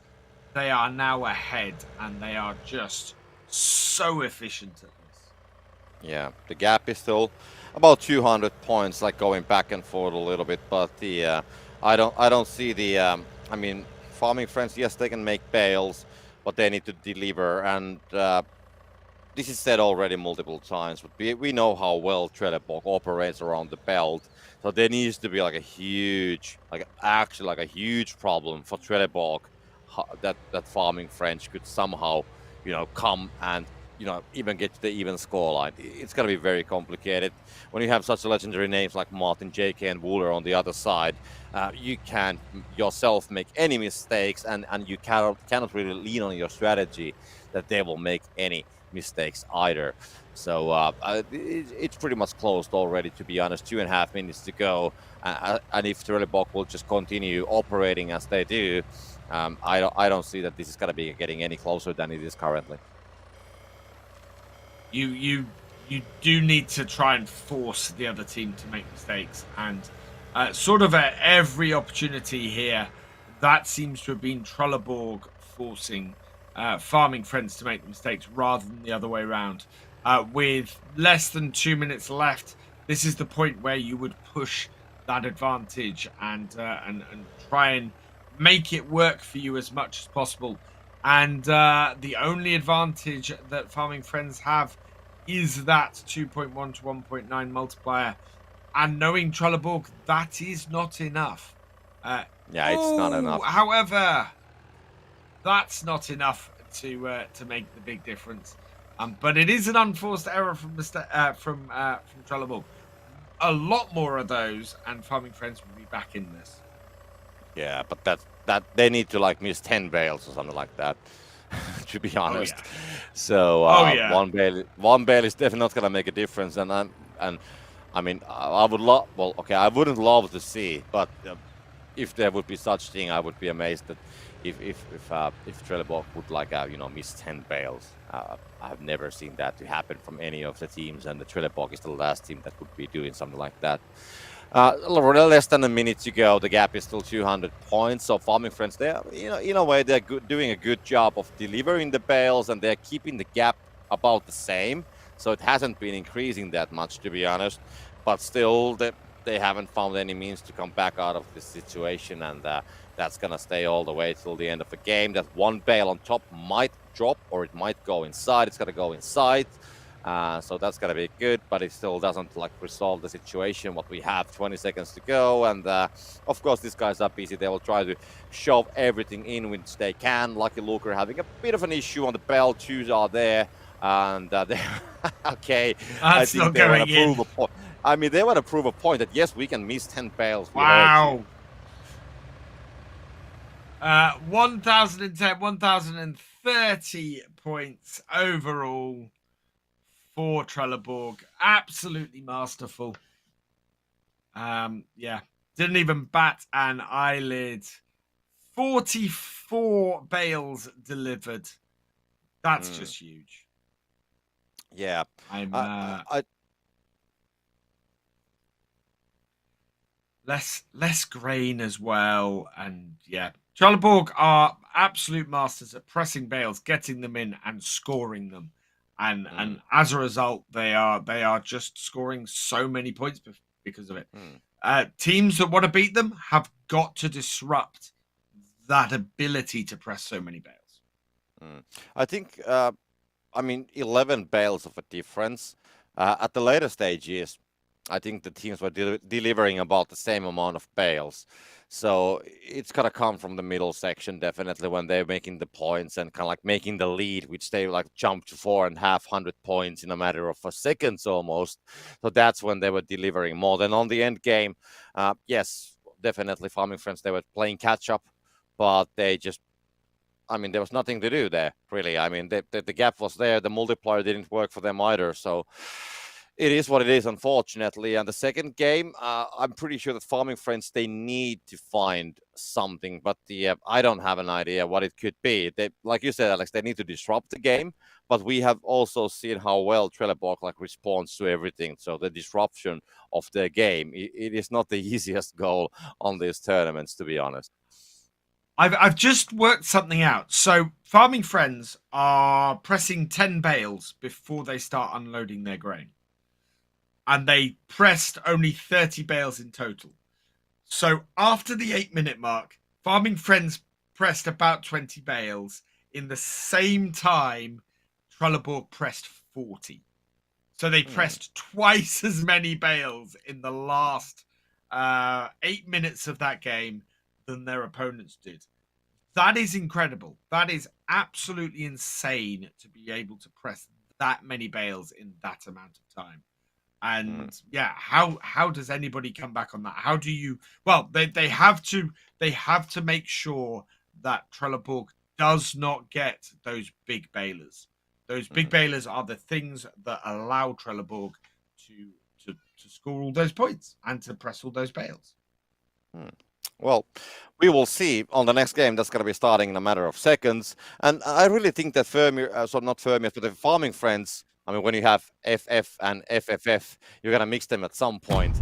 But for the Farming Friends, I think what is going on here, when they're collecting the grain, the middle part, their strategy, like what falls from the grain, I think they're missing opportunities there on the middle, because when they unload the grain, they're never getting on the saddle and getting the winner position. They haven't scored any points there on the middle section when they have the multiplier. So I think that the grain game is in a way fine, but then the moments when you have that multiplier and when you could be doing something, because they're still pressing the bale, so they have that, so they should utilize that middle section of a game better and understand when is the moment when you deliver the bales, because when they had the multiplier, they didn't deliver anything at that point.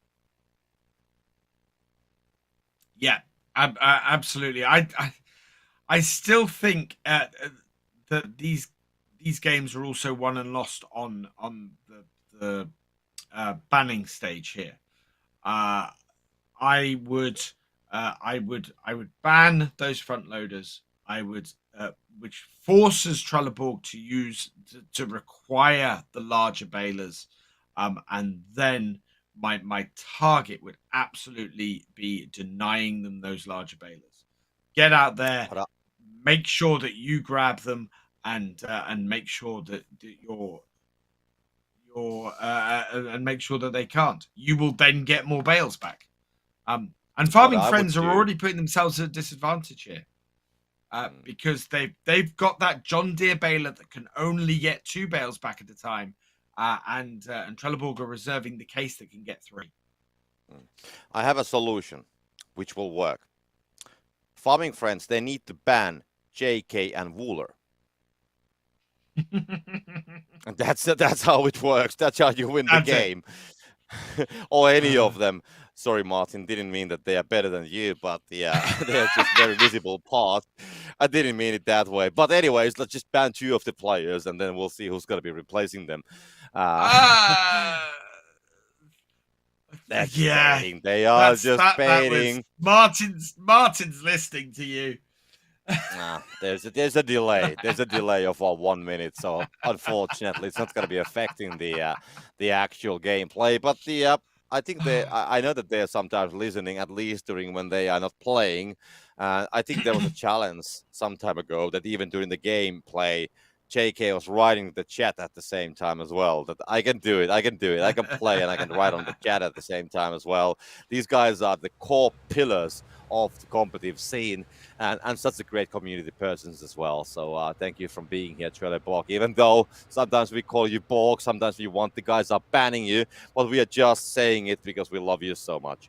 Anyways, the game is going to start, and the battle of the pads. We can see that Farming Friends, no, they don't have a chance. Martin will just snatch that away right under their nose. So Trelleborg will they are able to continue their strategy just like they should. we can see Lucky Luker getting the ideal, so he's gonna be at the fields about on time. But this is great. Look at the blue guys there on the background. That's Trelleborg, and you can see how much closer they are to the barn immediately as they win the right challenges. So that is the advantage. That like what is like a 200 meters or something.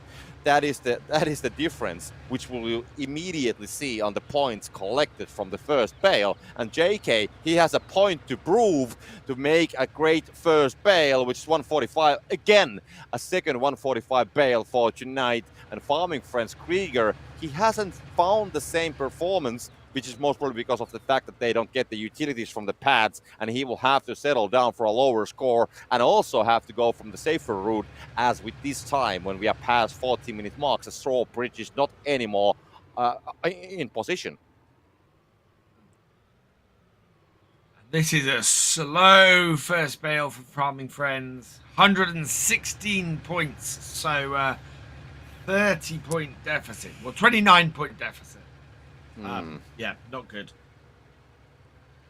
Yeah, it's about the same. Was it 117 last time, or do I remember completely wrong, or was it like even more? But anyways, it's about the same, similar kind of a start which we saw in the last game, and now the grain collection starts. Martin, JK, working on the fields, and I really want to see like how well I will, and we will see how they will play it. But this what we spoke about, the middle part of the game, that how they will utilize the grain, how the timing with the grain and the bales and the drops will go on, because that's okay. You said that the keys on the bands, but I think at least some small part of the key is also here in the middle section. Oh yeah, absolutely. I mean, the first stage is targeting bands to try and force your opponents to require a specific pieces of equipment in order to do well. And then it is, at this point, it is getting that equipment and causing them to have to go further to do it, which is what Trelleborg is doing so effectively to farming friends at the moment. Well, the big hall is going to be filled, but also Trelleborg is doing a great job. Silo close again. I think we have seen 4 or 5 times in a row now Silo closed on the 12-minute drops, which is, I mean, nothing against it. And it just leaves like different kind of options for the 8-minute drops. But yeah, it is there. So let's see if anybody goes for it. And there's definitely a lot of grain on Trelleborg, and we saw, that they are unloading it early as they're doing it right now. So in a way, it would have made sense if Farming Friends can pick that up, but they're quite busy with the big haul right now on the fields. So a quite similar start what we had on the last game. Looking at the way Trelleborg are playing, a silo close right now would disrupt them, because it forces them to hold on to that grain a little bit longer and doesn't let them unload for that 9-minute mark. So I actually think grabbing silo closed at this stage would be a fairly disruptive tactic, which is a change of opinion from last time, but it really does cause them to have to change what they're doing. But nothing is picked, and it's too late now. So and then they already have the multiplier as well, so it's not going to make a difference. So yeah, nothing they can do about it anymore. It would have been a thing, but of course, I mean, they don't always see the things. I mean, of course, it's always easy to shout from here. We see things a little bit from the different perspective, same as you viewers, and I'm pretty sure that they have a valid reason for it. But it is what it is, so we'll just go with what we have. So Trelleborg will claim the early multiplier lead, and now Farming Friends, they need to come up with something else. But if they, I'll be honest, I mean, if they just keep on executing the same strategy, which they did on the last game, they will lose. That is proven. They will lose if they execute the same strategy with the big haul. So I think, disruptive gameplay, that's the thing. But what I'm just wondering that if, I mean, only way to disrupt anymore is the 8-minute drops. And of course, there's a lot of risks involved, because we don't know what's coming from there. And if there's a grain multiplier, that could be a thing. But based on what we see, JK placing equipment right next to the silo, I think that they are also like prepared for it as well. Right, farming friends need to hold on to this grain. They need to not tip it at this 9-minute mark. If they do that, they lose a massive possible advantage.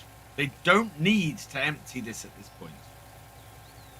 Combines are not going to refill in the next minute to the point where they'll stop moving, and they can very quickly tip, go out, fill the combines, and come back. And if grain multiplier comes up now, they're on the back foot. Well, It's 35 either that seconds, or and they then need to be scoring bales. yeah, we are a whole lot smarter when we see the next drops. I think farming friends, I mean, they're doing the right thing as they're true. collecting more, but I'm just worried that 60k which Trelleborg has, and there we go, just 15 seconds. So they are definitely setting up the equipment. So this is not looking good for farming friends. Nobody has been, by the way, delivering any bales, and we can see farming friends, they have that 10 bales, which you said that they will do 10 bales before they will start delivering the grain. And there we go, bale drop and bridges race. So nothing disruptive regarding the grain really. And with these amounts collected, Trelleborg can definitely make the multiplier even, maybe a slight advantage, I would say, that they should be getting like 2.1, 2.2. That's my fast calculations on my mind, and the unloading starts. So we're going to see pretty soon where it's going to end up, but it's going to be close. So the multiplier seems that unless somebody will do something else with the grain, like collect it more, as we can, by the way, farming friends doing at the same time as they were unloading a little bit. So they are still trying to get it, but a lot of time has been wasted on this grain game, and it seems to be going nowhere, to be honest. That it should be pretty equal, and so it might be a good idea to start delivering something as well. I think we're looking at a 2.1 to 1.9 difference in multiplier again, and we know that farming friends are going to have trouble winning that way. Trelleborg already have matched the number of bales farming friends have. Oh, there we go. The famous Trelleborg toss comes in. Oh. Wooler never disappoints with that. He always just, gets it done. Yeah, we saw that first time. Was it the second tournament of the season or something like that? And since then, it's pretty default stuff these days from him. And he's never like missing it, more or less. So he's just, it is just so well executed. He has been practicing it, and it's just, a standard move from him. And we have seen some people also doing it as well. So somebody else has been practicing it, and they have done a good job with it as well. There's one thing that I want to say to you, Alex. Even though we have a very exciting match going on here, I promised that during the grand finals, I will do a pancake cooking stream on the evening. So even though we cannot do the pancake challenges, I'll do that. But you have to promise that you will make FSL coaching team, because that is what the viewers are currently requesting in the chat. Oh God, coaching. I'm not sure. I'm not sure the teams would be very. No, coach. I don't think I coach a team. You coach new players from the viewers. You coach new players from the viewers. God.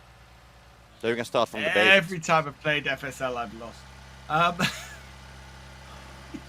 And I mean, when I came to the show, I was told that you are my specialist, that you know everything. And then you tell me now, like on the 6th tournament, that you have never won a game. What's the phrase? Those who can't play cast. Just kidding. Just kidding. Nothing was said like that. I'm the noob here. Anyways, at least we have great plans for the grand finals. So we'll promise that the talent team definitely, even though if we are remote, we will come up with some great content. So Just wait for it. We'll plan it. Anyways, the situation, the 2.0 multiplier, 0 grain, the same amount of bales, and a slight lead for Trelleborg. And this is the Here we angle. go. Muller, It's please a do toss. it. We're Do heading for the it. Trelleborg toss. Yes. In it goes. Mouths And open, the camera please. perfectly set up for Muller this time. Yeah, last time he was baiting a Takes little bit, advantage but of it. this time we finally get the delivery. But meanwhile, I mean, with those points and the bales going on the belt, okay, this is farming friends, but also Trelleborg has been claiming some other points. So they have taken a lead of 100 points. And it's a pretty tight situation. So this is still, I mean, when you look at the points, yes, now they have made a small gap, but this is still doable for farming friends. So the situation is not so bad. But okay, then we also have to count that the last minute performance from Trelleborg is always huge. So still, they do have a slight advantage, and they are kind of like looking better for the end game. But this is still doable for farming friends. Very much so, and yeah, it's quite a close score line. There's a similar number of bales on both sides. The trouble is, we've seen it so many times before. You go bale for bale against Trelleborg, and invariably you lose. You know, that is the trouble. They are so good at getting these bales in. Muller is such a great stacker that those mistakes just don't creep in. Okay, 3 minutes, and the gap is just increasing all the time. Trelleborg now leading almost with 200 points. Farming friends definitely struggling to deliver the bales because they do have more, but they just haven't got them in. And now I guess they are realizing that they don't have the time. I don't know why they put one bale on the first floor though, because they are still like they're missing somebody to operate the belt. And Lucky Luker is coming here, so they're trying to get all the bales there, but it's going to be awfully close to get all of these in. And well, I think they wanted to. Was there a combo coming from Trelleborg? Maybe that was the reason why they wanted to put that one bale on the first floor, because I didn't see that.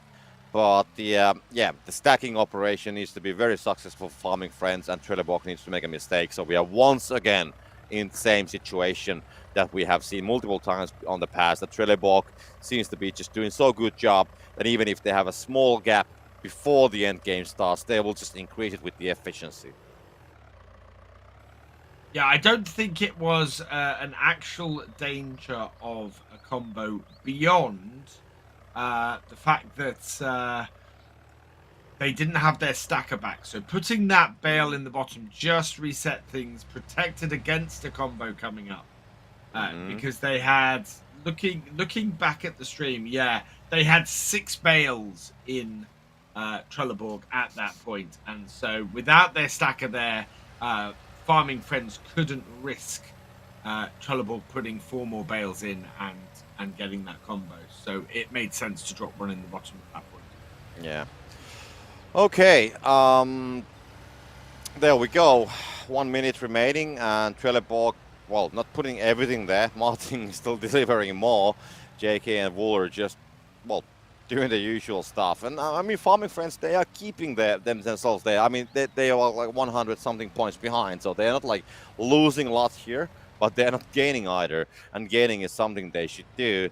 So this is definitely looking at Trelleborg will claim the 2-0 victory, and farming friends just, I mean, they found something. This is definitely a tighter game than the one before. Of course, the drops were different as well, but yeah, they don't still reach to the same heights as Trelleborg, and they cannot, unfortunately, catch the gap, unfortunately. 8:41 to 6:45 with just 10 seconds left, and the Lucky Lucker failing to get those onto the belt. Not much they can do, and it's all over.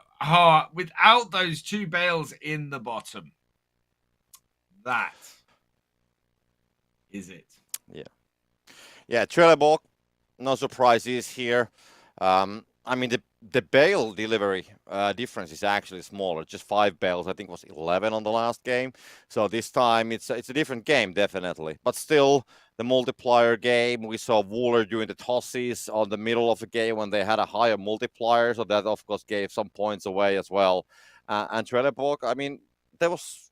I'll be honest. I mean, there was nothing fancy on that game. I mean, of course, the tosses of Wooler, but like I said, they are a default thing these days already. But nothing, that flashy or surprising.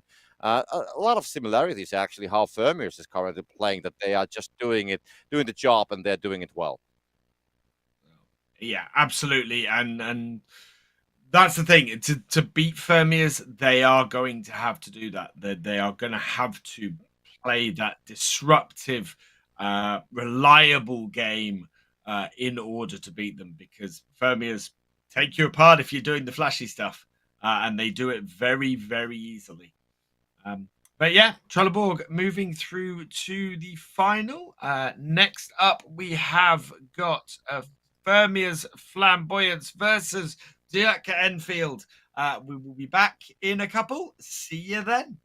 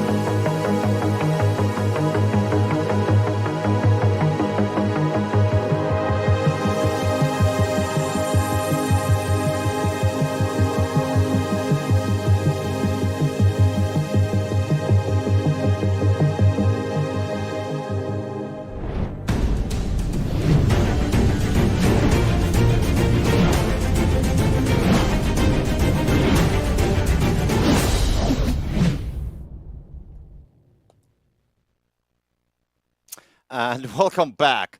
That was the first semi-final, and we still have the second semi-final that's going to be starting in some minutes, and of course the grand final. So 2 games are still remaining. 5 matches are done and 2 to go. what a day. And of course, Trelleborg claiming once again a victory, which we have seen so many times before. Is there, Alex, anything you can think about that game? Like what would have been the key for Farming Friends to somehow, counter the strategy of Trelleborg there? It's a really both those games we saw Trelleborg's dominance in pressing Bales again, and I think it does go back to those initial selections of bailers and getting stuff off the podiums. I think any team that is looking to disrupt Trelleborg needs to deny them whichever bailers they're after. That seems to be the bigger ones. I think not letting them get the Chrome, not letting them get the Case, and not letting them get the New Holland is a really important way to go. But they have a selection of tractors that then allow them to do really well with the smaller balers as well. So it comes partly in the ban phase, making sure they don't have the right tractors to have those options, and then denying them the options that they really need when they get to that point. It's it's a really tough thing to do to disrupt them, but Yeah. Well, anyways, we're going to be seeing the replays in a matter of seconds from that game. And also, it's good to note now when Farming Friends, they are out of this tournament. Of course, they didn't make it to the grand final and they cannot get to the grand finals, which means that Cortiva and Astragon, they will need to have that playoff match to see who's going to be getting there because they are currently tied on the 8th place and that's going to stick. So nothing's going to change that anymore at this stage. Fermius Flamboyance, Ehrenfeld, and Trelleborg, who has advanced to the later stages, they are currently already secured to be on the grand finals as well. And the only thing which we don't know is going to be Astragon or Cortiva who's going to go there. And the playoff match will happen, I guess, like after this tournament. I have no schedule about it for now. So that is going to be deciding the last spot on the grand finals. Yep, it's going to be a real last-ditch Hail Mary for Cortiva there to keep that 8th place position and make it through. It's really interesting watching this match back, and you can see all the things that Trelleborg are targeting and all the equipment they're grabbing. They like to use this Case Baler a lot, and they grabbed 2 of them in this second match. And it just works so well for them. And Wooler just being so precise with all his bales and everything. Whereas Farming Friends failing to get bales like this in the bottom are a good example of unforced errors that were allowing Trelleborg to win. Now, our next match is Dirk Ehrenfeld versus Fermius Flamboyance. Dirk really want to win this. This will place them into 4th place overall, winning this. In fact, I think they may even be there already, but no, I think they need this to get into 3rd place. If they do that, they will avoid both Fermiers and Trelleborg until the final stages of the grand final next time. So it's really important match for Dierke here. Having said that, Fermius Flamboyance are on a massive winning streak at the moment, and will be really interesting. Okay. Well, I mean, we have seen the great performances so far. I mean, Ehrenfeld, we saw how well they played today. So this is a very interesting game. I mean, Fermius Flamboyance, they have been pretty flawless as well. But Ehrenfeld, I think they have shown a performance which we haven't seen for a while. So this will be a close battle, I expect. Very much so. And I think these points here at the pick and ban phase are going to be of vital importance. And we're seeing that Massey Ferguson tractor, the second most powerful, I think it is, of the tractors. Yes, it's up there. It is a great tractor to ban. I would say that and the T-Series Vultra are good tractors to ban. The Deutzfahr and the John Deere have been banned as well. And are they going to go Fermiers and ban that Vulture? If it does, it cuts Dirka out of a possible strategy. And yes, that's exactly what they're going to do. That means, oh no, it's not. Are they going with which are they going to go with? They have gone with the Vulture. Now that, to me, the story of today, banning those two powerful front loader tractors either forces the team to use the JCB, which for some reason no team wants to do, or causes them to go with the heavier, bigger tractors. So it's really interesting to see what Jerka will do going forwards. We've got Unstoppable and Bottleneck are the two choices that we have on the setups, and Fermiers have not reserved a Baylor. So they are absolutely at the mercy of whatever it is that Dirka manages to pick up or doesn't. They have to beat Dirka to as many Baylors as they can to really restrict what they can do. And that would be such a disruptive piece of play.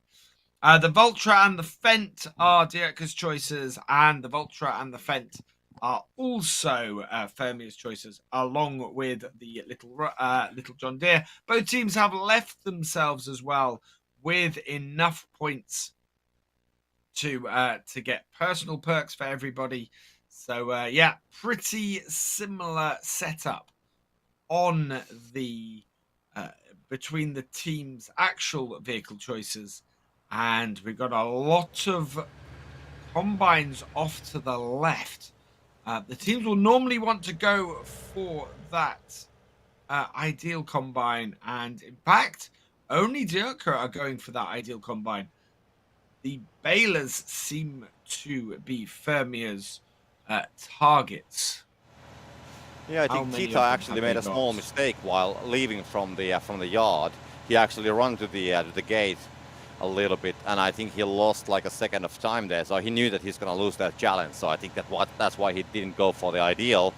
But yeah, we can see Ehrenfeld already here on the fields, and Gepi is actually in a pretty close situation. So he's very close to the bridges, and he should have the time to go for the drawbridge when he's going to be getting that bale done. It is done, so he should be actually winning the first bale. I think I haven't seen yet how the Fermiers is doing, and yeah, he's going to go for it. And let's see, he needs to get this swing in, and he's going to get that 145, which is definitely that they are showing that they can challenge this.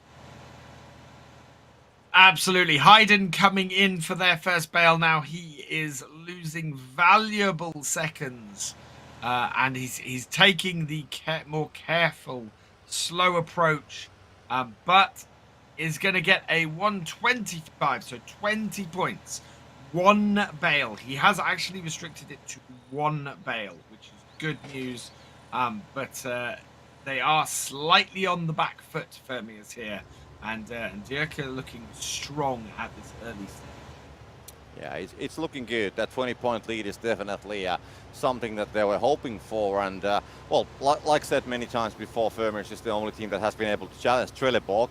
And even though I wish no harm to anybody, but in a way, I would love to see Ehrenfeld's strategy versus Trelleborg as well. So in a way, having that kind of a grand final, I wouldn't mind about having that. But of course, also having like the rerun of the last tournament's final between the Fermiers and Trelleborg, I'm not going to mind about that either.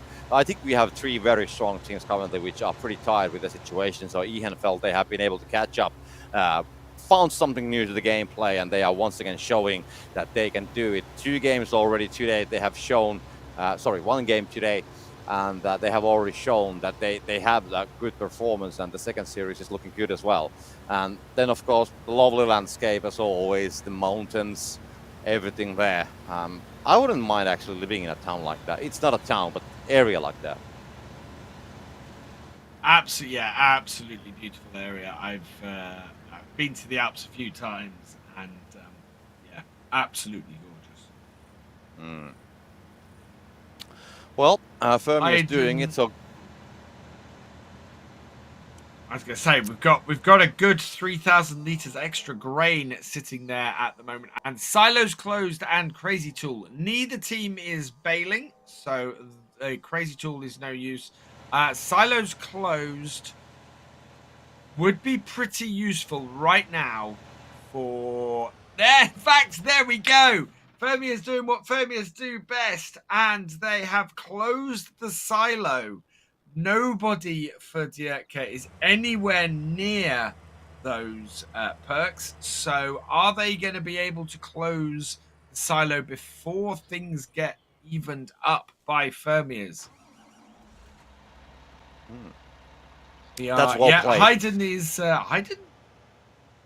Don't quite know why Hayden is not trying to deliver though when they have that. I think that silo might get closed before. No, there is nobody anywhere near from Dierke to grab those power ups, and it looks like Hayden is going to be able to deliver all of that grain completely unopposed. I mean, last time when we saw Hayden and Vermeers with the grain and with the silo closed, it was the other way around. So Hayden did deliver his grain, and then he went for the silo closed, and this is a little bit differently. But still, Vermeers are getting that multiplier to, of course, the 3.0 if they want to. They're going to settle down with a 2.7, it seems. Ehrenfeld, they are preparing the counter-attack, definitely, as they are collecting at the same time as well. And they do have the unstoppable instead of the bottleneck, so that is something to keep on mind all the time, because Vermeers, the belt is not moving currently, as they will put it to 2.7, so it's too much, unfortunately. So I would say that even though it seems that Vermeers have a slight advantage, maybe, but I mean, Ehrenfeld with that grain and those bales, so the situation is actually not that bad for them, even though they had the silo close. So I don't think that they have suffered so much. And yeah, as you're saying, a maximum multiplier that Fermiers can go to is a 2.4. Dierke now delivering grain, freeing up the conveyor belt of Fermiers and sending the multiplier the other way. I fully expect Fermiers to even things up a bit, try and hold it at that 2.4 if they can. Dierke bringing in lots and lots of grain now. Yeah, but Vermeers at the same time is collecting more.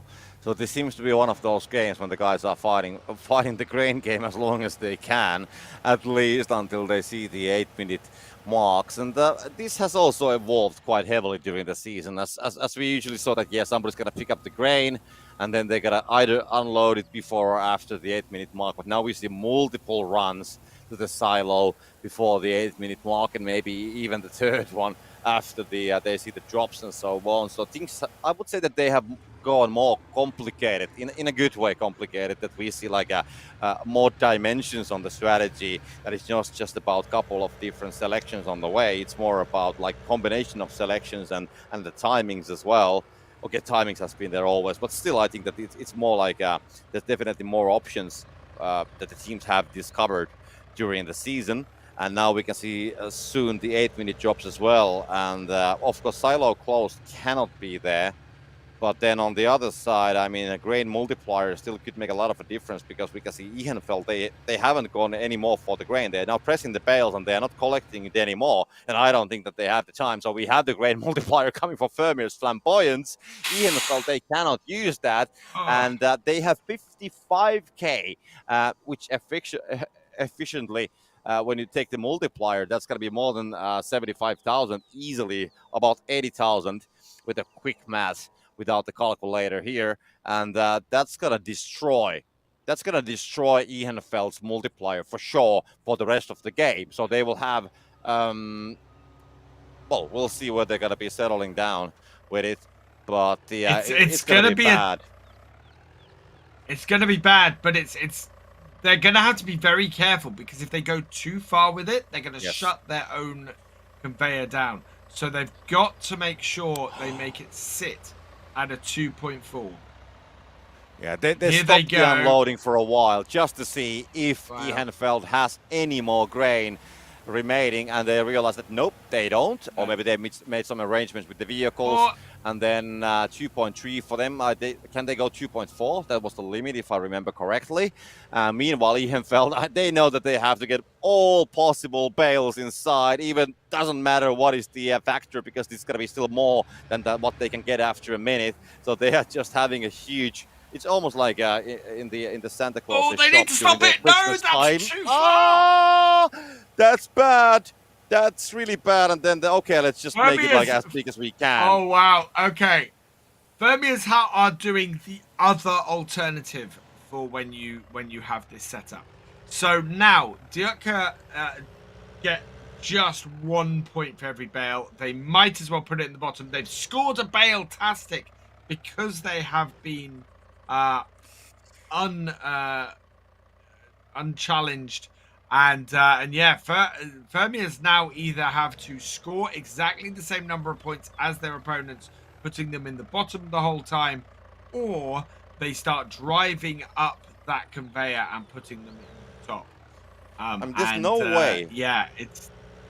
They try to build a combo, it seems, that they're getting the bales there. That's what they're trying to do. But I mean, if you want to win it by just with the raw numbers, you have to deliver 20 bales more to come up with the gap. And that's not going to happen. 20 bales, no way. 20 bales more, I mean. Yes, they can do 20 bales, but they cannot do 20 bales more. The gap is 200 points. Yeah. And that is just, I mean, that is too much. They have to get more points than just 10 out of the bale. There's no other way. And there we go. And Fermiers are doing it. They've gone for this tactic, but the trouble is it's so time consuming. They'd have been much better off going for that 2.4 times multiplier, loading as many bales as they can on there, and scoring the points that way. But I think it's doable. I think it's definitely doable. It is very good. Yeah, I mean, they get 90 points per one run on top of the belt, and they have 5 minutes remaining, so the time is not really, I mean, yes, it's gonna take some time, but they have the time. They are early. I mean, if this would be like 2.5 minutes on the clock, then they would be completely screwed, to be honest, but they still have the time. But even a one single mistake here, if Tita's gonna fall down from that belt with the bales on the front, it's gonna be a huge problem. But that's gonna be another 90 points. They're gonna be almost close to the gap already. Of course, Ehrenfeld, they know this, and they are stacking. I mean, that's gonna be definitely a combo push. It's gonna come. And Fermiers, they're not so far away from the combo either. They have 6 out of 10. So let's see what they can do here. So I want to see how Ehrenfeld. I mean, if they time that right. Yeah, but if they time that right, can they get a combo and a counter combo at the same time? That is doable. They've got 7 in there. 20 bale points to Fermiers. There's 3 points in it. And if Tita wants to do 3 bales at a time, it's going to be very hard to count. Okay, now they will just push them in. They have 7 out of 10 on Ehrenfeld's side. So Tita just puts them in and will deny the combo. They know that they cannot afford. They still have 12 bales and 3.5 minutes to go. So they can wait for it to get those 90 points. As long as they don't give any more ways for Ehrenfeld to gain, a bigger gap. They can definitely, I mean, these are going to be 60 points now. There's only 2 of them in the front, but I think that's going to be fine. So 60 points from here, that's going to be actually taking the lead. But at the same time, we have Ehrenfeld putting a couple of the bales inside. So they're definitely getting close. And if Tita can just keep up with that, we can see Volvit trying to get another combo situation building here. Oh, this is such a heart-wrenching game. They're making it. Oh, this is not straightforward at all. Yeah, I mean, that's almost like me as a child at the sandbox building something. He's just organizing something that he can crash on later. And at the same time, we don't see it, but definitely, Tita's going to be climbing up there. That's going to be another 90 points, and now they will definitely take the lead. And that's going to be a clear signal for Ehrenfeld that this is not yet over. We are here, and he's trying to fit there. It's going to be hard. No! Just do it. And can he will get 60 points, maybe? He's got Yes, 30, and then 60. getting He that needs to get one. that one before Oh! it kills. There we go. Amazing Oh. job with the front. And there we go. Forward tries to go for the combo, and that's gonna be a And combo. a Bale-tastic. They will get it, and now But Furbiers, they still have 2 minutes, only and they 90 have the points. Yes, but 6 bales for Ehrenfeld. They can go maximum currently with 7,500 points, and there's still 14 bales. But now the time is the essence of Vermeers. They will need to start doing more of that. Couple runs in 1.5 minutes to the higher floor of the barn from Tita, and then putting the rest on the first floor. I think that's it. That's gonna be enough. Unless Ehrenfeld can build another combo, but I don't think it's going to be doable anymore because the timing needs to be completely right, and they're just getting the bales done as well. How many more times can Tita go up this belt between now and when this ends? It takes him so much time to get on there. Yeah, I mean, this Yeah, and I maybe think this one is his time last after run. this. This and maybe Yeah. one, if they are lucky. But this is going to take them to the lead if he can just fit all of them in. And once again, he's doing a great job. They will claim the lead. And it's the same amount of bales. So just getting, let's say, 2 of them to the second floor and then showing the other ones on the first floor, unless these guys are going to build a combo again, as we have seen the Bale-tastic being done once, 35 seconds. I mean, Alex, how are your nails doing? Oh my heart is racing. This is just the craziest. Yeah. They're no trying to combo get for another them combo. anymore. They've been blocked on the combo. 20 seconds left. Go, Tita Tita, go! needs to get these he in. needs to get it done, and that would be These enough. have to go in. Go there! And Let's go, 11 baby! seconds, Drop that 10 weight, seconds. and He's it's just on the couple belt. gets him inside! It's going up there. He's gonna get it in first time. Oh yeah, gone. baby! He's done it! Tita has done it! Fermius flamboyance! Look at how well Tita was getting the job done. Doesn't matter if we don't have the belt, we are still running the show. Unbelievable. Look at that. It is. 43 bales delivered for Dierke. 29 delivered for Vermeers. And yeah, Vermeers take it. That is insane. That's how you do it. That's how you do it. So, Ehrenfeld, watch closely. These guys are showing. I mean, maybe we should change the whole virtual farmer coaching stream as maybe as a Tita, like a how to run on the belt stream instead. That is, that is how to win by making it really, really hard for yourself. It is what that is. I mean, I'm just speechless. That is using their opponent's perk against them.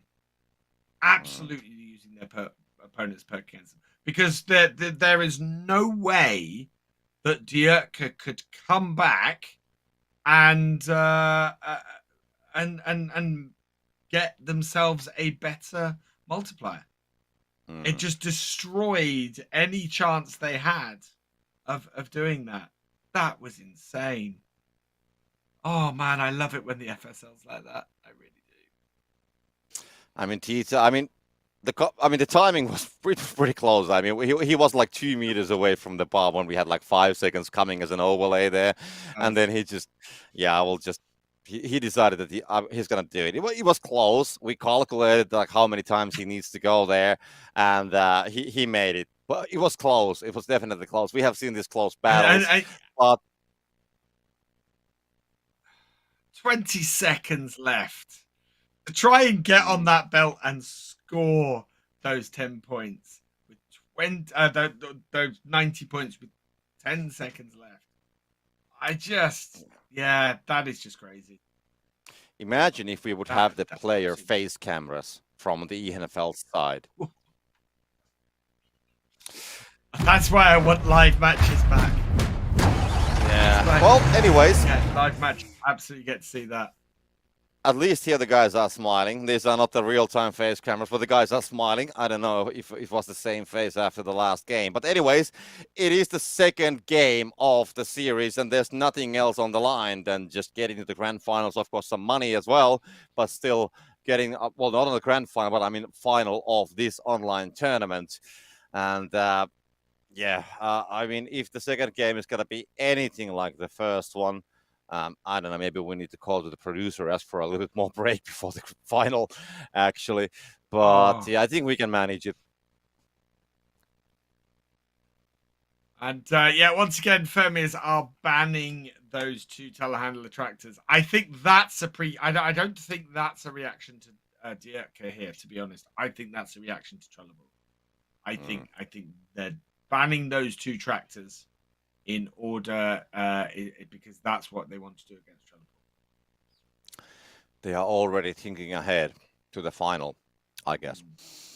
But let's see the captain picks. So still, yep. And then banning them means that they're not tempted to use them as a result. Well, the same perks, unstoppable and bottleneck. So no changes there. So there's no reason why we couldn't see a similar ending or a similar strategy being used there.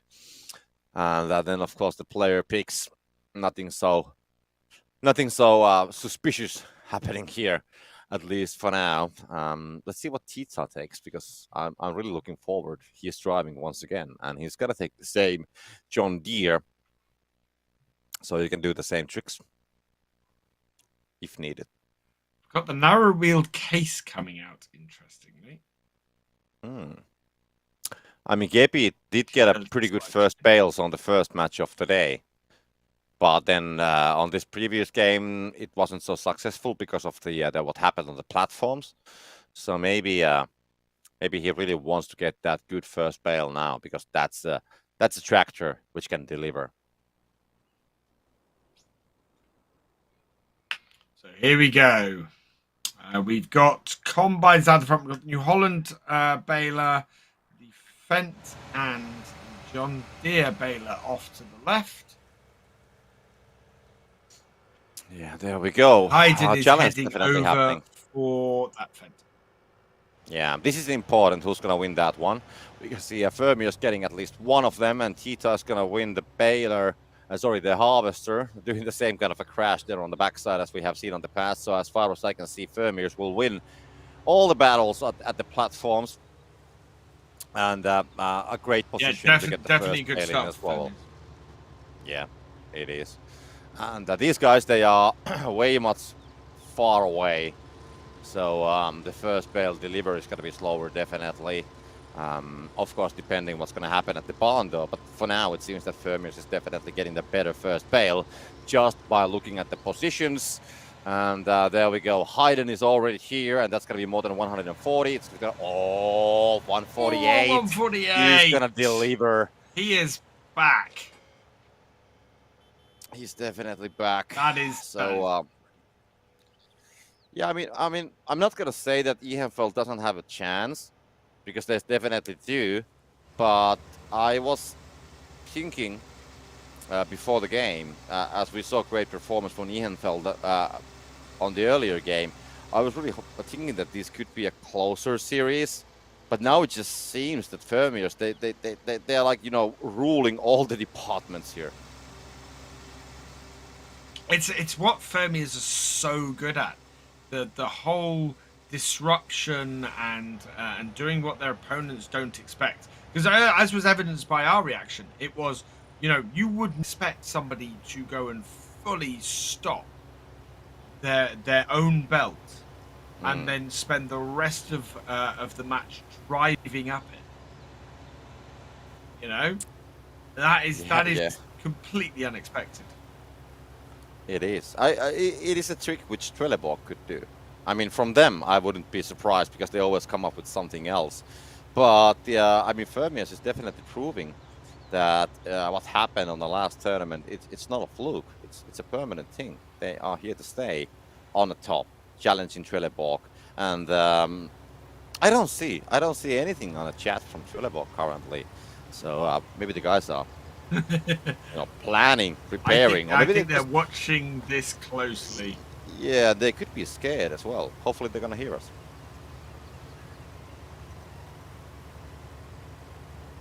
But the okay, so we go back to the sceneries. I'm not gonna tell you about the mountains and the background. I have said that a couple of times already. I guess the viewers can enjoy the view. Anyways, because I think that every time when we have these sceneries, okay, let's have these 12-minute drops, and then it's gonna be time for a pancake joke once again.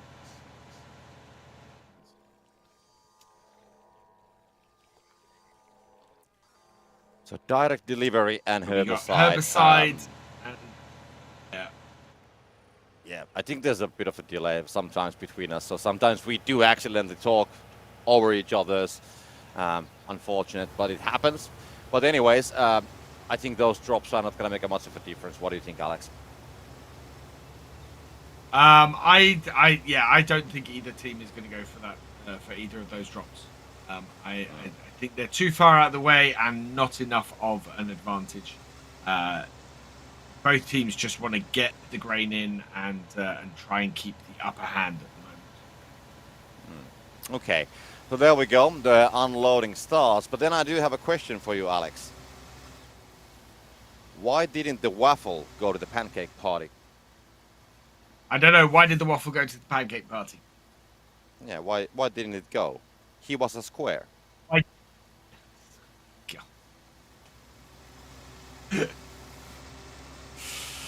There we go. They don't get Okay. any better. Yeah, I mean, the good thing is that I'm gonna be running out of these pretty soon. So maybe this is the only broadcast where I have them. So that's a good or a bad thing. I don't know. But yeah, I mean, well, we have the time for it. But we can go back to the game as well. So nobody went for the drops. And Ihenfeld and Fermius Flamboyance, I mean, yeah, 39, actually 41 points of a difference after the first bale. The grain game has been, I would say, slow compared to some of the earlier matches we have seen. So yes, they are doing it, but the multipliers are 2.0, so we don't see like any huge things building up there meanwhile. And I think they are more like, focusing what could come at the 8-minute drop.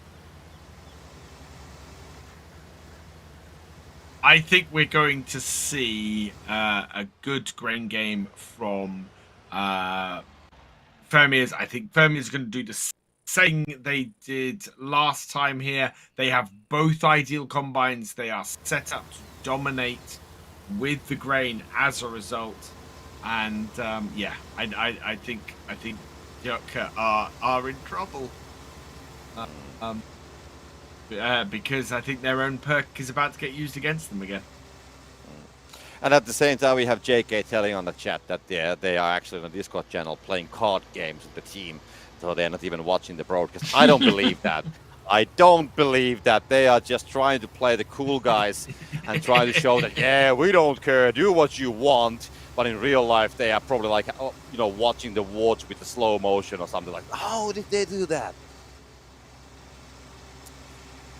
Anyways, the thing is, I don't think there's a huge amount for Trelleborg to learn from Fermiers here, because the tactics they're using at the moment are very much tactics you use against Unstoppable.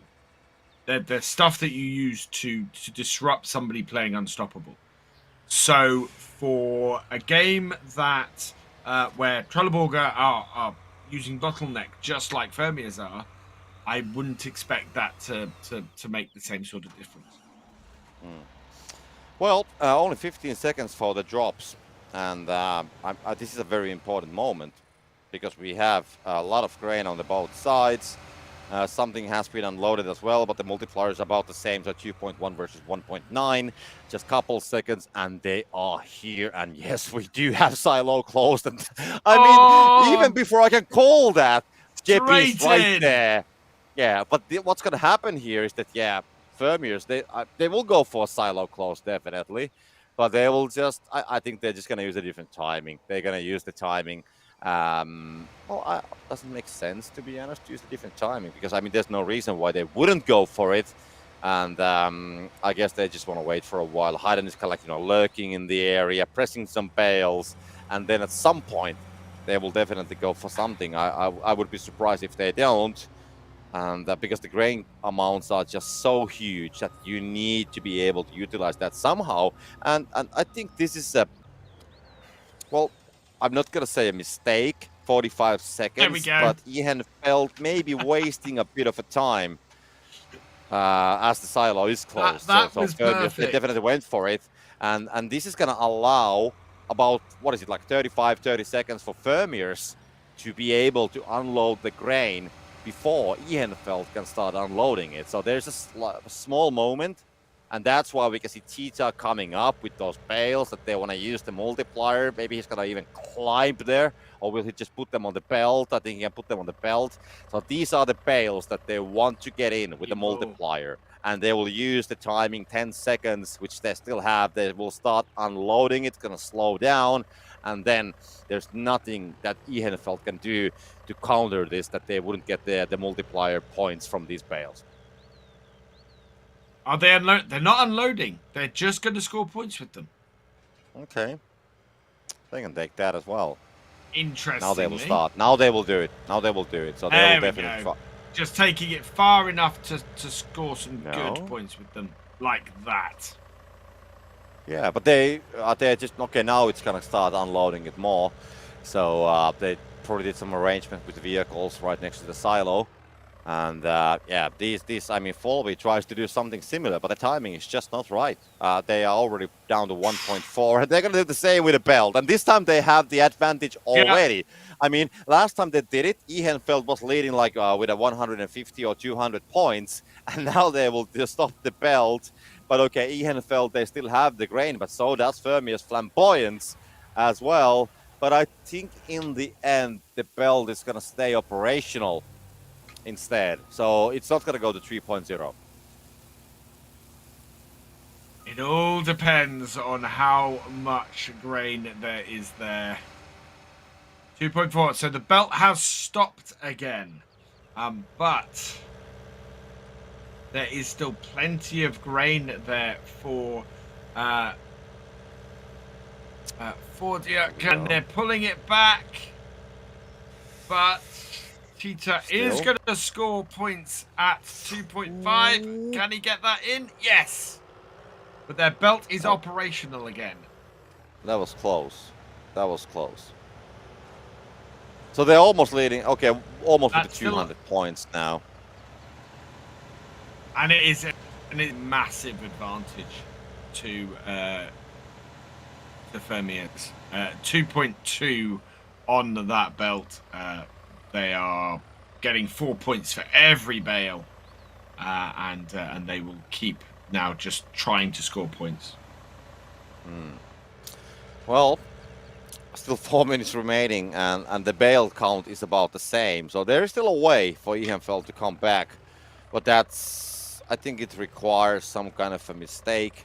I mean, not like a huge mistake, but a small mistake from Fermier's side could even out the situation. Of course, the multiplier switch, that can definitely help, and Ihenfeld is going to go for it. So if they have the bales ready, yeah, they have the time. So that's a they have the really long one. Yeah, it's 100 points, so they clearly have somebody next to the belt. Yeah, Folby, look at this, 4 bales immediately. It's almost like a like a Black Friday sale that everybody's gonna be online just waiting for it, and this is gonna be huge for them. They're gonna be getting some more points. Okay, it's not like they're getting 4 points per bale more, but still, it's a close situation. So every point is gonna count. And Fermius, they will put these on the belt. I think the first bale is going to go maybe in with the lower multiplier, but then the multiplier will switch back and the rest of the bales will get inside. Yeah. Now, the advantage they had there, of course, is they also had the faster belt, so they were able to score points really quickly on that, and that has really evened things up. The trouble Fermiers have is they have this really slow belt, despite the fact that they've got the multiplier, and they need to just keep loading bales onto here to try and just get as many points as possible. This is going to be a very tight battle. Ehrenfeld, they have a slight advantage for now. And they do have a, well, pretty much faster belt, as we can see. So I wouldn't be surprised if we see Tita at the end, once again, on top of that belt. Because they might not have the speed on the belt they need to get all those bales in to the second floor. It is just so slow. 2 minutes on the clock, and they're definitely closing in. That is 6 points on the belt. And the problem is for Ehrenfeld that they are running out of bales at the same time. They only have 6, so the advantage is on the Vermeer's side. So I would say that if both teams can put all the bales in, what they have currently and also later, still on this game, Vermeer's will win it. But that might require that they need to do some tricks as the belt is just so slow. And Vermeer's are getting these bales on a nice regular basis. They have the bale advantage. They have the multiplier advantage. The only issue they have is that this bale is so slow. But regular loading on, and they will be fine. In fact, they are heading for a bale-tastic. And ooh, is Falwy gonna try and counter? No, in fact, it has been countered. Yeah, it has. But yeah, less than a minute, and Fermius comfortably on the lead. I mean, Ehrenfeld, they have 5 bales. So if they put all those 5 bales in, they're not gonna catch Fermius. So they even need more bales. So I think it's a done deal for Vermeer's. Ehrenfeld, a great try, but yeah, for now I just can't see how they can come back from this situation. They can try. They don't have the bales for the combo, and we can see Folwy just, sitting here, waiting, having his coffee break. Pretty handsome man, actually, driving that tractor when you look at it. Maybe just a bit static, but still he's, at least like focusing at work very heavily. He's not posing for the camera. And Tita now going up on that belt. Again with 10 seconds left. I don't think he's going to make it this time.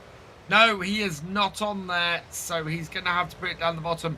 Doesn't matter. They are well over 200 points ahead. And, yep, it's going to be Vermeer's Flamboyant versus Trelleborg in the final today. The final is it isn't a repeat of last week. Of last month. It is a grudge match, though, because Fermi has knocked out Trelleborg last tournament. Can they do it again to take this tournament? That's going to be an interesting one. It will be. This time it's going to be Vermeer's also delivering a bit of more bales. I think they delivered few less on the last game compared to the Ehrenfeld. But yeah, Vermeer's proceeding to the final of the online tournament, and Ehrenfeld will have to settle down with a tied third and the fourth place. So not going to be proceeding to the finals. Was still a great performance. Will claim some more circuit points, but they anyways going to the grand finals. So that's for sure. And a great showing from Ehrenfeld. I mean, amazing game. The first one today and this one as well. Well battled. So I think they are definitely currently looking as a team who can challenge, the third place maybe on the Grand Championships as well. But anyways, so we still have the Grand Final remaining. And Alex, what do you think? Should we go for a break, or what's your opinion? I think a break is probably a good idea. We'll settle down a little bit, and then we're going to come back and we're going to have Trelleborg versus Vermeer Flamboyance. The grudge match is on. Who will win it? We'll find out in a couple of minutes.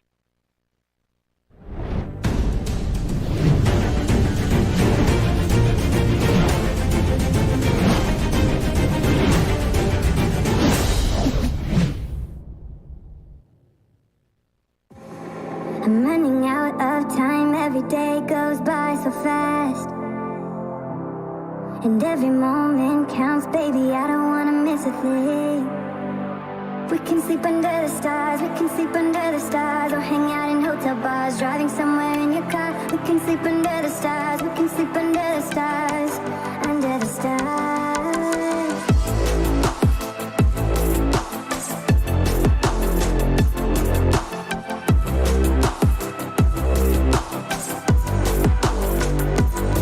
Baby,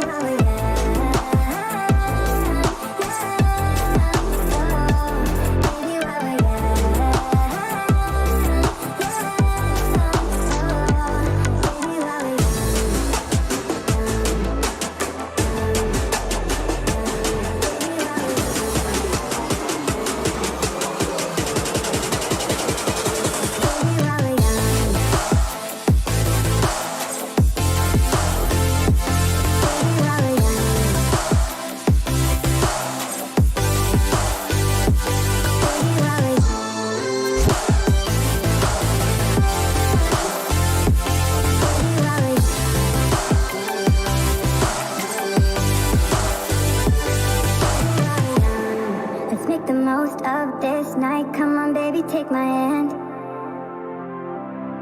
And we don't need to do the things we don't want to do.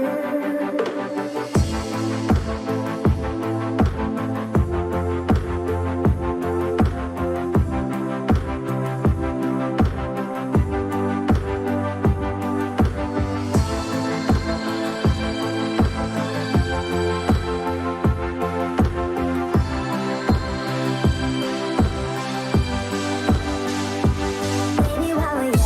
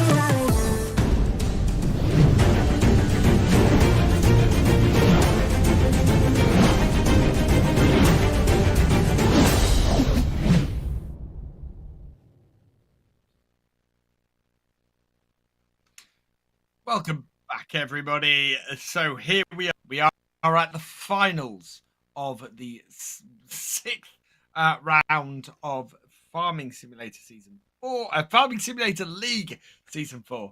And I'm losing my brain at this point. How are you doing, Copter? I mean, well, it's about 4 minutes when we saw the last time, so nothing has really changed on the way. But definitely excited about the finals. Of course, as we saw, Fermier Flamboyance proceeding as the second team to the grand final. And, well, Trelleborg, they made their way there earlier, so they had a bit of a rest. They played some card games on Discord meanwhile, so we shall see how well they are prepared. So anyways, it's going to be an epic game. But of course, before we go there, we're going to be seeing the replays and kind of like the whole how this situation built up, because we had so much hype from Ehrenfeld, and at least I had let's say I was expecting that they're going to take this series the third game. So we'll see from the replays how this actually all played out. But the once again, the middle game, it was the key. Absolutely was. And that's the thing. Coming into the middle of that, Fermius Flamboyance, absolute masters of the grain game, able to get more grain than their opponents 9 times out of 10.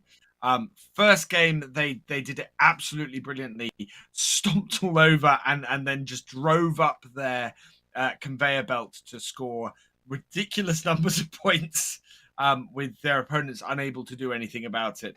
And then the second game, even there, you know, they still had a 2.2 to 1.8 multiplier that meant they were just scoring more points constantly, even with a slower belt. So we're going to have a quick look now at a replay. Yeah, we can see the how, well, Fermier, for example, denied the loading to the silo. That's the one thing.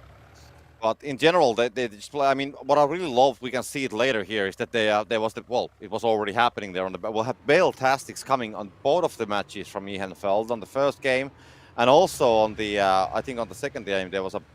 Or was it actually on the second game? They had 2 Bale Tastics on the first game actually, so we saw 2 Bale Tastics, and they were really building for it because they only had a 1.0 multiplier, so there was nothing they can do about it. So they were really building for that. Here we can see Folby just organizing like Lego blocks there, just to be ready to shove them in and get those points home. And Tita, of course, showing these amazing skills. I mean, he went there on the first game. He also did the same, and he's the Bale Tastic coming right here. And you can see Gepi actually pushing Folby, giving some additional horsepower to that push as well. So a great team effort. But in the end, in both of the matches, even though they did a great work with the with teamwork, they were not able to match Fermier's performance, unfortunately. And coming into this second game, and it was just, we were expecting much more of the same, but Dirk came in, they were ready for it. They got that multiplier switch for 42 seconds, and it looked like they were right back in the game at that point. And then slowly but surely, we saw Fermiers coming in and just adding more and more points in. 120-point victory in that second one. Not quite as big as the first one, but still showing us exactly why they are so good. That mastery of that grain game is brilliant, and it's going to be wonderful to see that go up against Trelleborg's mastery of the Bale side of the game. Two teams, completely different strategies, both very capable of disrupting their opponent's gameplay. It's going to be one hell of a final, this. It's going to be a hell of a final. I'm really looking forward to see how it's going to go. We heard how many Noble chests Trelleborg already has, and I think Fermiers, they have some as well. So I think, Fermiers, they can at least try to close the gap on the Noble chest on the count of that, if nothing else. Of course, they're fighting from the prize money and from the circuit points as well. But I guess the bragging rights are on the team who owns the most of Noble chests given away for the winners. But there we go, Trelleborg and Fermiers Flamboyance. And in a way, this is a battle between the esports post and the Relax guys. Absolutely. We've got a lot of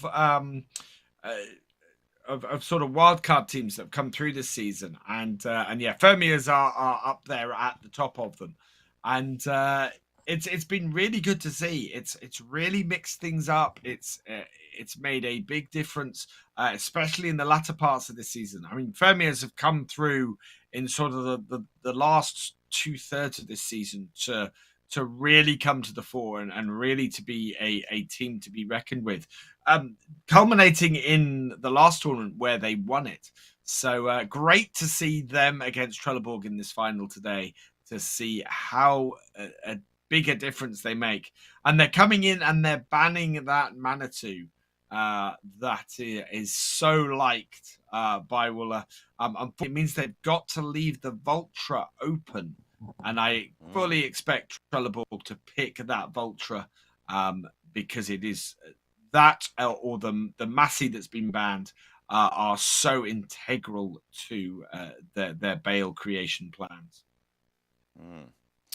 Well, Bottleneck versus, I guess, Bottleneck would be making sense. And yeah, it's pretty fast selection as well. And yeah, then we see that Fermiers Flamboyance.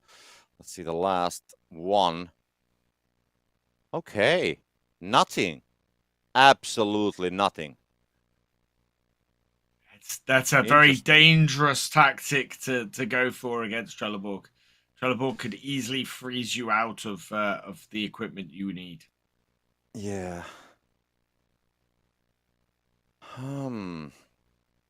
Okay. So the player picks, they are coming in, but the Bottleneck, that's the one. And we have seen these teams to play. I think last time when they played versus each other, they used the Bottleneck on the both sides as well. So and of course we saw the previous match as well, how that went. Of course, there was Unstoppable in play as well. But yeah, I think that Fermiers is going to be fine with this. In a way, we know that Trelleborg is always fine with everything, and they just find a way to adapt. But the nothing, that is like showing a clear warning signals to me when you look at things from the Fermier side of things, because people love underdogs. I'm not gonna lie. I love the story how Fermiers have been able to challenge Trelleborg on the last final or the last tournament, and if they can do it today as well, well, definitely they will challenge. And I just want to see how that's going to go in the end. But there we go. We don't have to wait any longer. There's no room for mistakes. That is something we know. And Hayden, we can clearly see the difference on the speeds of the tractors as they're heading towards the platforms to pick up the utilities. We can see Trelleborg claiming the New Holland one. We can see the Hayden getting his own baler as well. And I think teams, they didn't mostly challenge on anything. They just, picked the different ones. And to me, it seems that Trelleborg have better picks. So Vermeer's, no, I'm not going to say that. As we can see that there's already 2 guys making the first bale for Vermeer's in the background. So it's going to be pretty even. I actually think Fermiers have done really well with the 2 balers they've got hold of. They've got hold of the Crone baler, they've got hold of the Case baler, and that is going to be really important for them with these 2 big tractors. It's going to mean that they can get 6 bales back with every run, whereas Trelleborg are probably going to get 7 back with every run, and with Vermeer's mastery of that grain game that we were talking about, that is probably going to be good for them. We know that Trelleborg is quite happy to. Oh no, that's not good for Vermeer's. Yeah, Heinen wanted but to yeah, be, we know Trelleborg is. Ooh. He's out. Yep. We know Vermeer's is. Trelleborg is quite happy to sit there with a 1.9 to 2.1 multiplier against them. But if Vermeer's themselves are not bringing any fewer bales back, that is actually going to end up counting against Trelleborg. So, yeah, it's very interesting at this stage. Yeah, the first bale situation. I mean, Heinen, he had he had a chance to get a better high first bale, but he decided that he will just take it safely, will not toss it. But then he made a mistake with the safer way. Okay, not the safer route, but the safer way. But the difference is only 7 points, so it's not the end of the world. I do have a feeling that 7 points will be important at the end, because if the game is going to be tied, we know that both of these teams, they are very good in operating, without the belt even. So if there would be a situation that, the multiplier is bad and so on, both teams have ways or means to counter that situation. We have seen, JK, Wooler, whoever from a Trelleborg side to operate on that belt, on top of that belt, and we have seen, nobody can forget what Tita did on the last series as well. So I think it's a pretty even situation on that skill set. The first drops are here: direct delivery and speed limit, no bales, so the direct delivery makes no sense. Speed limit is something you can pick. It's going to have a minor effect, but I think on a final like this, you can't really afford to not pick that up if the other team is going to go for it, and that is exactly what happens. Both teams will take the speed limit, and it's not going to change kind of like the balance of the current situation. And I think Trelleborg had to run slightly further to get that, so it has caused a very, very tiny delay to them. But JK is first to drop the grain. I think this will end up being a 2.0 to 2.0. Next to nothing between them at the moment. It's going to be the next grain drop that is going to have the more significant effect, I think. Yeah, that seems to be the case, because there's, no big haul or anything like that, so the amounts are about the same. And they are, so far they are executing the same strategy, both sides, so I'm just eager to see where the difference will come. But it's got to be, around the 8-minute mark, I guess. Grain is being collected, no bales are being pressed from either of the sides. So it's neck-to-neck battle, as we can see for now. Looking at Vermeer's options, Vermeer's has 2 of the ideal combines, which of course carry 17,000 litres of grain. So they have a lot of grain that they can get to the silo at that 8-minute mark. The other question I've got is whether Trelleborg are actually going to empty at the 9-minute mark, as they often do, or whether they're going to hold off and see if grain multiplier comes up. As I said, it's the one Achilles heel I can see in Trelleborg's tactics at the moment, is the fact that they do have this openness to the grain multiplier appearing at the 8th minute and causing them a whole load of trouble. I think that as they are both executing the same currently. So if, let's say, Trelleborg goes now and unload, Fermius will just follow, and the other way around. So I think what's going to be on the next drops, that's of course a thing. But for the time being, they're just following the strategy. And now we can see that it's going to be JK who's going to at least move towards the silos. The question is, will he start unloading or will he wait? I think he will wait. It seems to be the setup. And there's going to be also Fermius doing exactly the same thing. These guys are just following. Yeah, it's going to be right there. So they're going to wait for the drop, definitely. That's only 1 minute away. So both teams are ready for it. So the strategies are exactly the same. And that 7-point lead, it might come handy at some point if they're going to continue doing it like this. We do have a slight situation here, but nothing to be worried about. It's just for the show. I guess he just wanted to stop the tractor a little bit faster and decided to crash on the baler. And just 35 seconds to the drops. And I'm just wondering if there is a silo closed. Okay, that's one thing. So then the teams can, for example, play with the timing. If it's a grain multiplier, then it's both teams can pick that up. But if there isn't either of these, I think that's the most interesting situation, because then it will come as a neck-to-neck battle when they will start pressing the bales and just, showing them in. As we know, a neck-to-neck battle with Trelleborg for pressing bales is very likely a situation that Grain multiplier. I don't expect. It's grain multiplier. and Trelleborg didn't go for it. Didn't do the early release. So now it's a race to who can get themselves in position first and then pick up that grain multiplier. They really need it. Both teams. It's going to make a massive difference.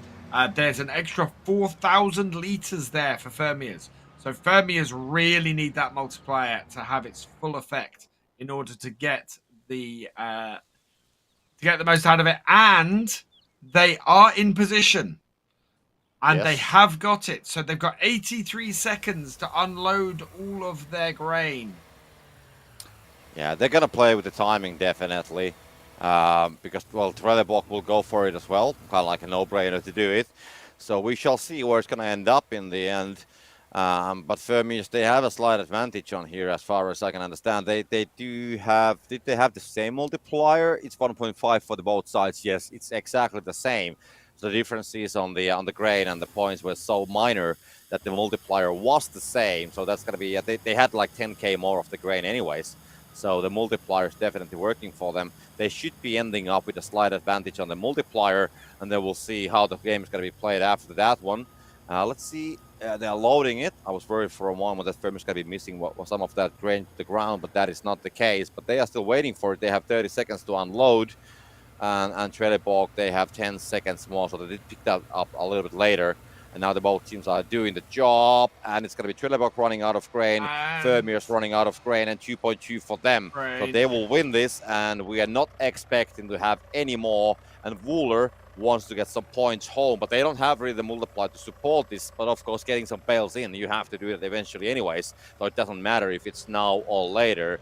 Better sooner than later, I guess. And this is where Trelleborg's ability to press more bales than other teams is really going to come in. They have got to score, they're going to be scoring 4 points less per bale than Fermiers are.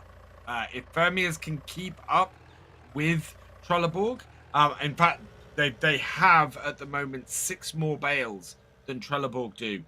If they can keep up with Trelleborg, they are going to win this purely because they have the extra points.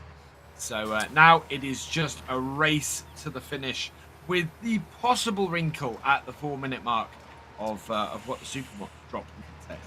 That's going to be interesting to see. I mean, the gap was 7 points after the first bale, and of course that's advantage to Trelleborg. But of course, I mean, just with 2 bales, you're going to come over it already. And yeah, I mean, definitely will be interesting to see, because this is, in a way, I mean, all the multipliers, all the grain game, everything, it just, it went pretty evenly. Fermius getting a slight advantage, but still in the end, I can call this a neck-to-neck battle at the end. And Yeah, we'll see. The next 4.5 minutes there will be quite crucial. Wooler once again doing a great job by saving or salvaging that one bale that was just about to drop from the belt. 3 of them going inside. That is, what is it, 36 plus something points, 54 points from those 3 bales. So it's not optimal, but they are still bales, and Teacher will be starting to do the similar work. All the bales are nicely aligned next to the belt. So he should be definitely able to keep a good. He should be able to keep the belt busy, more or less, as soon as the teammates are just bringing more bales. But Trelleborg, you said it, Alex, earlier. They are good at pressing the bales, and they are now making them. So we'll see if they can find the raw performance instead of the multiplier to kind of like come out of this situation. And Fermiers pick up bale points for the 4-minute drop, which has given them a boost and put them into the lead. Fermiers also doing something really good at this point. They've got. Whoops. Oh, JK's come Cropper on the bridge. He's blocking the safer route, and it's causing problems for Trelleborg. Yeah. Tita is going out there. He's ignoring the bales that are stacked around the belt, and he's trying to keep his balers out there as long as possible, knowing that they've got to press as many bales as they can in comparison to Trelleborg.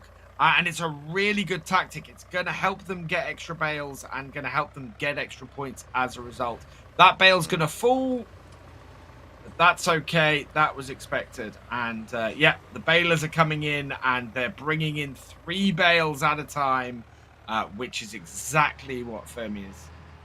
Yeah, and I think JK, when he had that small mistake there on the safer route, he also had 2 bales at the front, which he did drop.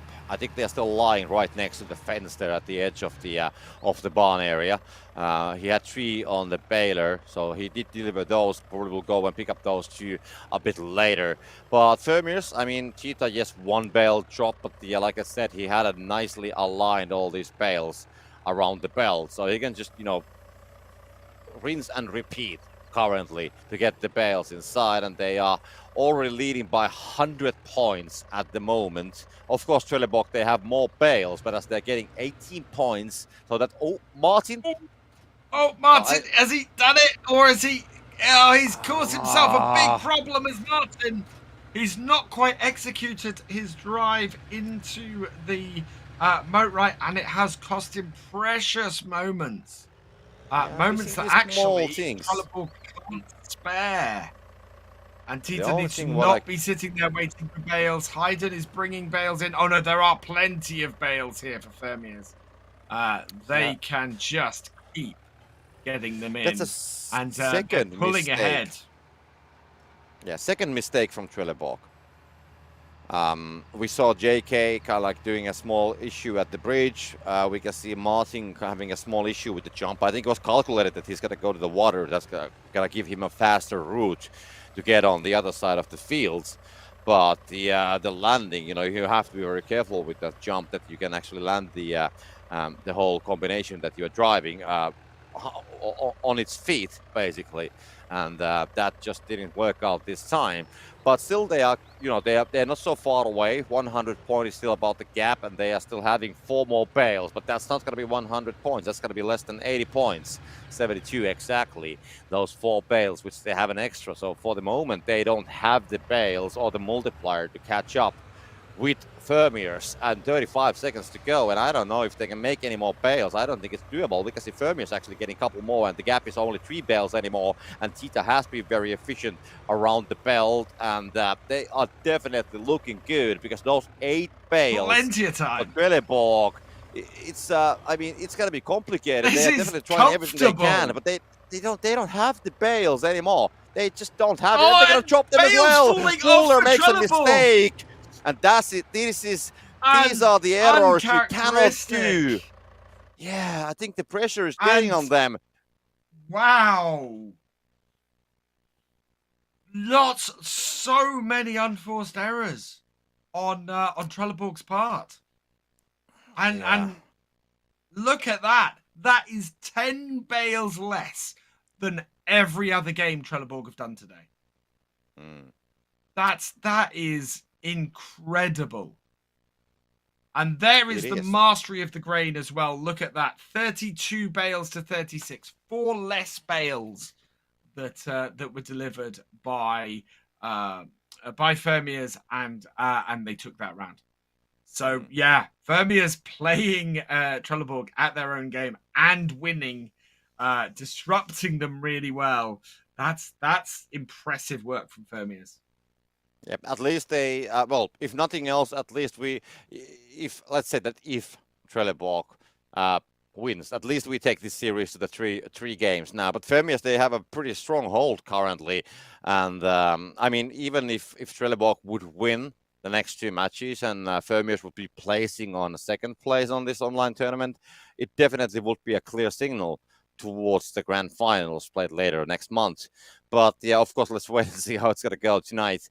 And but Trelleborg, I mean, those mistakes which they did, they had a JK doing the safer route mistake. We had was it Martin who kind of like jumped to the water, and then we had a Wooler. So all the 3 players actually made a mistake on some part of it, and we don't usually see any mistakes from these guys. So I don't know why. Maybe they're feeling the pressure. Maybe they finally need to play like, on that very small top peak performance. And that usually means that you make a mistake here or there once again as well. If you play chill, relaxed, you don't have to worry about the enemies. You have like a master strategy. Then usually you are like more chill and you don't make those mistakes so easily. But I think that they were playing on the edge. They were really playing on the edge. And Fermius has been able to push them on that edge. And I think the most striking thing about that game was how comfortable Fermiers were. At the end of that was a comfortable win for them. There was no panicking. They were just methodical, placing the bales on there, bringing the bales in. There was no mad rush to get bales in right at the end. It was a masterclass. It really was. And yeah, I'm loving what we're seeing from Fermiers at the moment. I'm loving how much it's mixing up the FSL, and it's going to be good to see what happens this second match. What Trelleborg can do now to adapt to this and come back and see if they can win this second game. Yeah, true. So yeah, let's go find out. We're going to be waiting for a while. There's going to be some players who are preparing for it. But still about those mistakes, I mean, we had only one mistake from the Fermier side, and Tita was missing 1 bale from the second floor. That's the only thing. And they didn't like panic about it, just like you said, that they were relaxed, they were comfortable playing it. They didn't worry about it. Yeah, it can go down. We're going to be fine anyways. And that is exactly what happened there. So but we're waiting for the second game to start as soon as the players are ready. We don't know when that's going to happen, so we just have to wait for it. But yeah, anyways, one thing is for sure, this will put the Ehenfeld's performance earlier to a different scope, to a different kind of like it has a different meaning. It's a completely different kind of a performance which Ehenfeld did, because they were still able to, in a way, challenge Fermiers. So I think that the Ehenfeld's performance earlier, it was better than we understood at the moment. I get that feeling from how they did in the quarterfinals as well. It was a very different way Diotka came through from the quarterfinal into the semis, and it shows that again how good a team Fermiers is. Well, there we go. The second game is just about to start. All the players are connected, and we are doing the bans. Let's see if it's going to follow the same pattern, or does somebody want to shake things a little bit by choosing something, let's say, unexpected. Maybe someone's going to ban the fast track. I'm actually half expecting Trelleborg to come with the telehandler for this second game. Well, are they listening to me? Ah, dear Lord. There's still the Massey telehandler, of course. But yeah, it wouldn't surprise me if Trelleborg came in with the telehandler at this point, just to try and move things a bit faster and to be a little bit more precise with their loading and stuff. I also expect this game Trelleborg to be targeting the bigger balers straight off the pack. They allowed Fermiers very easily to get the Crone baler last time, and I think they must have allowed them to get the case baler as well. And those two are very, very important for Fermiers' end game stuff in order to keep up with the bales that Trelleborg are bringing back. So yeah, I fully expect Trelleborg to be targeting those this time as well. Yeah, I gotta ask one question. It's completely unrelated to the player picks, and it's not a pancake stuff either. That baler icon there, the white one, does anybody else see that it looks like a rhino on wheels?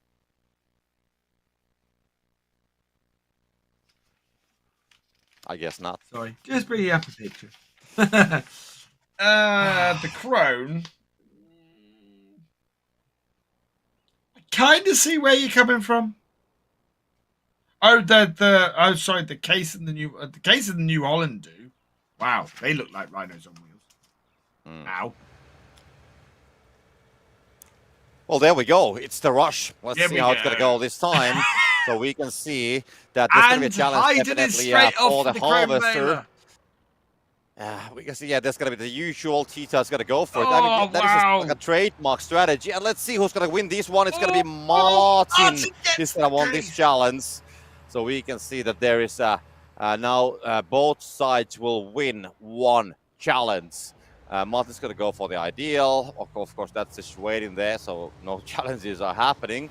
And we can see at the same time JK and Wasit, well, anyways, Trelleborg going for the first bale. Same goes for the Tita and Hayden. Hayden is done with the collecting. The bale has been pressed, and Trelleborg, they don't have the bale yet. So Hayden, this time Fermiers, I mean, they won it even though they lost the first bale. And this is the time when he needs to show that he has what it takes. And there we go. It's going to be not a toss.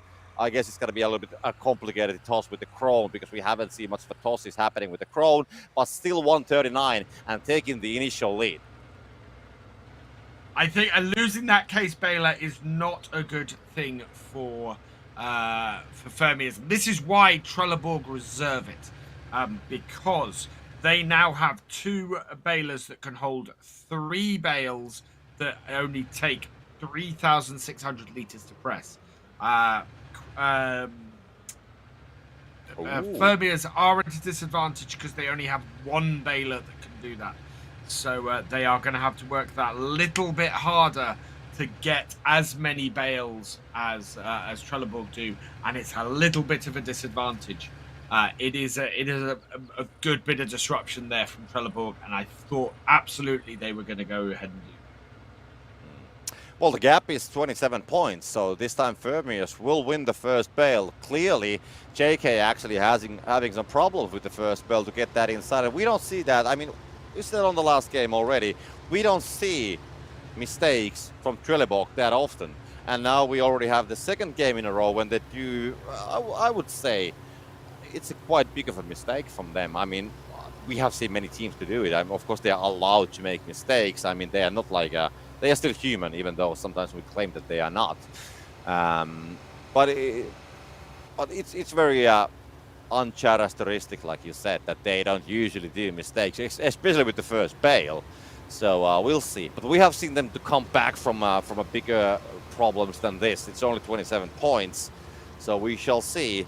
Are the strategies going to follow the same pattern? Is there going to be something else that's going to be kind of like a dividing how they play? Because they really did the same strategy on the last game, and now we can see that at least they're collecting the grain. Trelleborg has a bit more of it. 12-minute drops are right here, and it's not going to be silo close this time because we have seen silo close so many times with the 12-minute drops. It's Herbicide and Crazy Tool, and they are not really pressing the bales, so either of these will make much of a sense. Yeah, it's neither of these are really worth either player coming out or either team coming out and getting them. Hayden is heading off to drop the first of the grain, and in fact, no, Trelleborg are there first. So by a couple of seconds, JK will be dropping the first lot of grain. Again, as I said last time, this is not going to have a massive effect on either team. This really will just sort of even things out. Something that needs to be done in order to keep things level. It's that mid to late game where things start to really sort of kick off. Yeah, not gonna change much. I think well, Trelleborg was slightly leading on the grain game earlier, so they had some thousands of more. So yeah, there's a chance that they can get a slightly better multiplier for the time being, but it's not gonna last for long. Whatever's gonna happen. So I guess we just have to wait and see what is the next plan for these guys. But yeah, the grain, the first batch is delivered for the both of the sides, and they will just go collect some more. So yeah, the difference is about 7k, I guess, for Trelleborg. But 2.0 for both, so they're just gonna keep it even, and that's about it.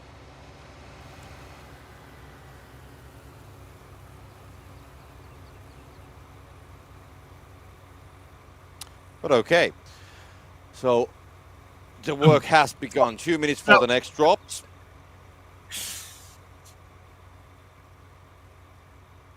And I guess Alex is somewhere there, but he's got to be coming back at some point. Well, maybe he's just, I guess he's reading the stat sheet currently. I think that's what he's doing. He's just examining like what can be done differently. He's going to try all the, I mean, like I said, Alex is like a farming simulator Wikipedia.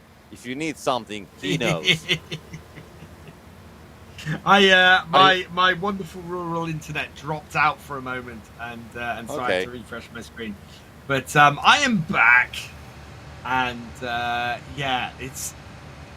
I think Hayden has filled his overloader, and actually so's JK. You can see how much these teams actually train together and work together, and how similar their base tactics are. Because they are exactly the same place at exactly the same time. They cut the same parts of the field.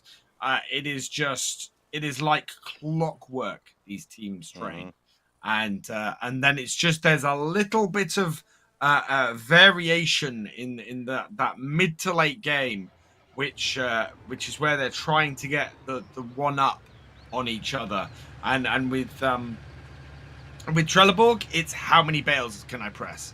With Fermiers, it seems to be how much extra grain can I get. And so that is where the real difference exists between them. And then it's just really how it plays out with the drops over those two. Yeah, the bales are not yet there. But yeah, the strategies are very similar. And in a way, Fermiers is, well, on the last game, they did beat Trelleborg on their own game, which is I cannot kind of say the importance of that achievement enough, because it was like a very well played, and now we do have the drops coming in, so we shall see what's going to be offered and how the strategy is going to be reflecting to it. And there we go, bale multiplier and speed up. I'm not gonna have, I mean, this is gonna be a pretty neck-to-neck battle. They have some bales, but I mean, even 1-2 bales with that multiplier is gonna make all the difference. Well, not all the difference, but a lot of difference compared to the current score situation. And both teams, they have 61,000 of grain as well. They go exactly with the same amounts. This is, So, that goes in the timing. Trelleborg's favour. If their grain is identical, that's into Trelleborg's favour, because Trelleborg are just so good at pressing bales. Yeah, I mean, They if really they now are. get the multiplier on their way, they still have some seconds to pick up the bale multiplier, and if they now manage to find the gap to deliver the bales before the multiplier goes down, that's how they can make something here. And we can see both sides going for the bale multiplier. We can see Fermier starting to unload as well. Trelleborg did leave 23k of grain to the right next to the silo, so this is getting so even. And both teams, they pressed the same amount of bales as well. 5 or, okay, not exactly the same, but anyways, close. And now there's 6 for either of the sides. So this is going to be interesting. Can they actually deliver the bales? We can see that definitely Trelleborg is unloading more. Fermiers, they still have the grain available. And they need to be fast to get that, even that the Trelleborg cannot be catching up on them, because as long as the Bale multipliers, the grain multiplier is 2.0, and both teams are trying to do the same thing with the bale multiplier by delivering the bales, and that one bale left on the ground, it can change the whole situation. Because if from whatever reason we can see Wooler delivering these 3 with the multiplier and Fermius just 2, they will actually catch up and go maybe even slightly in front of them when it comes to the scores. Fermius, though, do have 3 bales already sitting there. Is that going to work? There's no way that's going to work. No. 1 bale in, the other fell.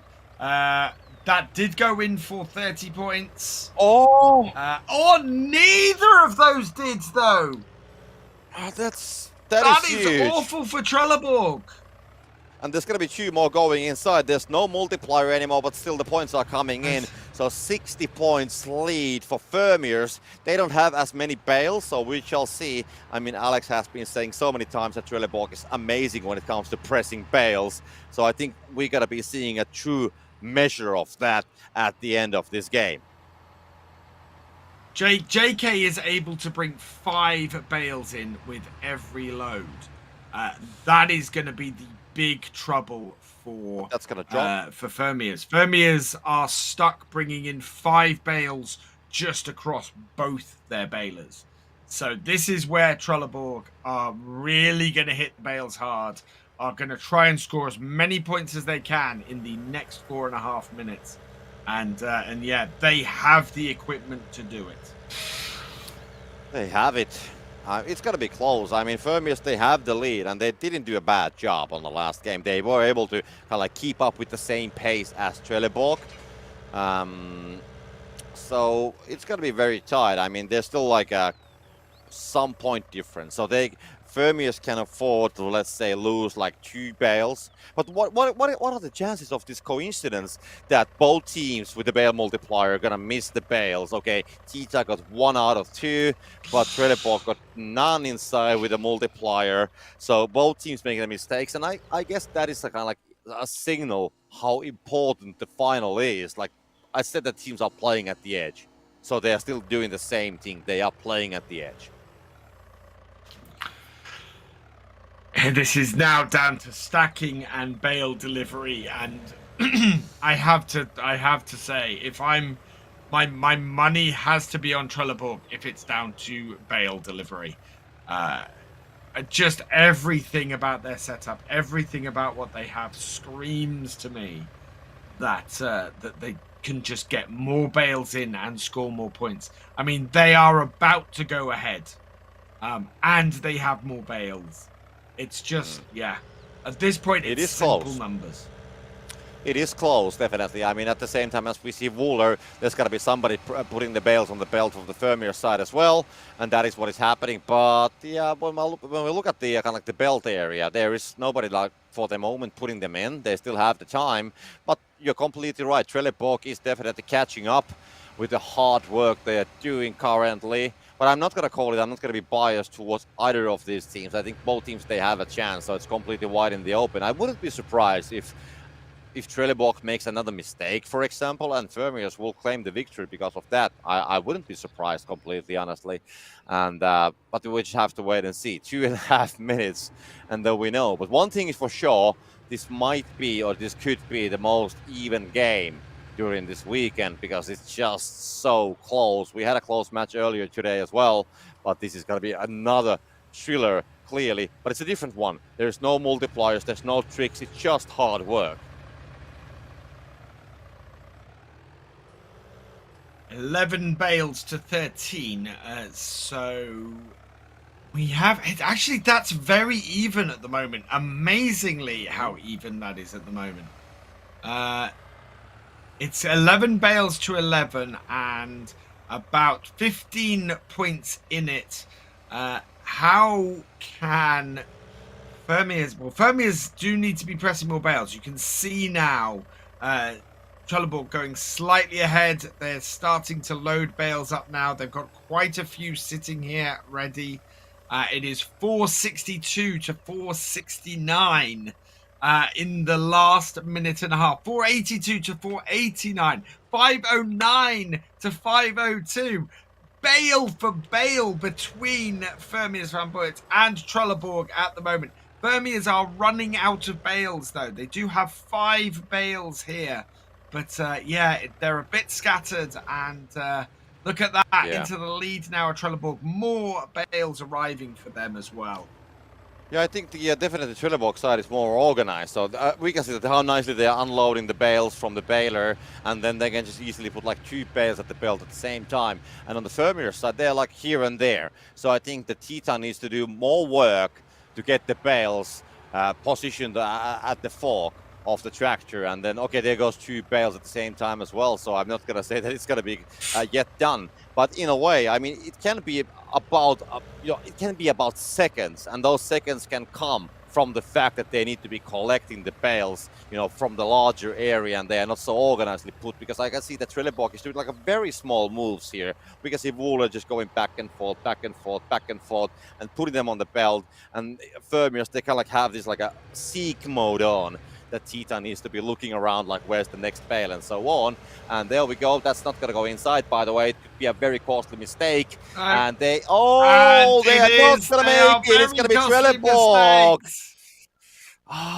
So Fermiers, they will lose. Back. Oh, yes, man. Yeah, Trelleborg will just I think the take bale the count. second game and will force it to the third game.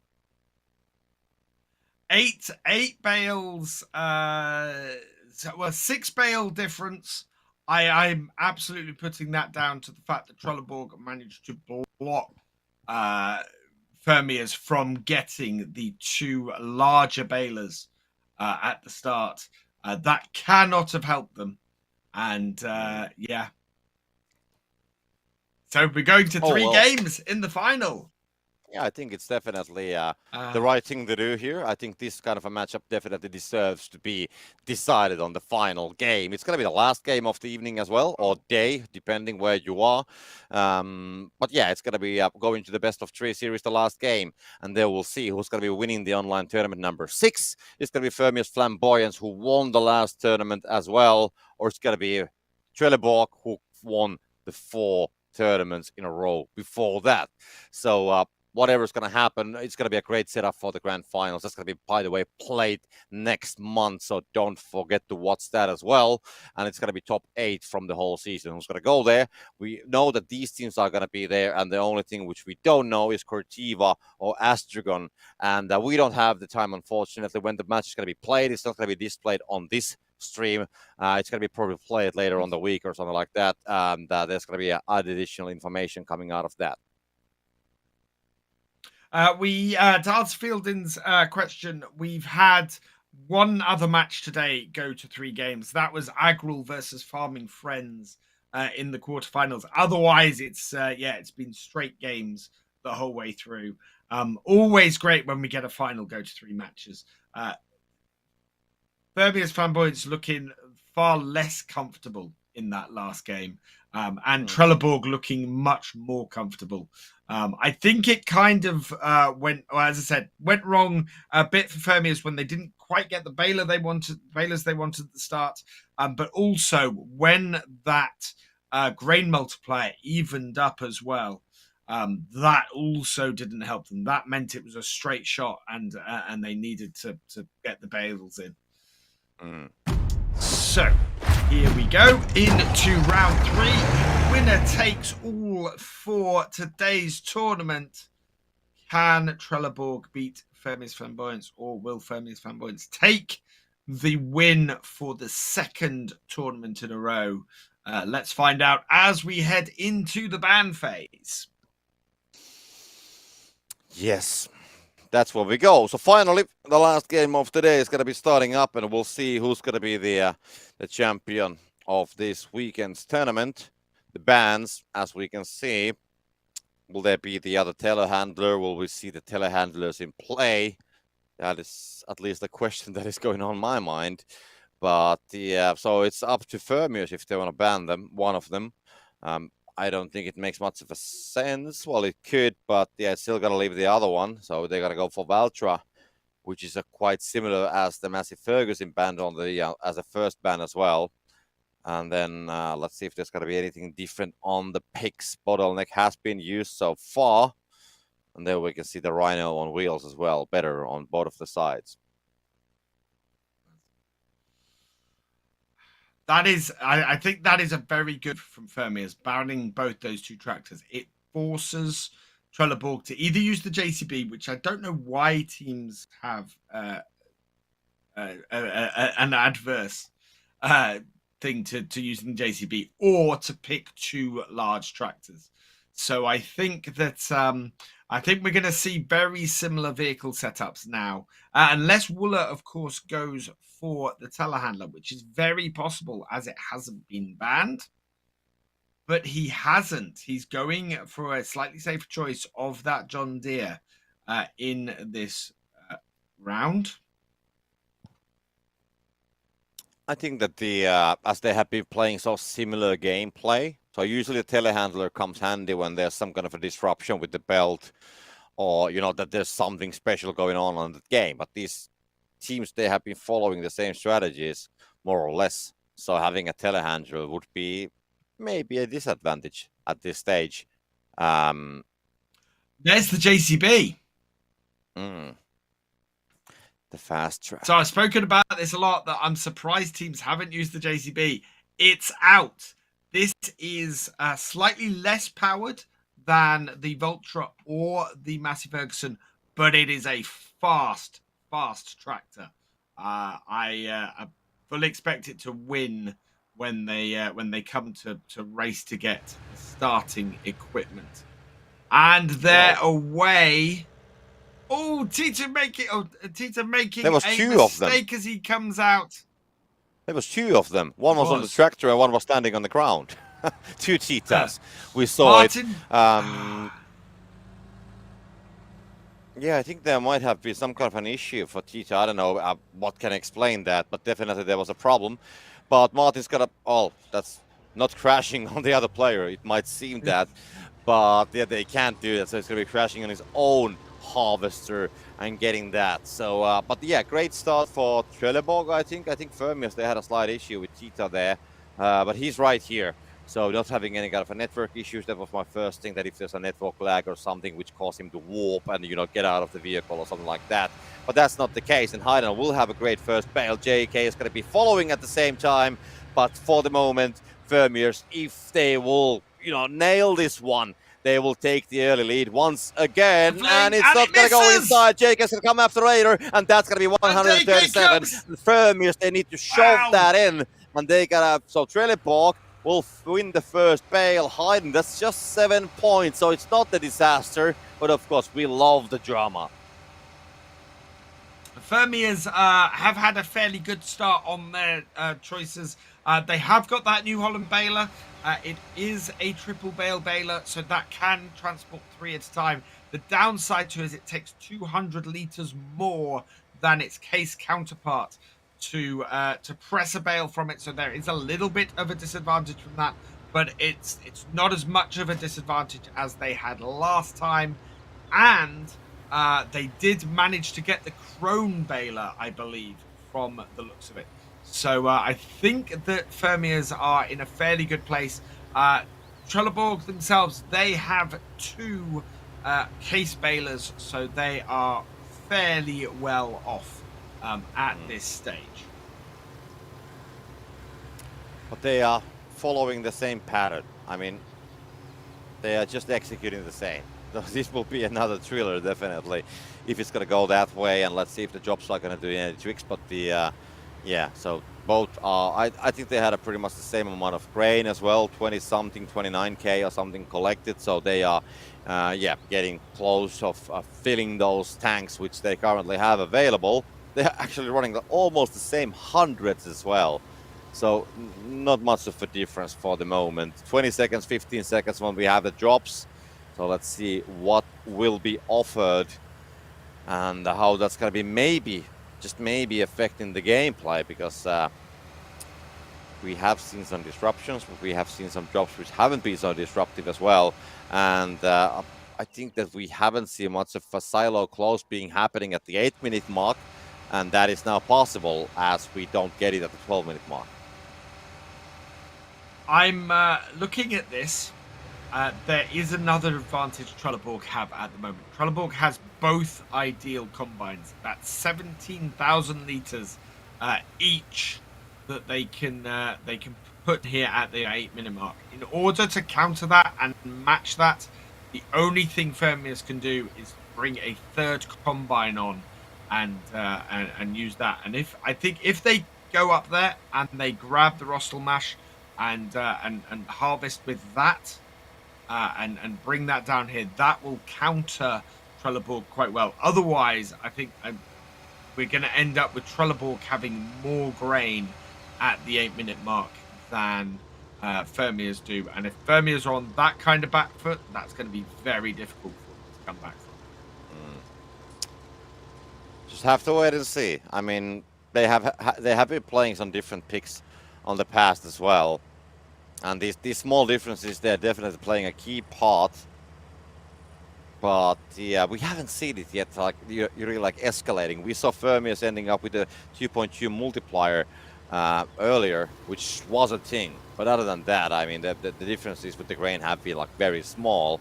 So let's just wait and see. It's so hard to call, but you definitely have a point there. So now we just have to wait and see if that's got to be a thing or not.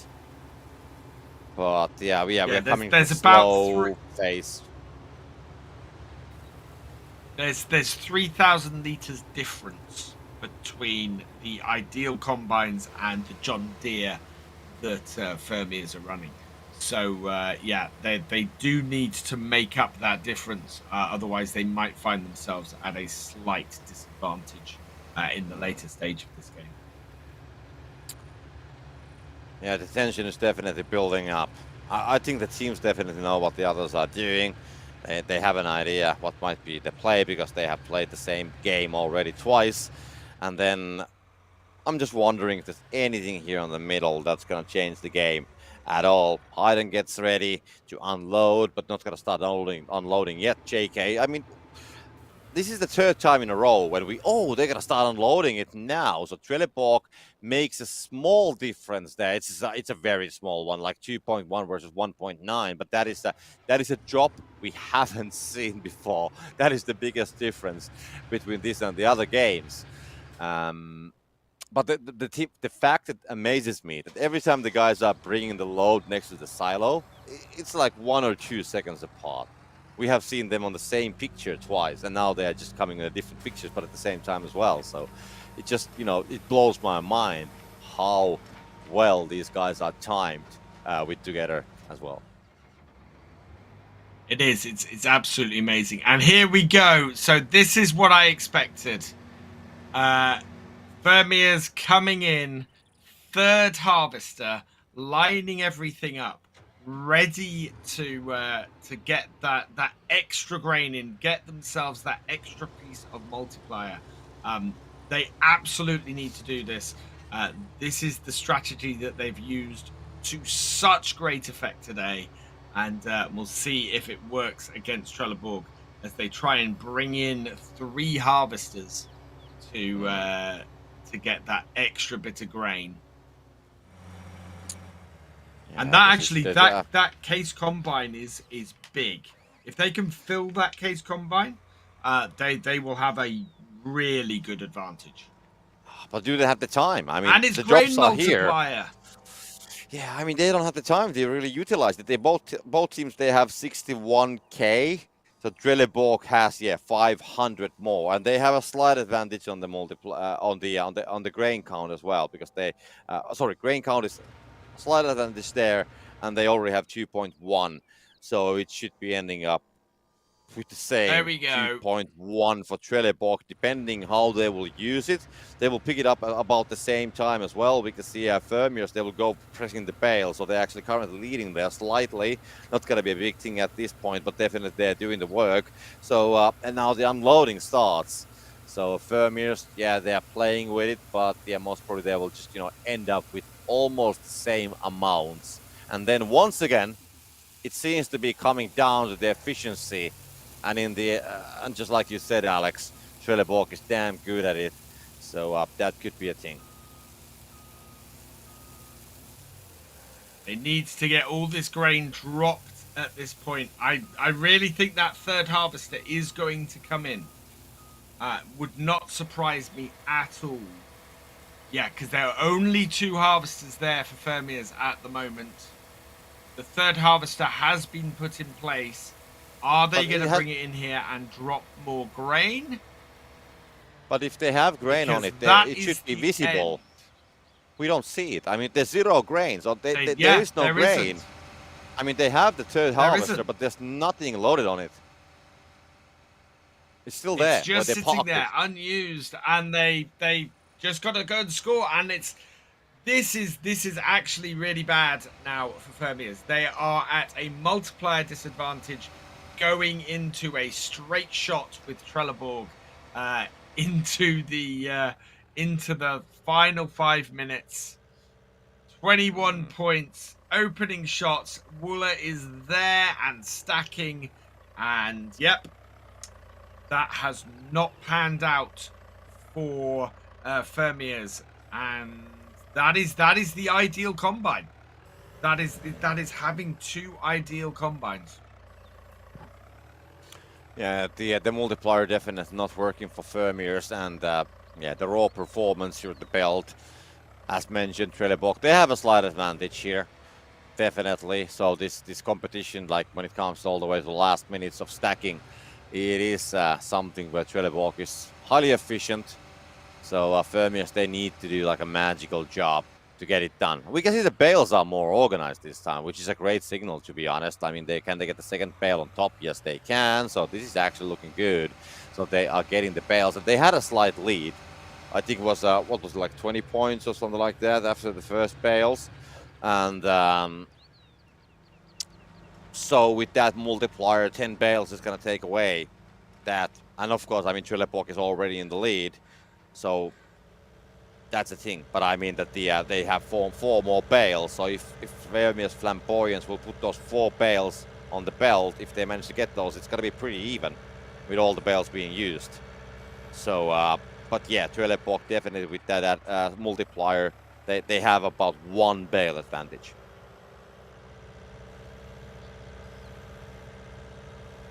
Wooler coming in with 3 bales now, having pulled them out of the field. A healthy lead at the moment for Trelleborg.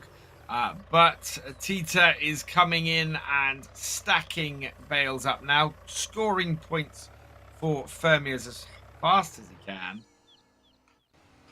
And Lord Baylor, 2 bales. And it's go going for it. to Fermiers. Yeah, he's going to pick that up, so they will catch a little bit. As we can see, they're just 25 points away. And we can see Tita putting 2 more bales, so they will actually claim the lead for the moment. And they do have more bales as well. So, but at the same time, Trelleborg getting some bales on the belt as well. So both belts are super busy at the moment. And the stacking challenge is definitely ongoing, as both teams are just trying to do everything they can to get every possible points. But that super drop definitely was something that Fermiers needed. And this is going to be like very close once again. 3 bales sitting out there for Tita. And that is actually a pretty good way to do it. Get the bales out there, get them so your stacker can easily pick them up. And then you baling, you get 3 more bales then kicking around instead of your stacker sitting around waiting for you to turn up with bales. Works really, really well. Well, both teams are definitely busy getting the bales. I think there was a 3 bales per player on the Fermier side as we saw the delivery convoy arriving here. Tita's gonna put them right on the belt. The other bales are waiting, so it's gonna be time to get back to work. And this is actually looking pretty good for Fermiers as well, because the bales are very well organized this time, and that's gonna help with stacking definitely. There's 2 more coming for Trelleborg, 42 points from this, and they are, you know, just taking couple bales there to once again to take the lead, but the gap is just so small. But the multiplier still at 2 points. It can, and it maybe even will be the difference all the way in the end. But Vermeers, they do have more bales still available. I guess there's, well, one on the belt, so that's going to be just a couple more bales remaining for them. But it's going to be very close. Fermi is holding their own with the bale collection at the moment. There hasn't really been a closing of the gap between Trelleborg and Fermiers. They are loading bales on at roughly the same rate. They have had a sort of a 4-5 bale difference for most of the final part of this game. This is the point at which, though, we start to see Trelleborg pull ahead if they're going to. But it's still a 4 bale difference. And 4 bales at the moment is enough to win this. I'm just counting it. I think I don't think that Fermiers have the bales, because I was counting that when we actually had about the same amount. So there's some bales on the belt, so that's confusing. I was counting that in a way there is actually a more than 40 points gap, and they have a couple more bales. And that's gonna be just slightly too few, and 45 seconds. So I'm questioning, do they have the time to get all the bales on the belt, which they need? So I'm afraid that Trelleborg, just with a few points, they will claim this at this point, because that's how it seems. They have some bales, 4 of them remaining, but Fermiers, they need to get all of them inside. And even if they get all of those 8 bales, it's gonna be 140 points, which is good. All these bales need to go in. 700 for Fermier. Show me the other belt. That's where the action is currently. There's only one. And they have to put them on the first floor. It's not going to be enough. It is not going to be enough. They will try to get some more last bales. Martin's going to make a final push. And that's going to be one more. It's not enough. It's going to be Trelleborg. They will claim the final game from this weekend's online tournament, and they will win the 5th tournament out of 6 from this season. So they will claim back the throne, and they will go to the grand finals as, I would say, the favorites. You called it. You absolutely called it. That bale, the bonus multiplier, the multiplier for the bales, that was it. 35 bales each delivered. And there we go. It's gone to Trelleborg for the 5th time out of 6 this season. Not quite a completely clear sheet, but near as damn it. Wow. It was very close. I mean, Fermiers had a great performance today, I'm not going to lie. They played very well. They won the first game. They lost the next 2. We had a great final. Definitely entertainment for all of us. And I hope that people enjoyed it. I definitely did. And Fermiers, just so small things. I mean, 3 games in a row, they were executing the same strategy. And in the end, it just came to the very small details of the strategy. How much grain, where, here, 1 bale here, 1 bale there. So, I mean, these guys are almost like following each other in every move. And then one small thing here, it's going to change, give like 10 points away. And then, those are the things that make the difference. And that is that just means that we have a very high level of competition, which is good. Yeah, and I absolutely don't think you can count out Fermiers for the end of the season. Going into the grand final, I think they are a very strong team. They came close to beating Trelleborg today. All 3 of those last 2 matches were a lot closer than the first one was, and of those games were a lot closer than the first one was.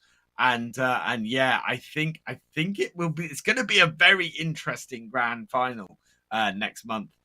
There is everything to play for. There are lots of teams who are really, really good. And I think it's going to be really interesting. Well, we have the replays from the last games or the last series, so let's have a look at it. They are right here. And as we keep talking about the grand finals, by the way, they are at 19th of November and of course the 20th of November as well. So that's in about 1 month from here. And of course you'll find the coverage from the same channels as always. And that's going to be played on LAN.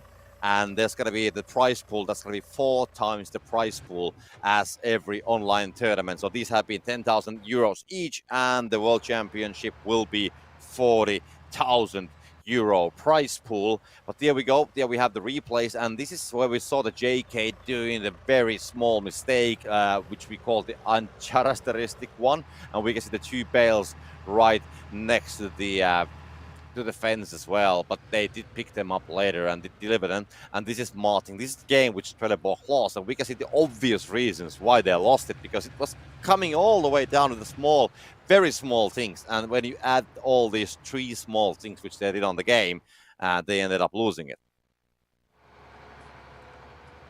And the second game, it started turning very, very differently for Fermiers. You can see here Martin beating the Fermiers player to that baler. They really, really needed the balers, those larger 3 bale balers, which had a lower amount to press a bale on them. And these last 2 games, Trelleborg got the case, and they had the case reserved, and that really made a difference to how many bales Trelleborg were able to press and to get in. It made them quick, and it gave them a lot of points in a short period of time, and allowed them to keep up with Fermiers. The really interesting thing about it is that both of these games, both these second games, felt a lot closer than that first game did.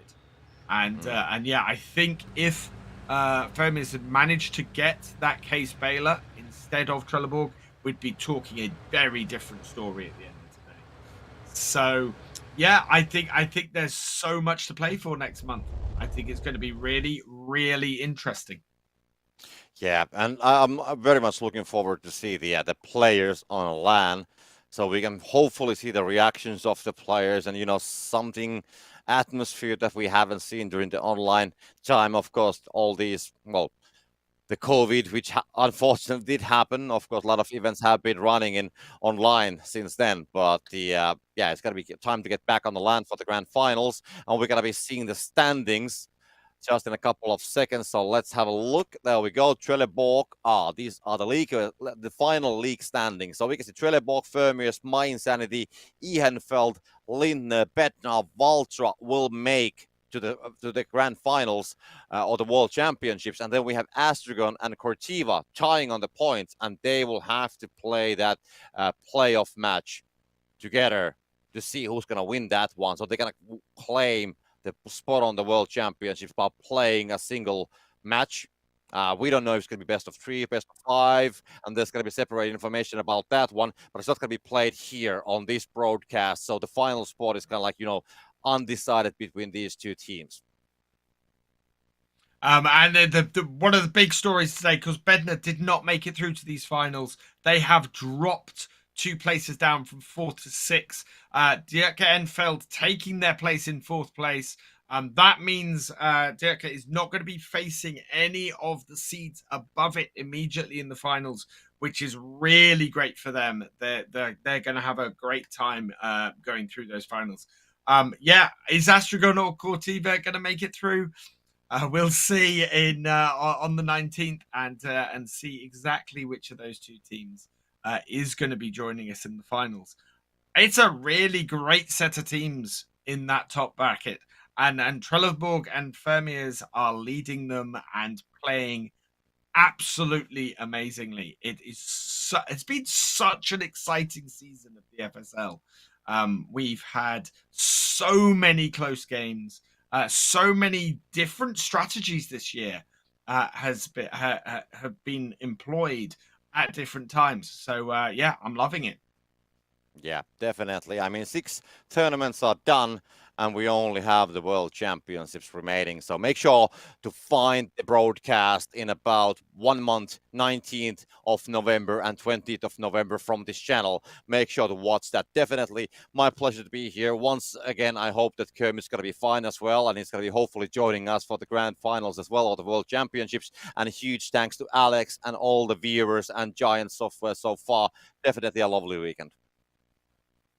Yeah, absolutely brilliant. Thank you, everybody, for joining us. We will be back on the 19th. We will see you then for the grand final.